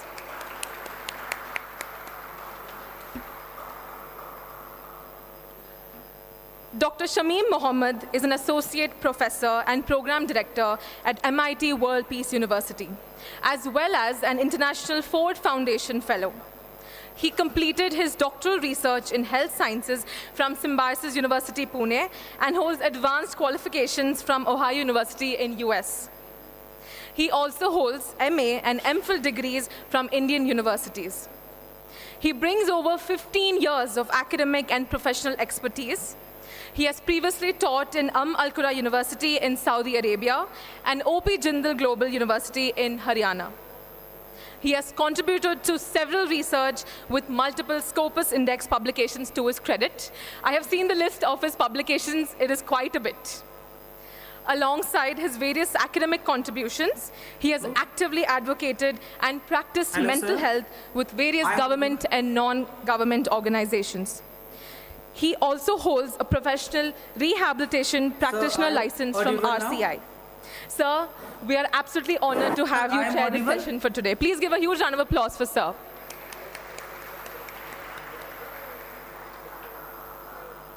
I now invite the program director of the Department of Media and Communication, MIT World Peace University, Dr. Anu Nair, on stage to felicitate our session chair, Dr. Shamim Mohammed, as a token of our respect and appreciation.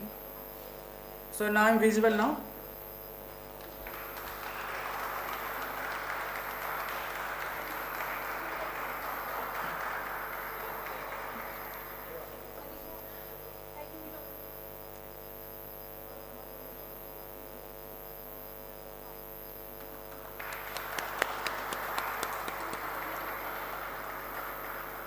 Thank you, ma'am. Thank you, sir.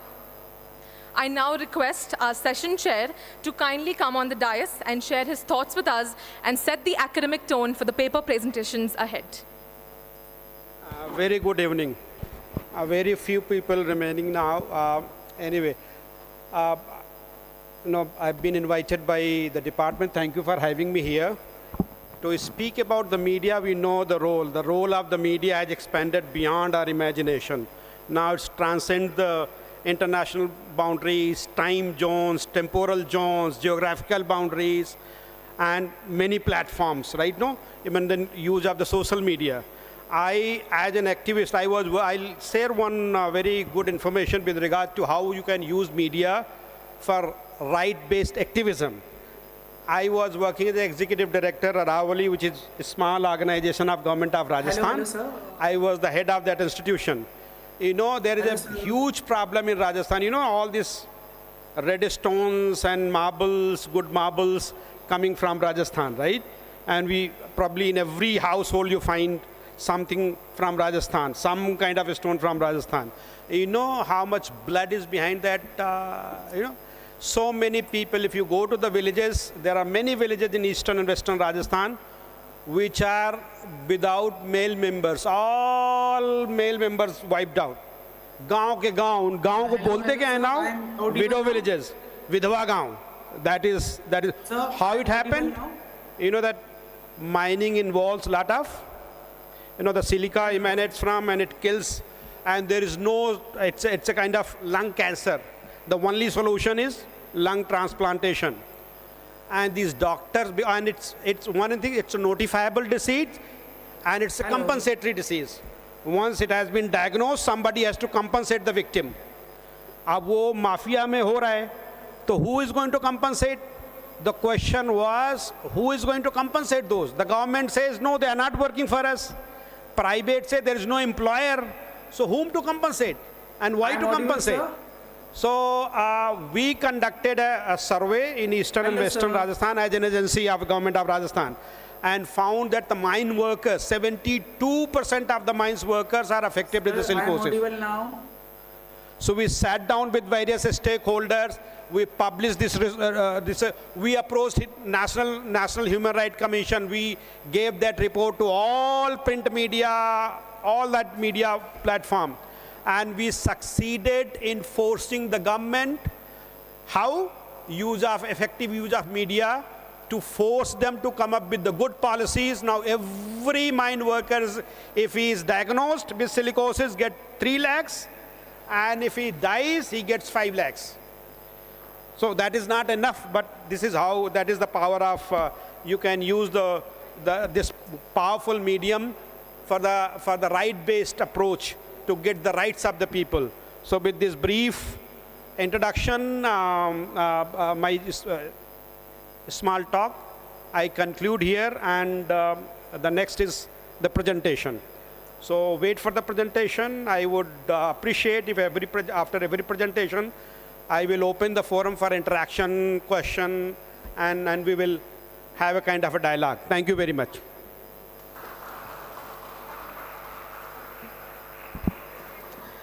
Thank you so much, sir, for your insightful words. Now, as someone who is in the process of doing her research, I understand that research is not at all easy. It takes courage to even start to do research, also to even present it on a dais and such a platform as NCMJ. So let's begin with the paper presentations. First up, we have Rohit Yadav, research scholar, and Dr. Anup Kumar, assistant professor, both from the Department of Culture and Media Studies, University of Rajasthan. They will present the paper titled Exploring the Role of Gen AI in Journalism, a study of its impact on journalistic practice. Please come on stage. Sir, can you hear me? Hello? Sir, can you hear me? Okay, so should I present this PPT? Yes, sir.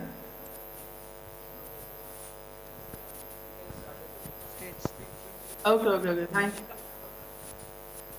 Thank you, sir. Recording in progress. Okay.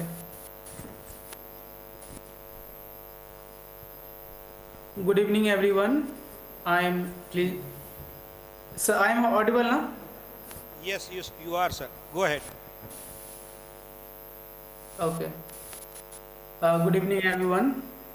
It's a pleasure to be here at the National Conference on Media Beyond Boundaries, Innovation, Influence and Transformation. My name is Rohit Kumar Yadav. I am a PhD research scholar from Central University of Rajasthan. My topic title is Exploring the Role of Generative Artificial Intelligence in Journalism, a study of its impact on journalistic practice. Let's begin by understanding what generative AI actually means.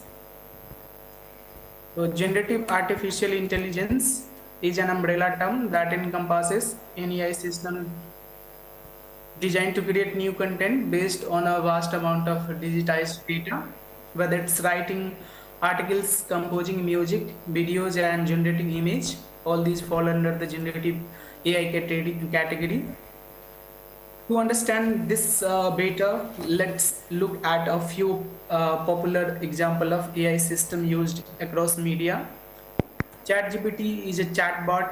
ChatGPT is a type of chatbot that is mainly used for content generation. It understands human inputs and gives output according to them.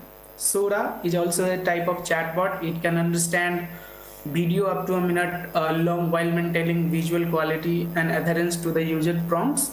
And Midjourney and DALL-E are an AI tool that can create image according to given prompt.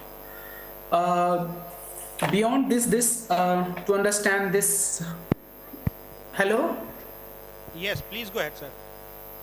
So, okay. ठीक है. Now let's examine how such tools are practically being used in journalism.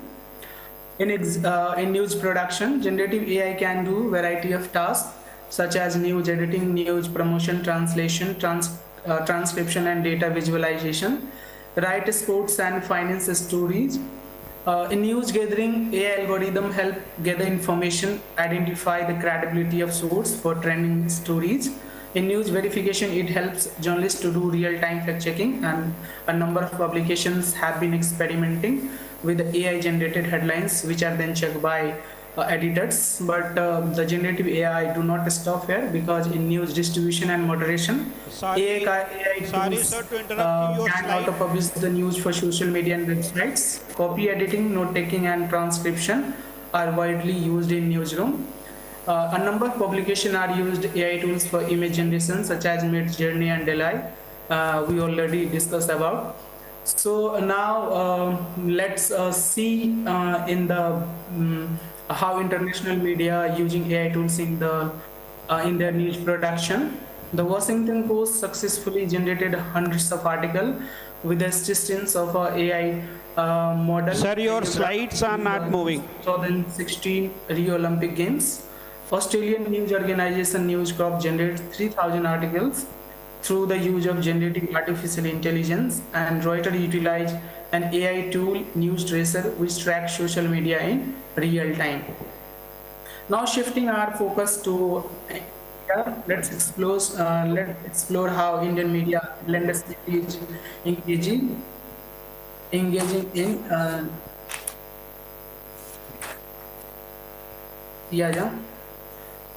Artificial intelligence is no longer a futuristic promise, but a present reality embedded in India's daily life. According to the Boston Consulting Group, BCG 2025 report, India has a market. Please go ahead, but your slides are not moving, sir. Market projected to expand more than threefold, surpassing around 17 billion by 2027, placing the country among the fastest growing AI economy worldwide. According to India's AI Leap BCG perspective on emerging challengers, approximately 700 million internet users and AI practitioners, while 17% AI global talent pool. According to NESCOM 2024 report, Indian government launched the Developers Playbook for Responsible AI in India, establishing guidelines.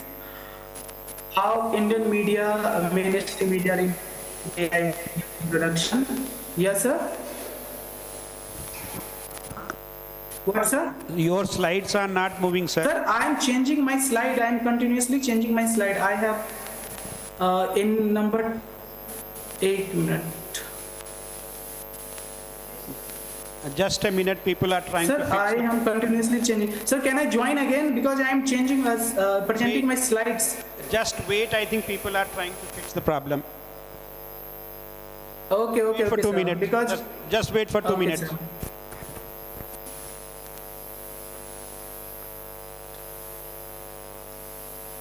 So now it's visible now, sir? No, first slide. Now, sir? Right, sir. Now? Or you can now, sir, allow him to... yes, now it's moving. Now it's moving. Go ahead, please, sir. Okay, sir. Okay. So what is generative AI? Generative artificial intelligence is an umbrella term. Sir, it's not fine, sir. It's fine, but you are still square one in the same first page. Again. Okay. First slide. You go ahead, please. Go ahead. Now. We have limited time, you have to finish in time.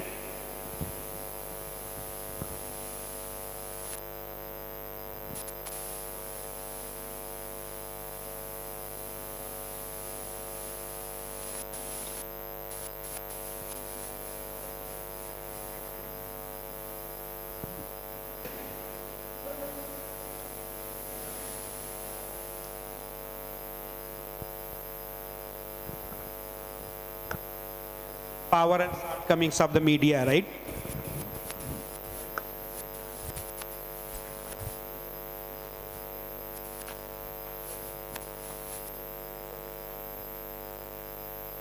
Yes, sir.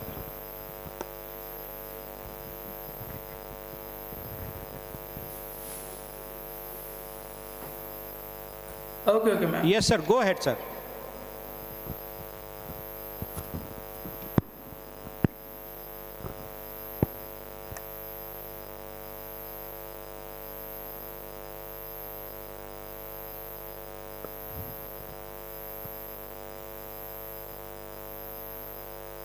Ma'am. Because there are other speakers. Can you see my slides? I can see your first slide. You go ahead. You present It's your. fine now? It's moving, yes. Okay. Okay, so can I go? Please go ahead. Please go ahead. Okay. Okay. So what is generative AI I'm discussing here?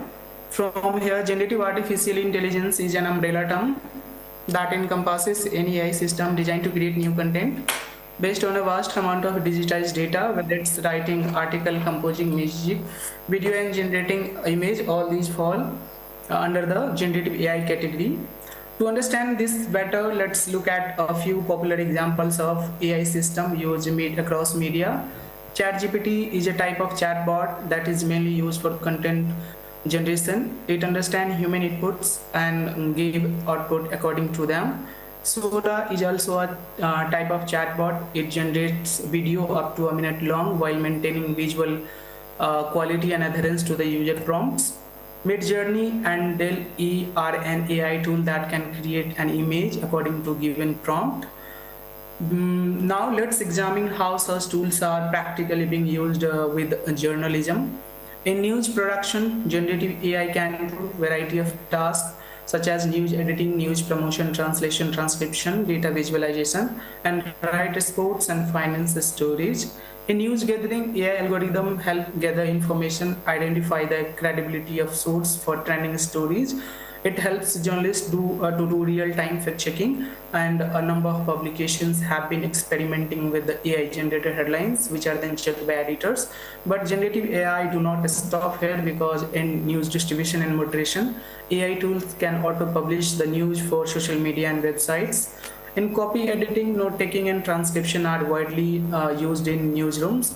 A number of publications are using AI tools for image generation, such as Midjourney and I.D.E, we already discussed about. To see real-world impact, how international media are using AI in their newsrooms. The Washington Post successfully generated hundreds of articles with the assistance of its own AI model Heliograph during the 2016 Olympic Games. Australian news organization News Corp generated 3,000 articles through the use of generative artificial intelligence, and Reuters utilized an AI tool, News Tracer, which tracks social media in real time. Now, shifting our focus to India, let's explore how Indian media landscape is engaging with generative AI.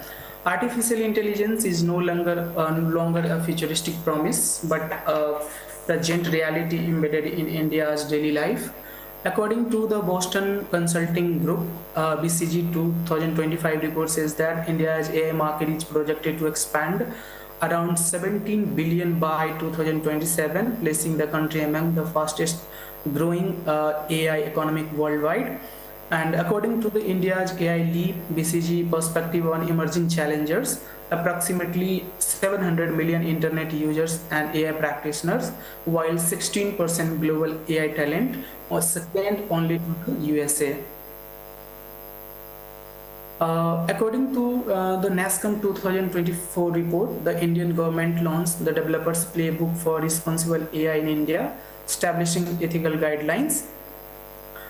If I talk about mainstream media, so television networks, main television networks are integrating AI in their news production, but print and digital media are not far behind, because Indian Express, Dainik Bhaskar and News Laundry are actively using AI tools in their news reporting and content creation. To adoption of generative AI, there are some examples of AI anchor Sana takes over news broadcasting, and AI generated image which is used in Dainik Bhaskar news report. There are some reports who says that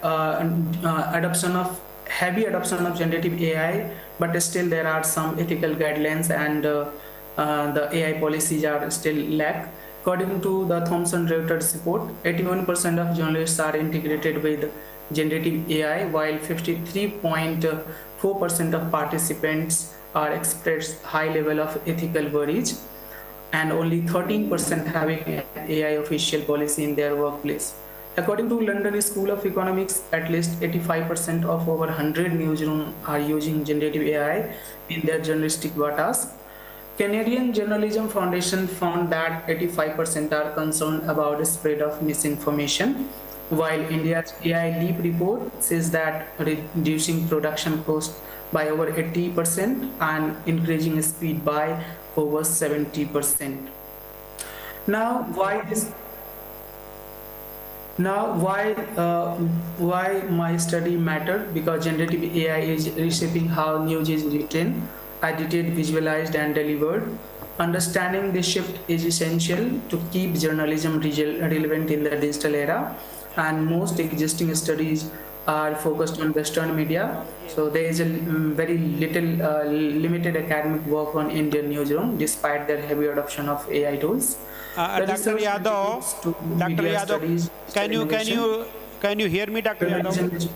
Can you hear me, Dr. Yadav? Journalism education and can inform future newsroom policy or AI guidelines.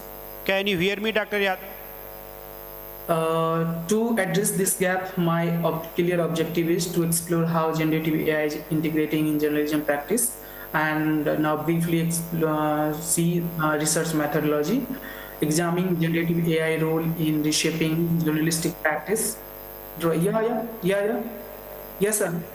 Yes, sir, hear you. Your research methodology and major findings. Sir? Just talk about your research methodology and should I continue? Major findings.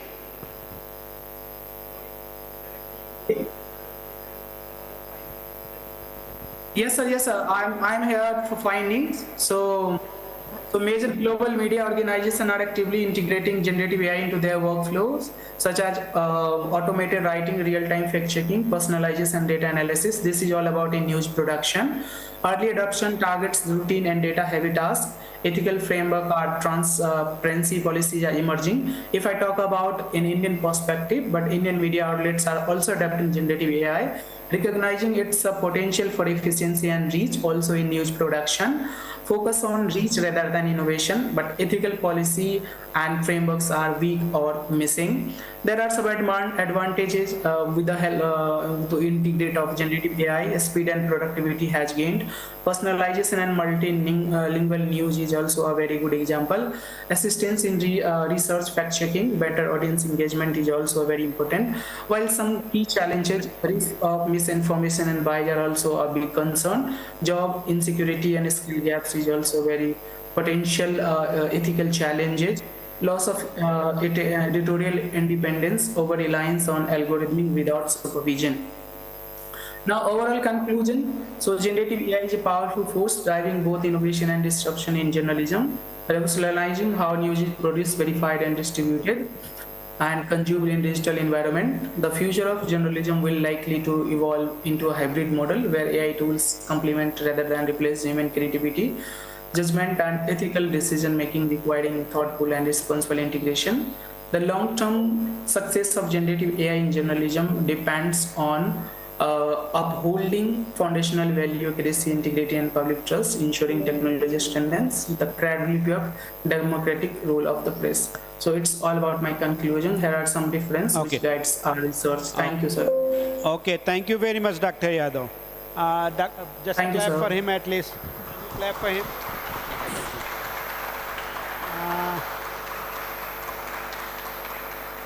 Okay.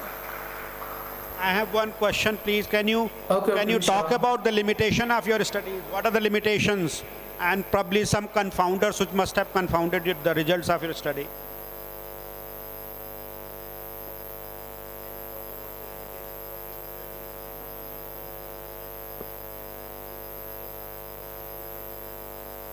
Sir, can you repeat again?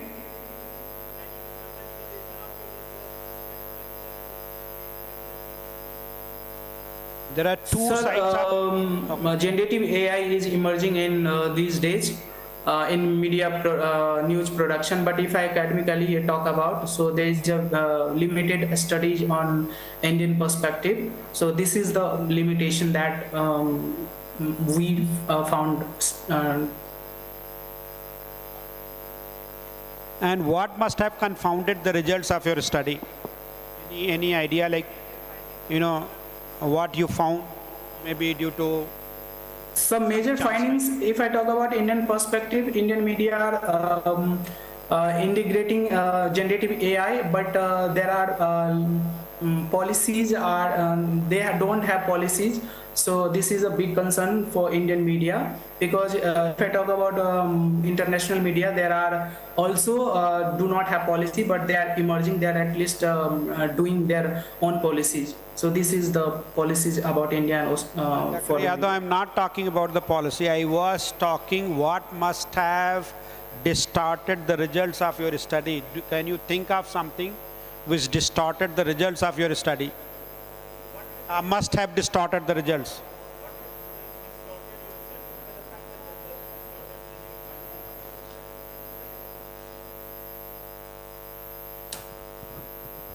Hello, sir. Can you hear me?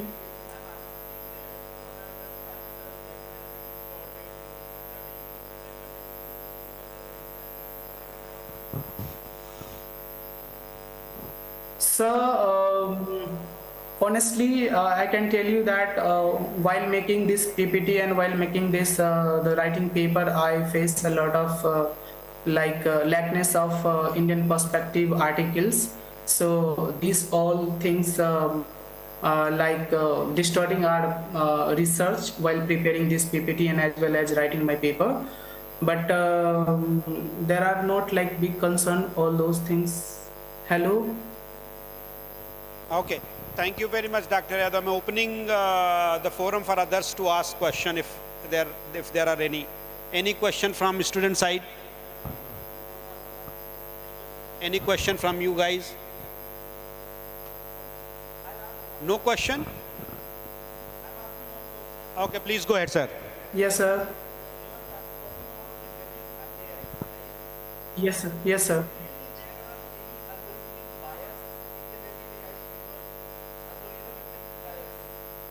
Yes, sir. Algorithmic wise.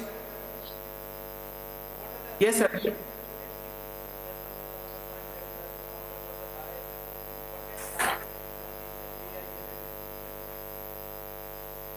Sir, I found that there are some biases about when I type, when I give the prompt to generative Gemini and ChatGPT, please generate in Asian women wearing sari and all the jewelry, but they understand the African woman and they produce like the image.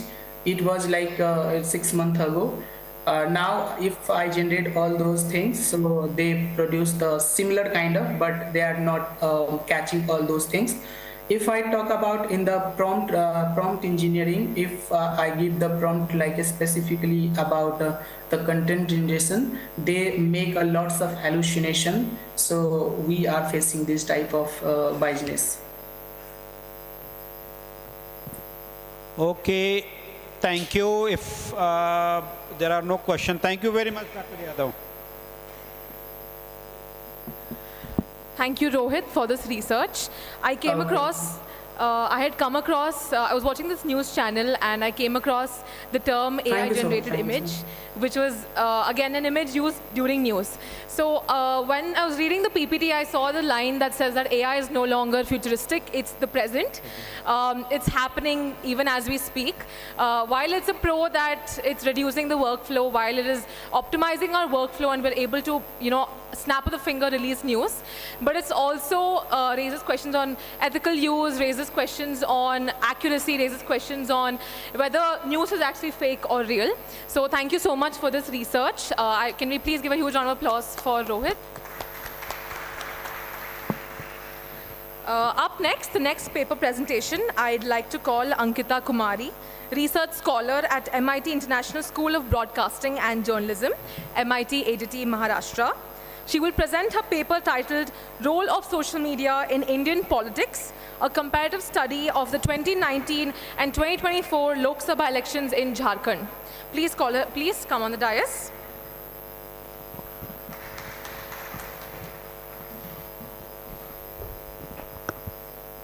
Ma'am. Good luck, I said. Thank you, sir. And good evening, everyone. And thank you for welcoming me here with my title. But I'll go into detail now. So my title speaks about social media's role in Indian politics, a comparative study in 2019 and 24 election, the Lok Sabha election. I am done. This is a small outline of the presentation as how I am going to go through it, with the introduction, with the review of literature, objectives, methodology, analysis, key findings, and then shaping how the future aspect it can be, and what are the references it will be. So first, basic social media. We all are accompanied like what is social media is.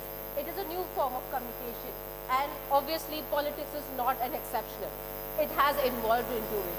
And social media is a forum which politics is been using as a medium to interact. And internet has become a transforming form for politics in the world, as we have seen marginally in Obama's case, and now in India after the 2000 Modi's great win. Now we have seen in 24. From 14 to 24, we have seen a drastic change. In 19, whether it's Bihar, in 24, whether it is current Lok Sabha's election. Next slide. Social media. Now, by quoting Ken 2010, he has mentioned it, that social media is an interactive communication channel where there are two-way interaction.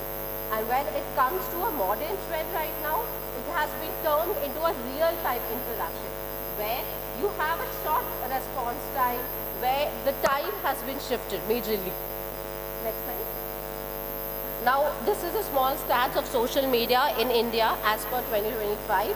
467 million people are active social media users. That is 35% of the Indian population.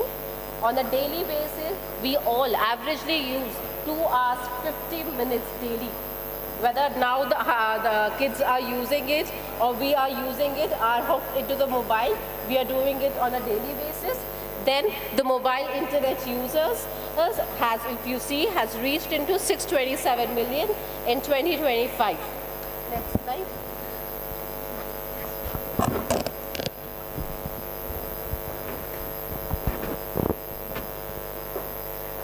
Is the audio clear now? Okay. Now, basically comes to Jharkhand. Jharkhand in India, Jharkhand is a state where your capital is Ranchi. Now in Jharkhand, we treat about the tribal identity, the regional, the caste, the development. So politics is majorly evolving around these things.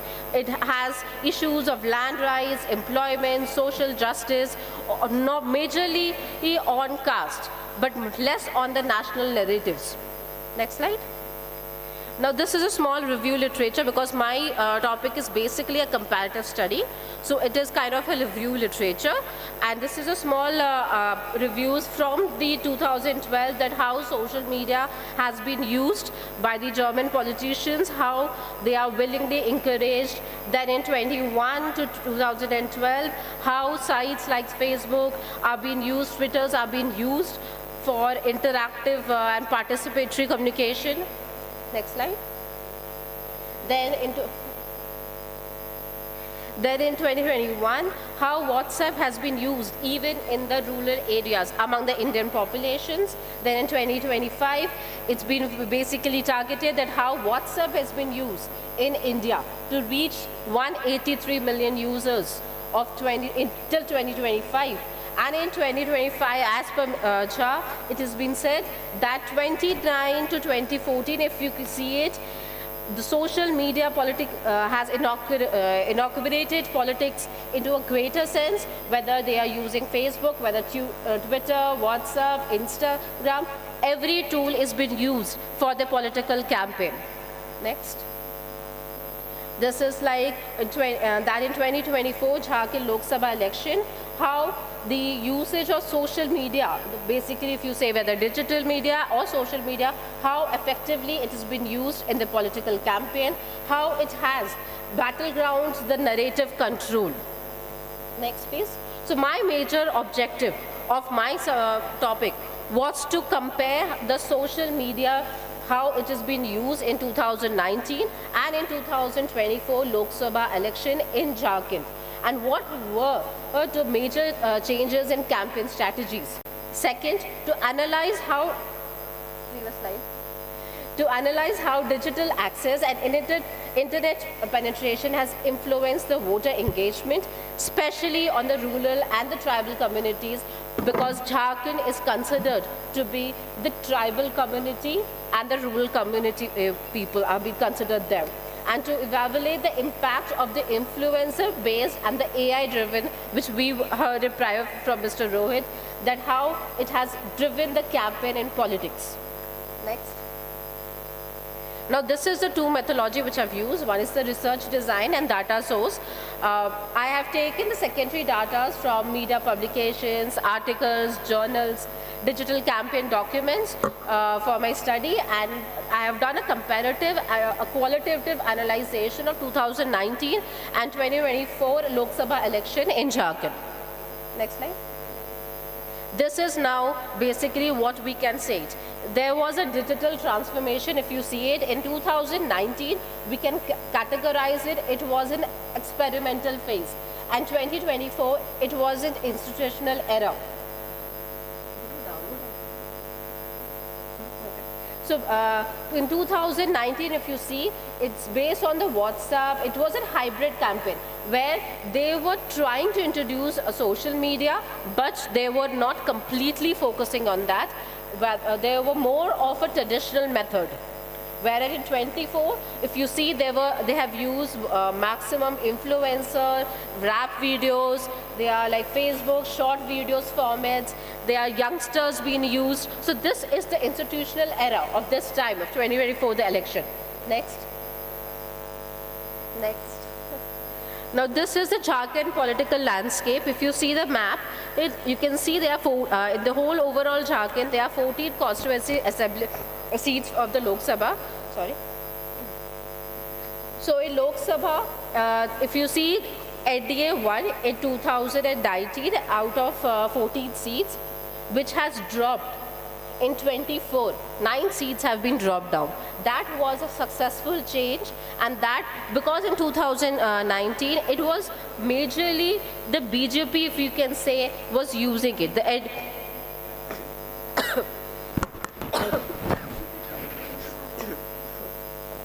And where at 24, it is the other political parties, from whether it is opposition, the ruling party, everybody focused on social media. They were using traditional as well as social media on an equal bar. Next. Now this is the campaign structure evolution. In 2019, it was a hybrid model where they were using traditional and digital both. And 24, it was completely digital first strategy. Second, next slide. This is, if you see how the WhatsApp election of 2019 it was, because in 2019, WhatsApp was used a maximum. There were the Facebook users, 300 millions, WhatsApp users, 200 millions, and how NDA won with the 12 seats out of 14. Next. And then the voter reach and inclusivity. I have taken every point and compared it in 2019 and 24, that how it was urban focused, and in 24, how the plan has changed. It was basically increased because of more of smartphone owners, and there were more of tribal and rural voters online, enabling to engage into it. Next. And this is the message strategy which has shifted from national to localized. In 19, it was more of national world, and in 24, all the messages were on specific to state, to region, to even to communities. So it has changed in that format. Next.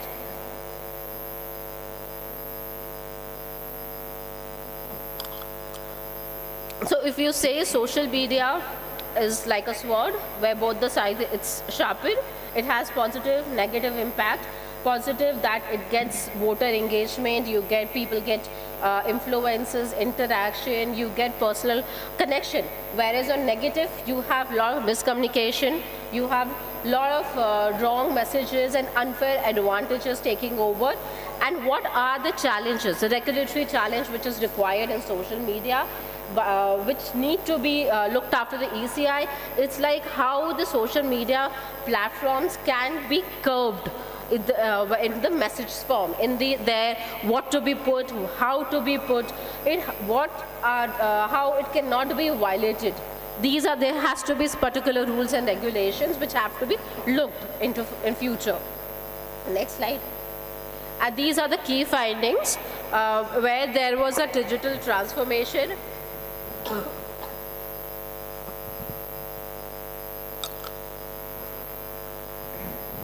As I mentioned earlier, it has shifted from hybrid to institutional, then how it has expanded from the rural to tribal, and how the JMM growth has been in this from 1 seat to 5 seats, how it has been grown.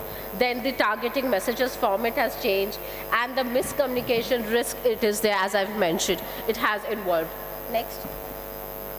And this is a future which we are expecting, that we need to educate a few voters. This is the stronger oversight the social media is, and it is a platform which is we need to be accountable. We have to act promptly. So if you say social media has changed or reshaped politics completely, whether in form of text, in form of presentation, every form. Next slide. And this is a small gist of my references. Thank you, everyone. Thank you very much. I missed your name. Ankita. Ankita. Thank you very much, Dr. Ankita. I'm very interested to know more about, it was done in Chhattisgarh, Jharkhand, right? Yes, from Jharkhand. I worked in Jharkhand, so I'm very keen to know how this technology has percolated down to very extreme, most of the areas are jungles, right? So yes. How it has gone down to that level? Just because of the smartphone, and especially if you see the Jio phones where you get internet very easily. So internet through mobiles is something which has played a major role in smartphones, which have a major role. That's why even the rural and the tribal people are able to afford it, as it has become less expensive. People can buy it. And I am actually doing a PhD on this itself, so I will get to you the detailed report soon, maybe in 6 months. I'll let you know the whole detail. And one more curiosity, like it's a tons of data. You have gone across so many constituencies, right? So how did you analyze the data itself? It's a big data set, secondary sources you said. Yes, I have not taken every 14 districts. I have taken basically my data from the major 5 divisions, which is Jharkhand is divided into 5 major divisions. So like, who controlled this data, who stored this data, and how you get that access to that data? Who concluded it? Yes. Conclusion is done by me. No, like where this data is available, which agency in the government?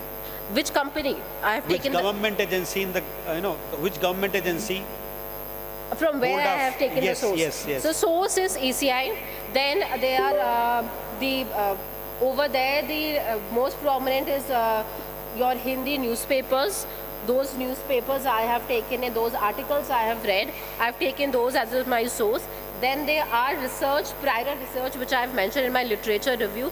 Those who have done few research are published based on election. So I've even read those. I've taken few. So did you do the textual analysis, like you read, reread, and then coded? No, I have read, I have created a data which I've done on the reach, on the strategies, messages, and there is a SPS formula which I have put it into it and come to with this. Now the floor is open for you guys. Dr. Khan, can you substitute me for a couple of minutes? I need two minutes.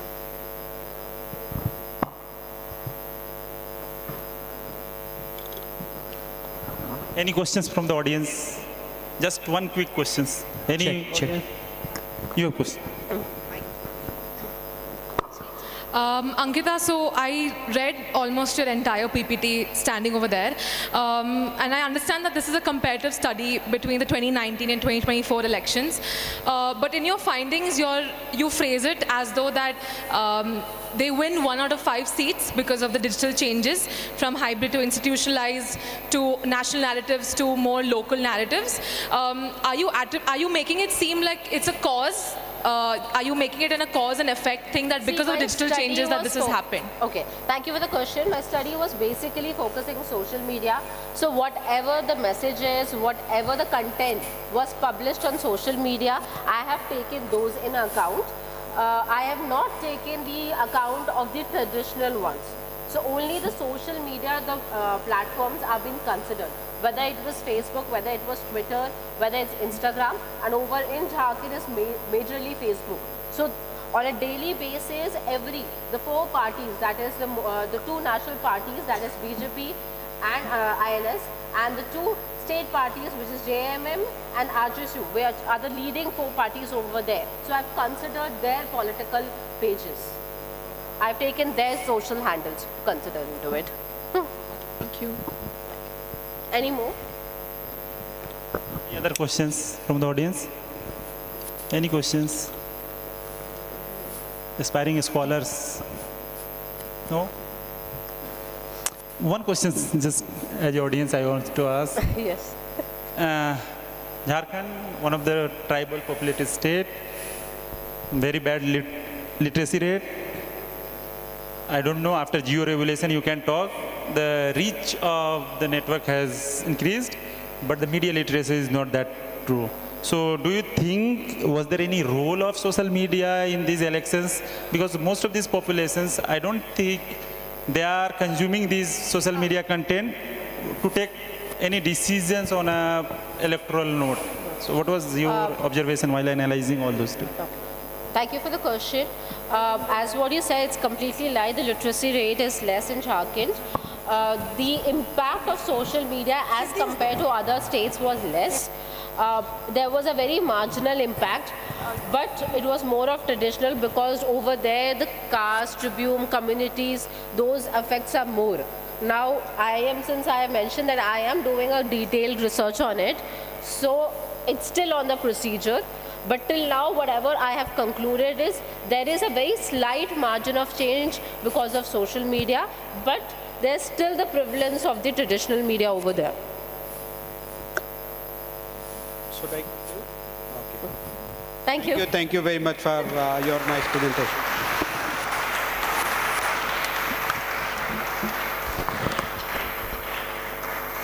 Thank you, Ankita, for your work in comparative study of the 2019 and 2024 Lok Sabha elections in Jharkhand. She spoke about how it's from a national narrative to more of a localized content. She's also spoken about how it's gone from a hybrid model to an institutionalized model. And while I hear that you're still in work, you're still in progress, I wish you all the best in continuing this research. Our next participant is Anvi Bankar, SYMA student, along with Dr. Mithila Binewale. Assistant Professor from the Department of Media and Communication, MIT WPU. They will present their paper titled Emerging Public Relations and Promotional Trends in Bollywood, Shaping Narratives and Public Perception in Contemporary Cinema. Please, Anvi, the dais is yours.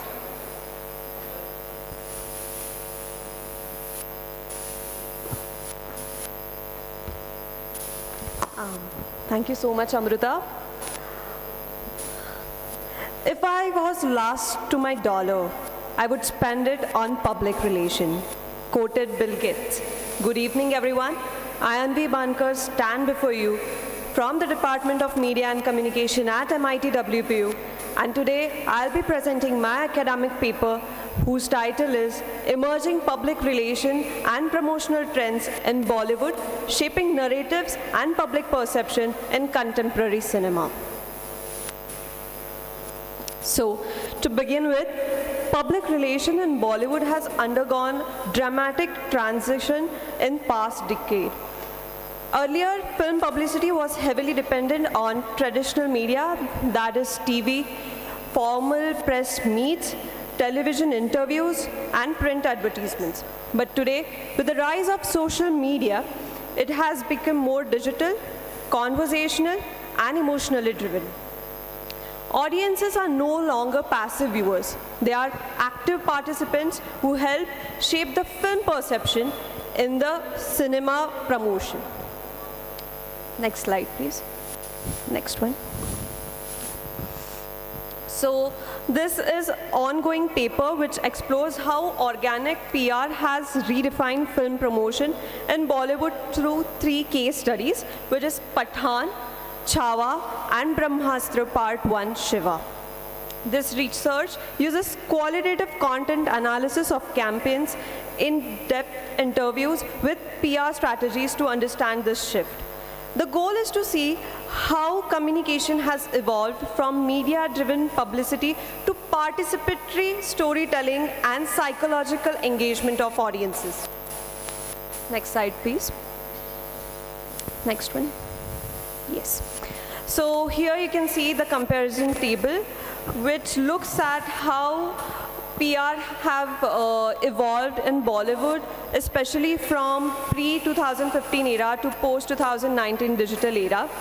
As you can see that earlier publicity was heavily dependent on traditional media, as I have stated earlier, and it was mostly one-way communication, where filmmakers used to speak to audience and not with them.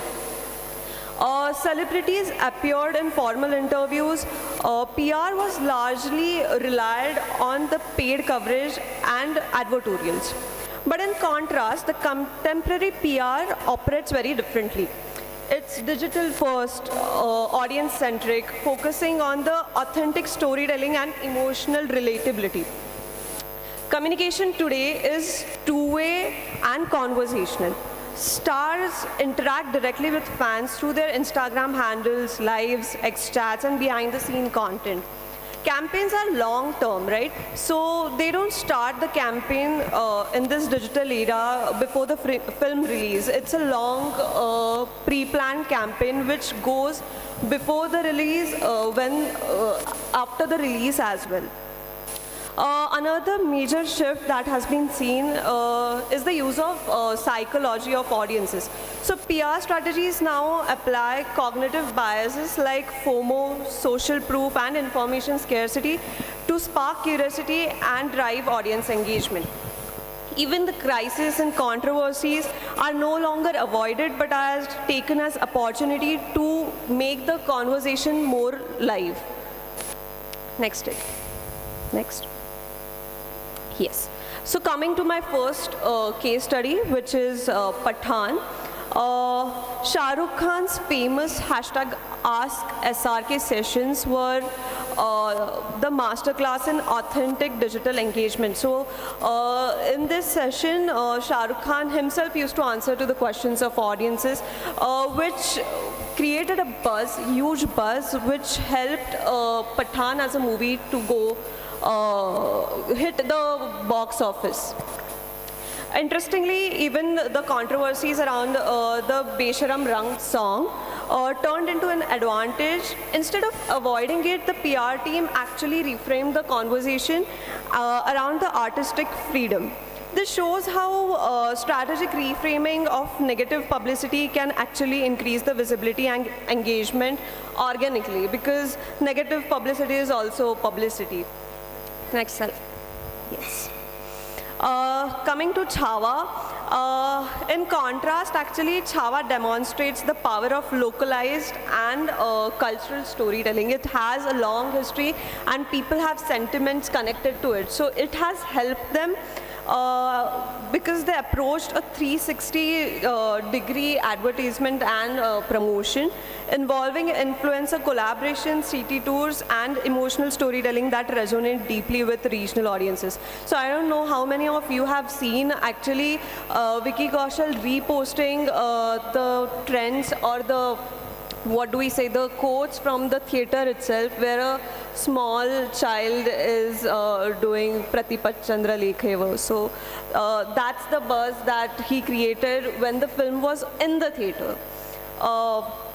This aligns with excellence model, which emphasizes two-way symmetrical communication actually by making the promotions emotionally accessible and relatable. The film built trust. They gained the trust of audiences, and audiences went in there and came out with the tears, and that was also promoted. Next slide, please. Yes. Coming to the last case study, that is Brahmastra Part 1 Shiva. They used a unique tactic called controlled curiosity marketing. The team deliberately used limited plots, invoking information scarcity and cognitive bias theory to create anticipation. So I remember even I was intrigued when I saw Brahmastra ka upliftment, where only Shiva was visible. So who is going to act? Who is your lead actor? Nothing, no information was given, but it created a buzz. And when they started revealing one things at the correct point of time, the film really got a good feedback from audience as well. So this connects us to the reception theory, where audiences interpret the content actively rather than consuming it passively. As I said, the consumers are not very passive these days, but they are active, and they also create content to promote the films. Next. Yes. So from these case studies, a clear pattern emerges that Bollywood's PR has shifted from transitional publicity to narrative-driven authenticity. So as I said before, filmmakers don't speak to the audience, they speak with the audience, which creates credibility. PR strategies now focuses on relatability, transparency, and emotional storytelling. So whenever these things go south, whenever they come across some controversies, they go forward and they accept it. If we are going to change it or we are not going to know what is the answer. So they don't just run away from it, or they don't suppress it like it used to happen earlier, because it's a two-way communication, right? This is hybrid model of blending organic PR, digital virality, and cognitive engagement represents Bollywood new publicity paradigm. Next. Yes. So coming to the conclusion, modern Bollywood PR is no longer just about promoting film, but it's about building a narrative ecosystem and building relationship with your audiences. Filmmakers are marked as has marketed cultural experiences, and audiences are treated as stakeholders in storytelling processes. Authenticity, consistency, and emotional resonance have replaced paid visibility and overexposure. As the studies suggest, the future of Bollywood PR lies in community-driven storytelling that builds long-term trust and not just pre-release hype. So thank you so much, everyone. I would like to acknowledge my co-author, Dr. Mithila Biniwale, and the Department of Media and Communication at MIT WPU for their guidance and constant support. As I said, this paper is the part of my dissertation, which is in process. So if you have any suggestions, they are really appreciated. Thank you once again. Thank you so much. I missed your name. It was written so small, so I couldn't read your name. Sorry? I missed your name. Okay, can we go to the first slide, please? Anvi it is, yeah. Thank you very much, Anvi. Very basic question, like Yes. why did you choose this topic? And I'm still not finished. Okay. Why did you choose this topic? And if you chose this topic, what difference it brought to the industry, Bollywood industry, how they can benefit from your study? Findings. I am an enthusiast in filmmaking and as well as in advertisement and public relations. So while finalizing this topic, I thought, why not do something that stands close to me? So both the parameters, public relation and film, stand close to me, and I wanted to see that if tomorrow I become a filmmaker, how would I consider taking my film to the theaters, and what should be the parameters I would be looking at? So coming to your next question, that how would it make the difference for the industry, right? So I think that this paper suggests that there is long-term PR, which we call as organic PR, which is not paid. Of course it is paid, but it seems like it is not paid. That's what we call organic PR. And how see, every film is different, right? So when you take your film to the market, how you should be, promoting it with the case studies, with the in-depth interviews of PR strategies, as we'll be talking more to them as well, and we'll be talking to audiences as well, that how they receive whatever has been thrown to them. So does it really help, or what kind of path they can choose? So if they can go with controversies, negative publicity, or they can go with the Instagram or Twitter ka engagement. So I think that's the difference that would make. Thank you very much for responding nicely. How close you are in submission? And what is the plan for dissemination of your results? Did you publish something? No, sir. This is my very first paper I am working on. Where are you going to publish? So the plan is to complete my dissertation by this March. Dissertation submission, as per the rule 2, right? 2 papers, right? Submission itself. So this is, I am a master's student. Yes.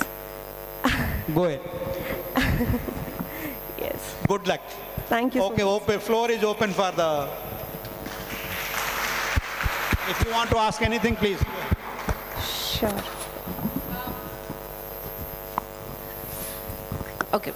How did you choose the movie? Because all the movies which you have chosen, the case study which you have done, are from different genres. So how did you choose it? And why not one genre? What was the agenda behind it? What was the procedure? Yes. So as I said, public relation and films is a very vast topic, right? And as I said, that I would like to contribute to the industry. So I would like to lay down different paths, right? So as I said, every film is made different. So what could work with the films, right? So these 3 case studies are very distinct, actually. They opted for certainly different strategies, and that's what has intrigued me about choosing these films. And why not from the same genre? Because these films are blockbusters, and choosing the same genres, I feel that I have come across a lot of strategies, but same genre ke strategies, align with the same strategies altogether, some or the other way. So why not take some variety to your paper? That's why I chose different genres. Just to conclude, a little more. Like you said, you use in-depth methods for data collection, right? In-depth interviews. Yes, qualitative content analysis and in-depth interviews with PR. So I know there is a class of confidentiality, but how many people did you interview and how did you prepare that questionnaire, interview schedule or interview guide, whatever you call it? Sir, actually, for this paper, I watched a lot of online interviews of PR strategies and I could only talk to 2 of them. The questionnaire was how do they see emerging trends of public relation in Bollywood. Also, I looked upon how and why the controversies which could be suppressed, but why they are used and what difference does that make when the film comes to the theater. The next question I looked for is how after film a PR campaign is run, right? So we know what happens before the film, it's all the promotion thing, but what happens after the film is released and it goes to cinema theater and people start loving it or they give some criticism. So how does that work as well?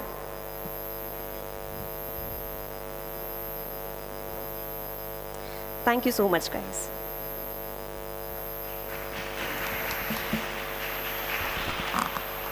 Thank you, Anvi, for your work in emerging public relations and promotional trends in Bollywood. So I didn't realize that a lot of PR actually goes into films. I didn't realize the drastic changes in how it was before and how it is now. As a kid, you would just see a trailer and you would see heavy interviews and you would see the whole stardom of, let's say, SRK, right? But now you're seeing the PR trend of him putting out a tweet. You're seeing Brahmastra withhold information to create buzz. You're seeing how PR is constantly changing even now. So Anvi's research is very much relevant. Moving forward, our next is Gargi Sarkar, SYMA student, along with Dr. Mithila Binnewale, Assistant Professor from the Department of Media and Communications, MIT World Peace University. Their paper is Independent Cinema and the Transforming Political Economy of Film Production in India. Gargi, could I have you on the dais, please? Please put your hands together for Gargi.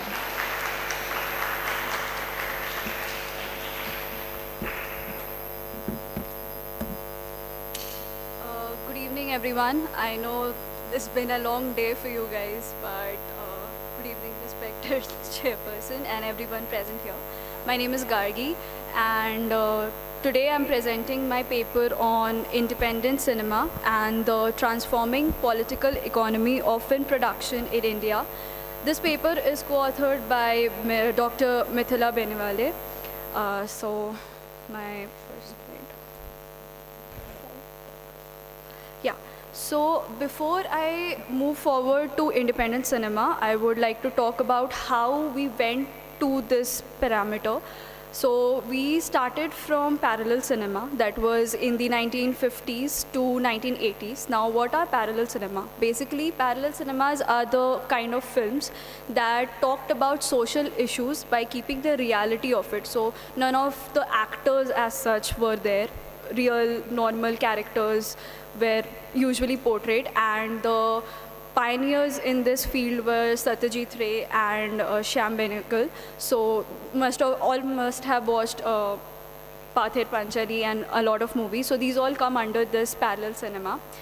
Parallel cinema again got supported by the state and the semi-state institutions like NFTC, National Film Development Corporation, FFC, Doordarshan, and so on. Further, after a gradual point, after progression from their support, it had a change. Everybody has a change, and we saw it in cinema as well due to globalization and neoliberalization. So that happened in 1990 to 2000, where companies like Yash Raj Films, UTV, and Reliance began to vertically initiate production, distribution, and exhibition, which further changed the urban multiplex culture to single screens.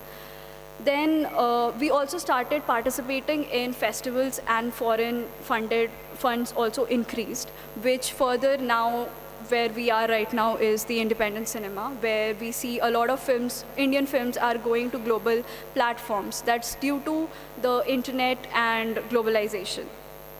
So it started with films like Masan and Lunchbox. And slide. Along with independent cinema, a word comes up that is hybrid cinema, which again is an alternative term for independent cinema, which was quoted by a scholar named Ashwin Devasundaram in his book called Indian Indies, A Guide to a New Independent Cinema. Here in this book, he states that hybrid cinemas are nothing but a combination of documentary filmmaking and normal these parallel cinemas. So documentary filmmaking again deals with reality, but how it is different from parallel is parallel also deals with a bit of fiction in it. So these films majorly are different. How they are different is what I'm going to talk about, because these also have fiction which parallel cinema also had. But in new independent cinema, we see a lot of commercialization is being used. So for example, for my paper, the case study that I have taken is of two films, that is Homebound and All We Imagine as Light.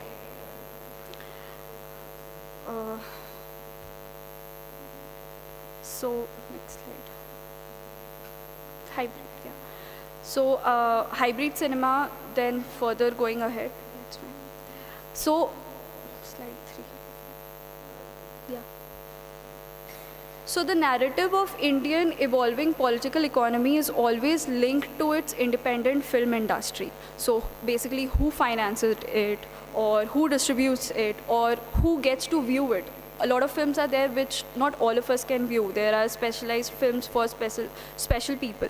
So these things go around and plays a vital role in the distribution of a film, which also gets influences through its cinematic decisions that are like the aesthetics of it, the story and the casting. So even like most of you might know or not, so Netflix also has a kind of parameter where they have a specific camera setting and everything where you necessarily have to follow to go to OTT platforms like that. So going forward, as I mentioned earlier, globalization, neoliberal reforms and digital technology have made a vital change in it. So slide 4. So the two case studies that I have taken, again, first is Neeraj Gaiwan's Homebound and Payal Kapadia's All We Imagine as Light. So I have taken textual analysis of it. So apart from its textual analysis, I'm also studying the political economy of these two films. So as mentioned earlier, every cinematic decision, whether it is aesthetic, story or casting, has a vital role. So even in this film, Homebound, we see Janhvi Kapoor and Ishan Khattar who belong to a wealthy family or have a Bollywood background, but yet they portray characters into films like Homebound, where it also talks about reality and social issues. So that becomes a standout element in it, which again is necessary because nowadays also independent cinema is necessary and different because it deals with the commercialization as well, which parallel cinema did not. Not majorly, not all of them. So again, right now I have these two papers, these two films right with me, but furthermore I intend to read on Humans in Loop, Flowering Man, and for Songs of Forgotten Trees by Anupama Roy, which is again backed by Anurag Kashyap, and the other two films that I mentioned are backed by FTII. So also how institutions are also backing up these films, and further they are going to festival runs and then globalization and furthermore. Slide 5. The political economy of Indian cinema transformed dramatically after liberalization in the 1990s. The entry of private capital, multiplex culture, and global investment restructured both production and exhibition. While mainstream studios targeted urban middle-class audience, smaller films struggled for screens. Yet this gap created opportunity for globalization of co-productions, festival circuits, and later OTT platforms. So nowadays we see a lot of films even I personally don't go to watch a lot of films. I wait for them to come on OTT platforms.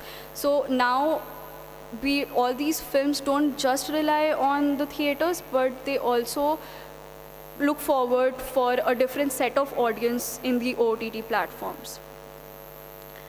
Next slide.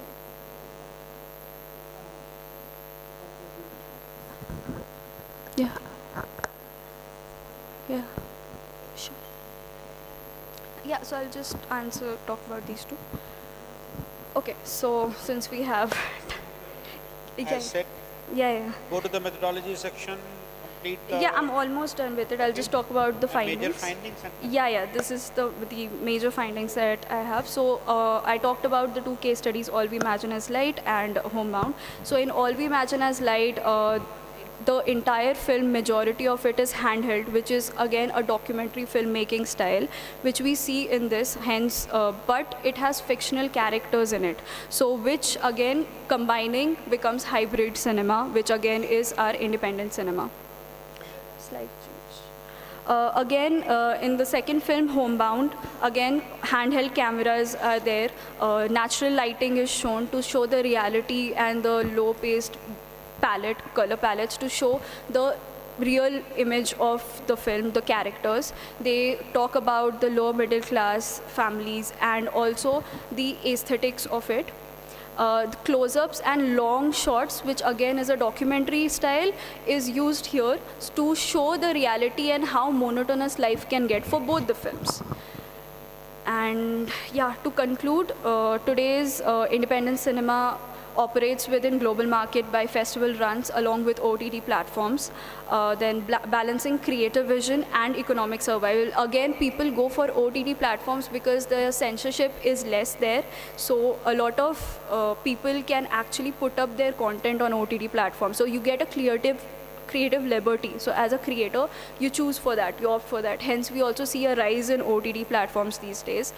Filmmaker like Kapadia and Ghainwal redefines indie by working with global collaborators, festivals, and OTT while preserving authentic voices. So even All We Imagine as Light was backed up by a lot of global organizations. So this work shows rearticulation of hybrid cinema, and it shows changing political dynamics in the production and circulation. That's it. Thank you so much, sir. Your name? Gargi. Everybody is writing so small in the slide, difficult to read from. Yes. Yeah. Gargi. Gargi. Okay, Gargi, this is your master's level work or doctoral? Yeah, master's. So this is my ongoing paper, sir. So it has not finished yet. As I mentioned, those are the films that I intend to research on furthermore. My very basic question, because everybody now we are getting very late. How did you develop a rationale for studying what you studied? No? Like what rationale? So how do I put the liking towards the How did you rationalize what you studied, right? So, sir... What?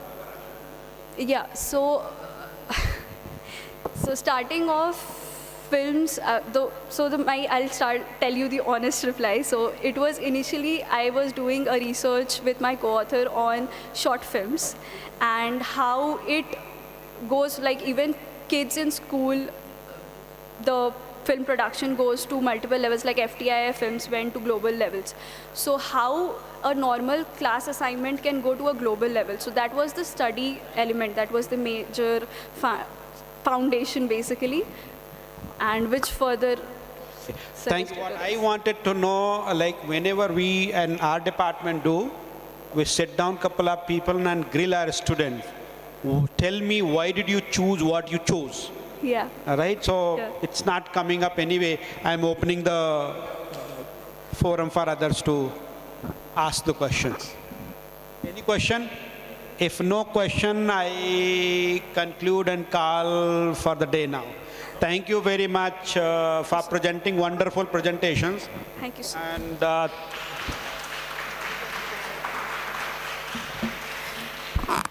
so this was Gargi, and she was presenting on independent cinema and the transforming political economy of film production in India. Gargi, as a film student who is analyzing and doing research on film, do you ever look at film the same way? Of course she doesn't. So we're in for a treat. We have one final presentation, last but not the least. I would like to invite Pallavi Narayan, research scholar, and Dr. Mahesh Kumar Mishra, assistant professor, both from Banasthali Vidyapit, Rajasthan. They will present the paper titled A Visual Study of the Subaltern Female Protagonist Discontinuity in Hindi Cinema Sequels, a Poster Analysis, 2000 to 2025. I request Pallavi she will join us online. I request her to take the dais.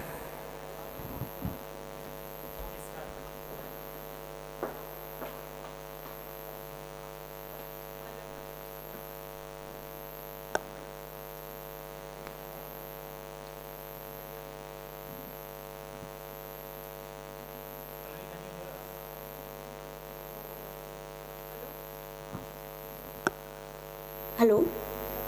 Go ahead, Pallavi ji. Okay. We can see your slide, but we can't see you. Okay. Sorry.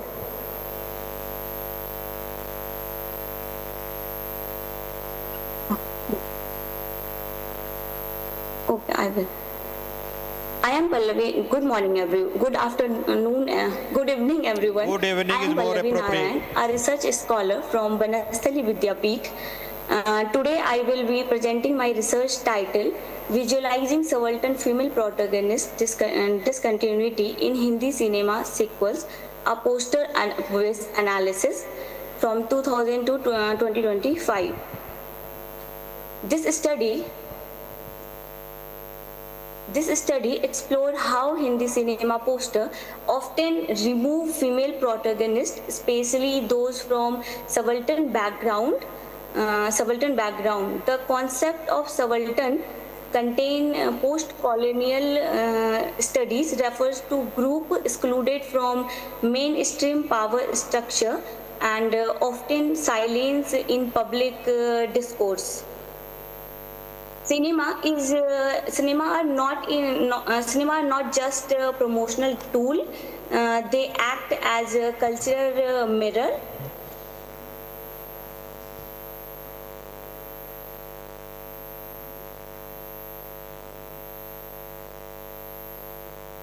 Go ahead. Okay.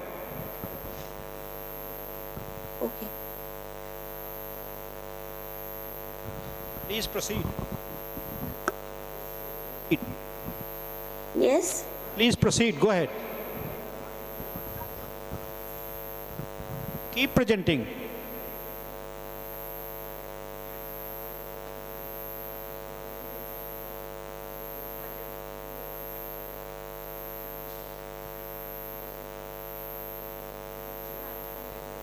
Okay, Sujay.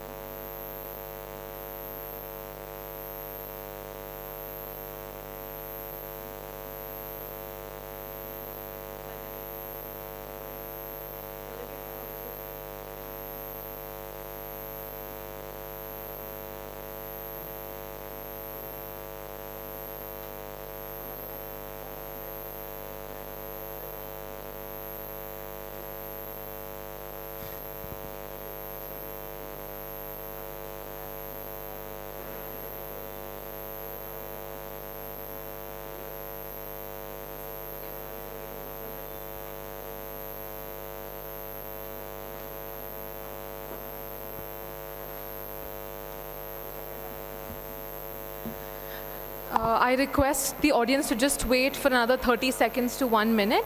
There's some technical issues on her end. She would like to present, so we'll just wait for another 1 minute. In case she's not able to rejoin, we will give her a different platform to present later, but just I ask you for your time for just 1 more minute. Yes, ma'am. I'm really sorry. You are audible now. Go ahead.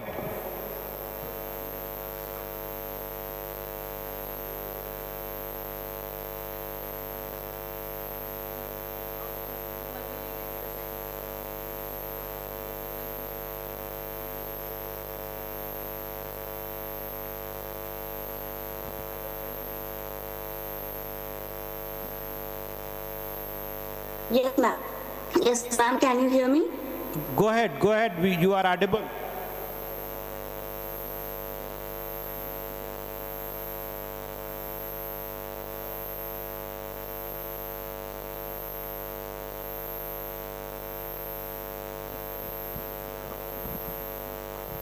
I think, can someone on her behalf make a presentation here? Ma'am, the first. Oh, yes, we can see you now. Quickly, ma'am, we are already half-shooted the time. Yes, ma'am. Yes, ma'am. The first question focused on visual continuity. It asked whether female protagonists maintain presence across sequels poster.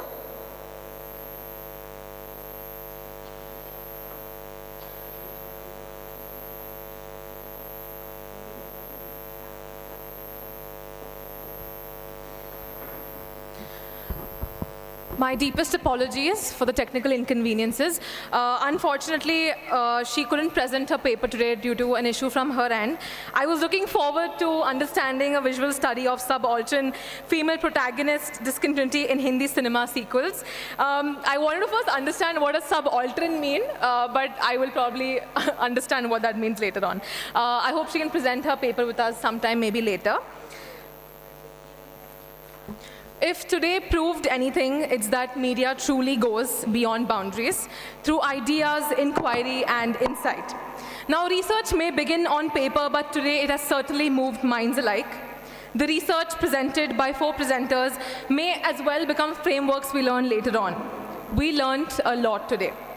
Thank you for everyone who presented, who listened, and who engaged, because this is what academic dialogue is all about, to be curious, to question, to investigate, and to make sense of. That is our duty as researchers. This was truly a worthwhile experience being part of the discussion, and as we come to the end of the session, I would like to extend a heartfelt vote of thanks. On behalf of the organizing committee, I express our deepest gratitude to Dr. Shamim Mohammed. Thank you so much for your time and your valuable presence, sir. A big thank you to the organizing secretary for the academic session, Dr. Akhil Ahmed Khan. He has pulled off a fantastic session, and I would also like to call him on stage to present a few words. Akhil, sir, can we have you on stage?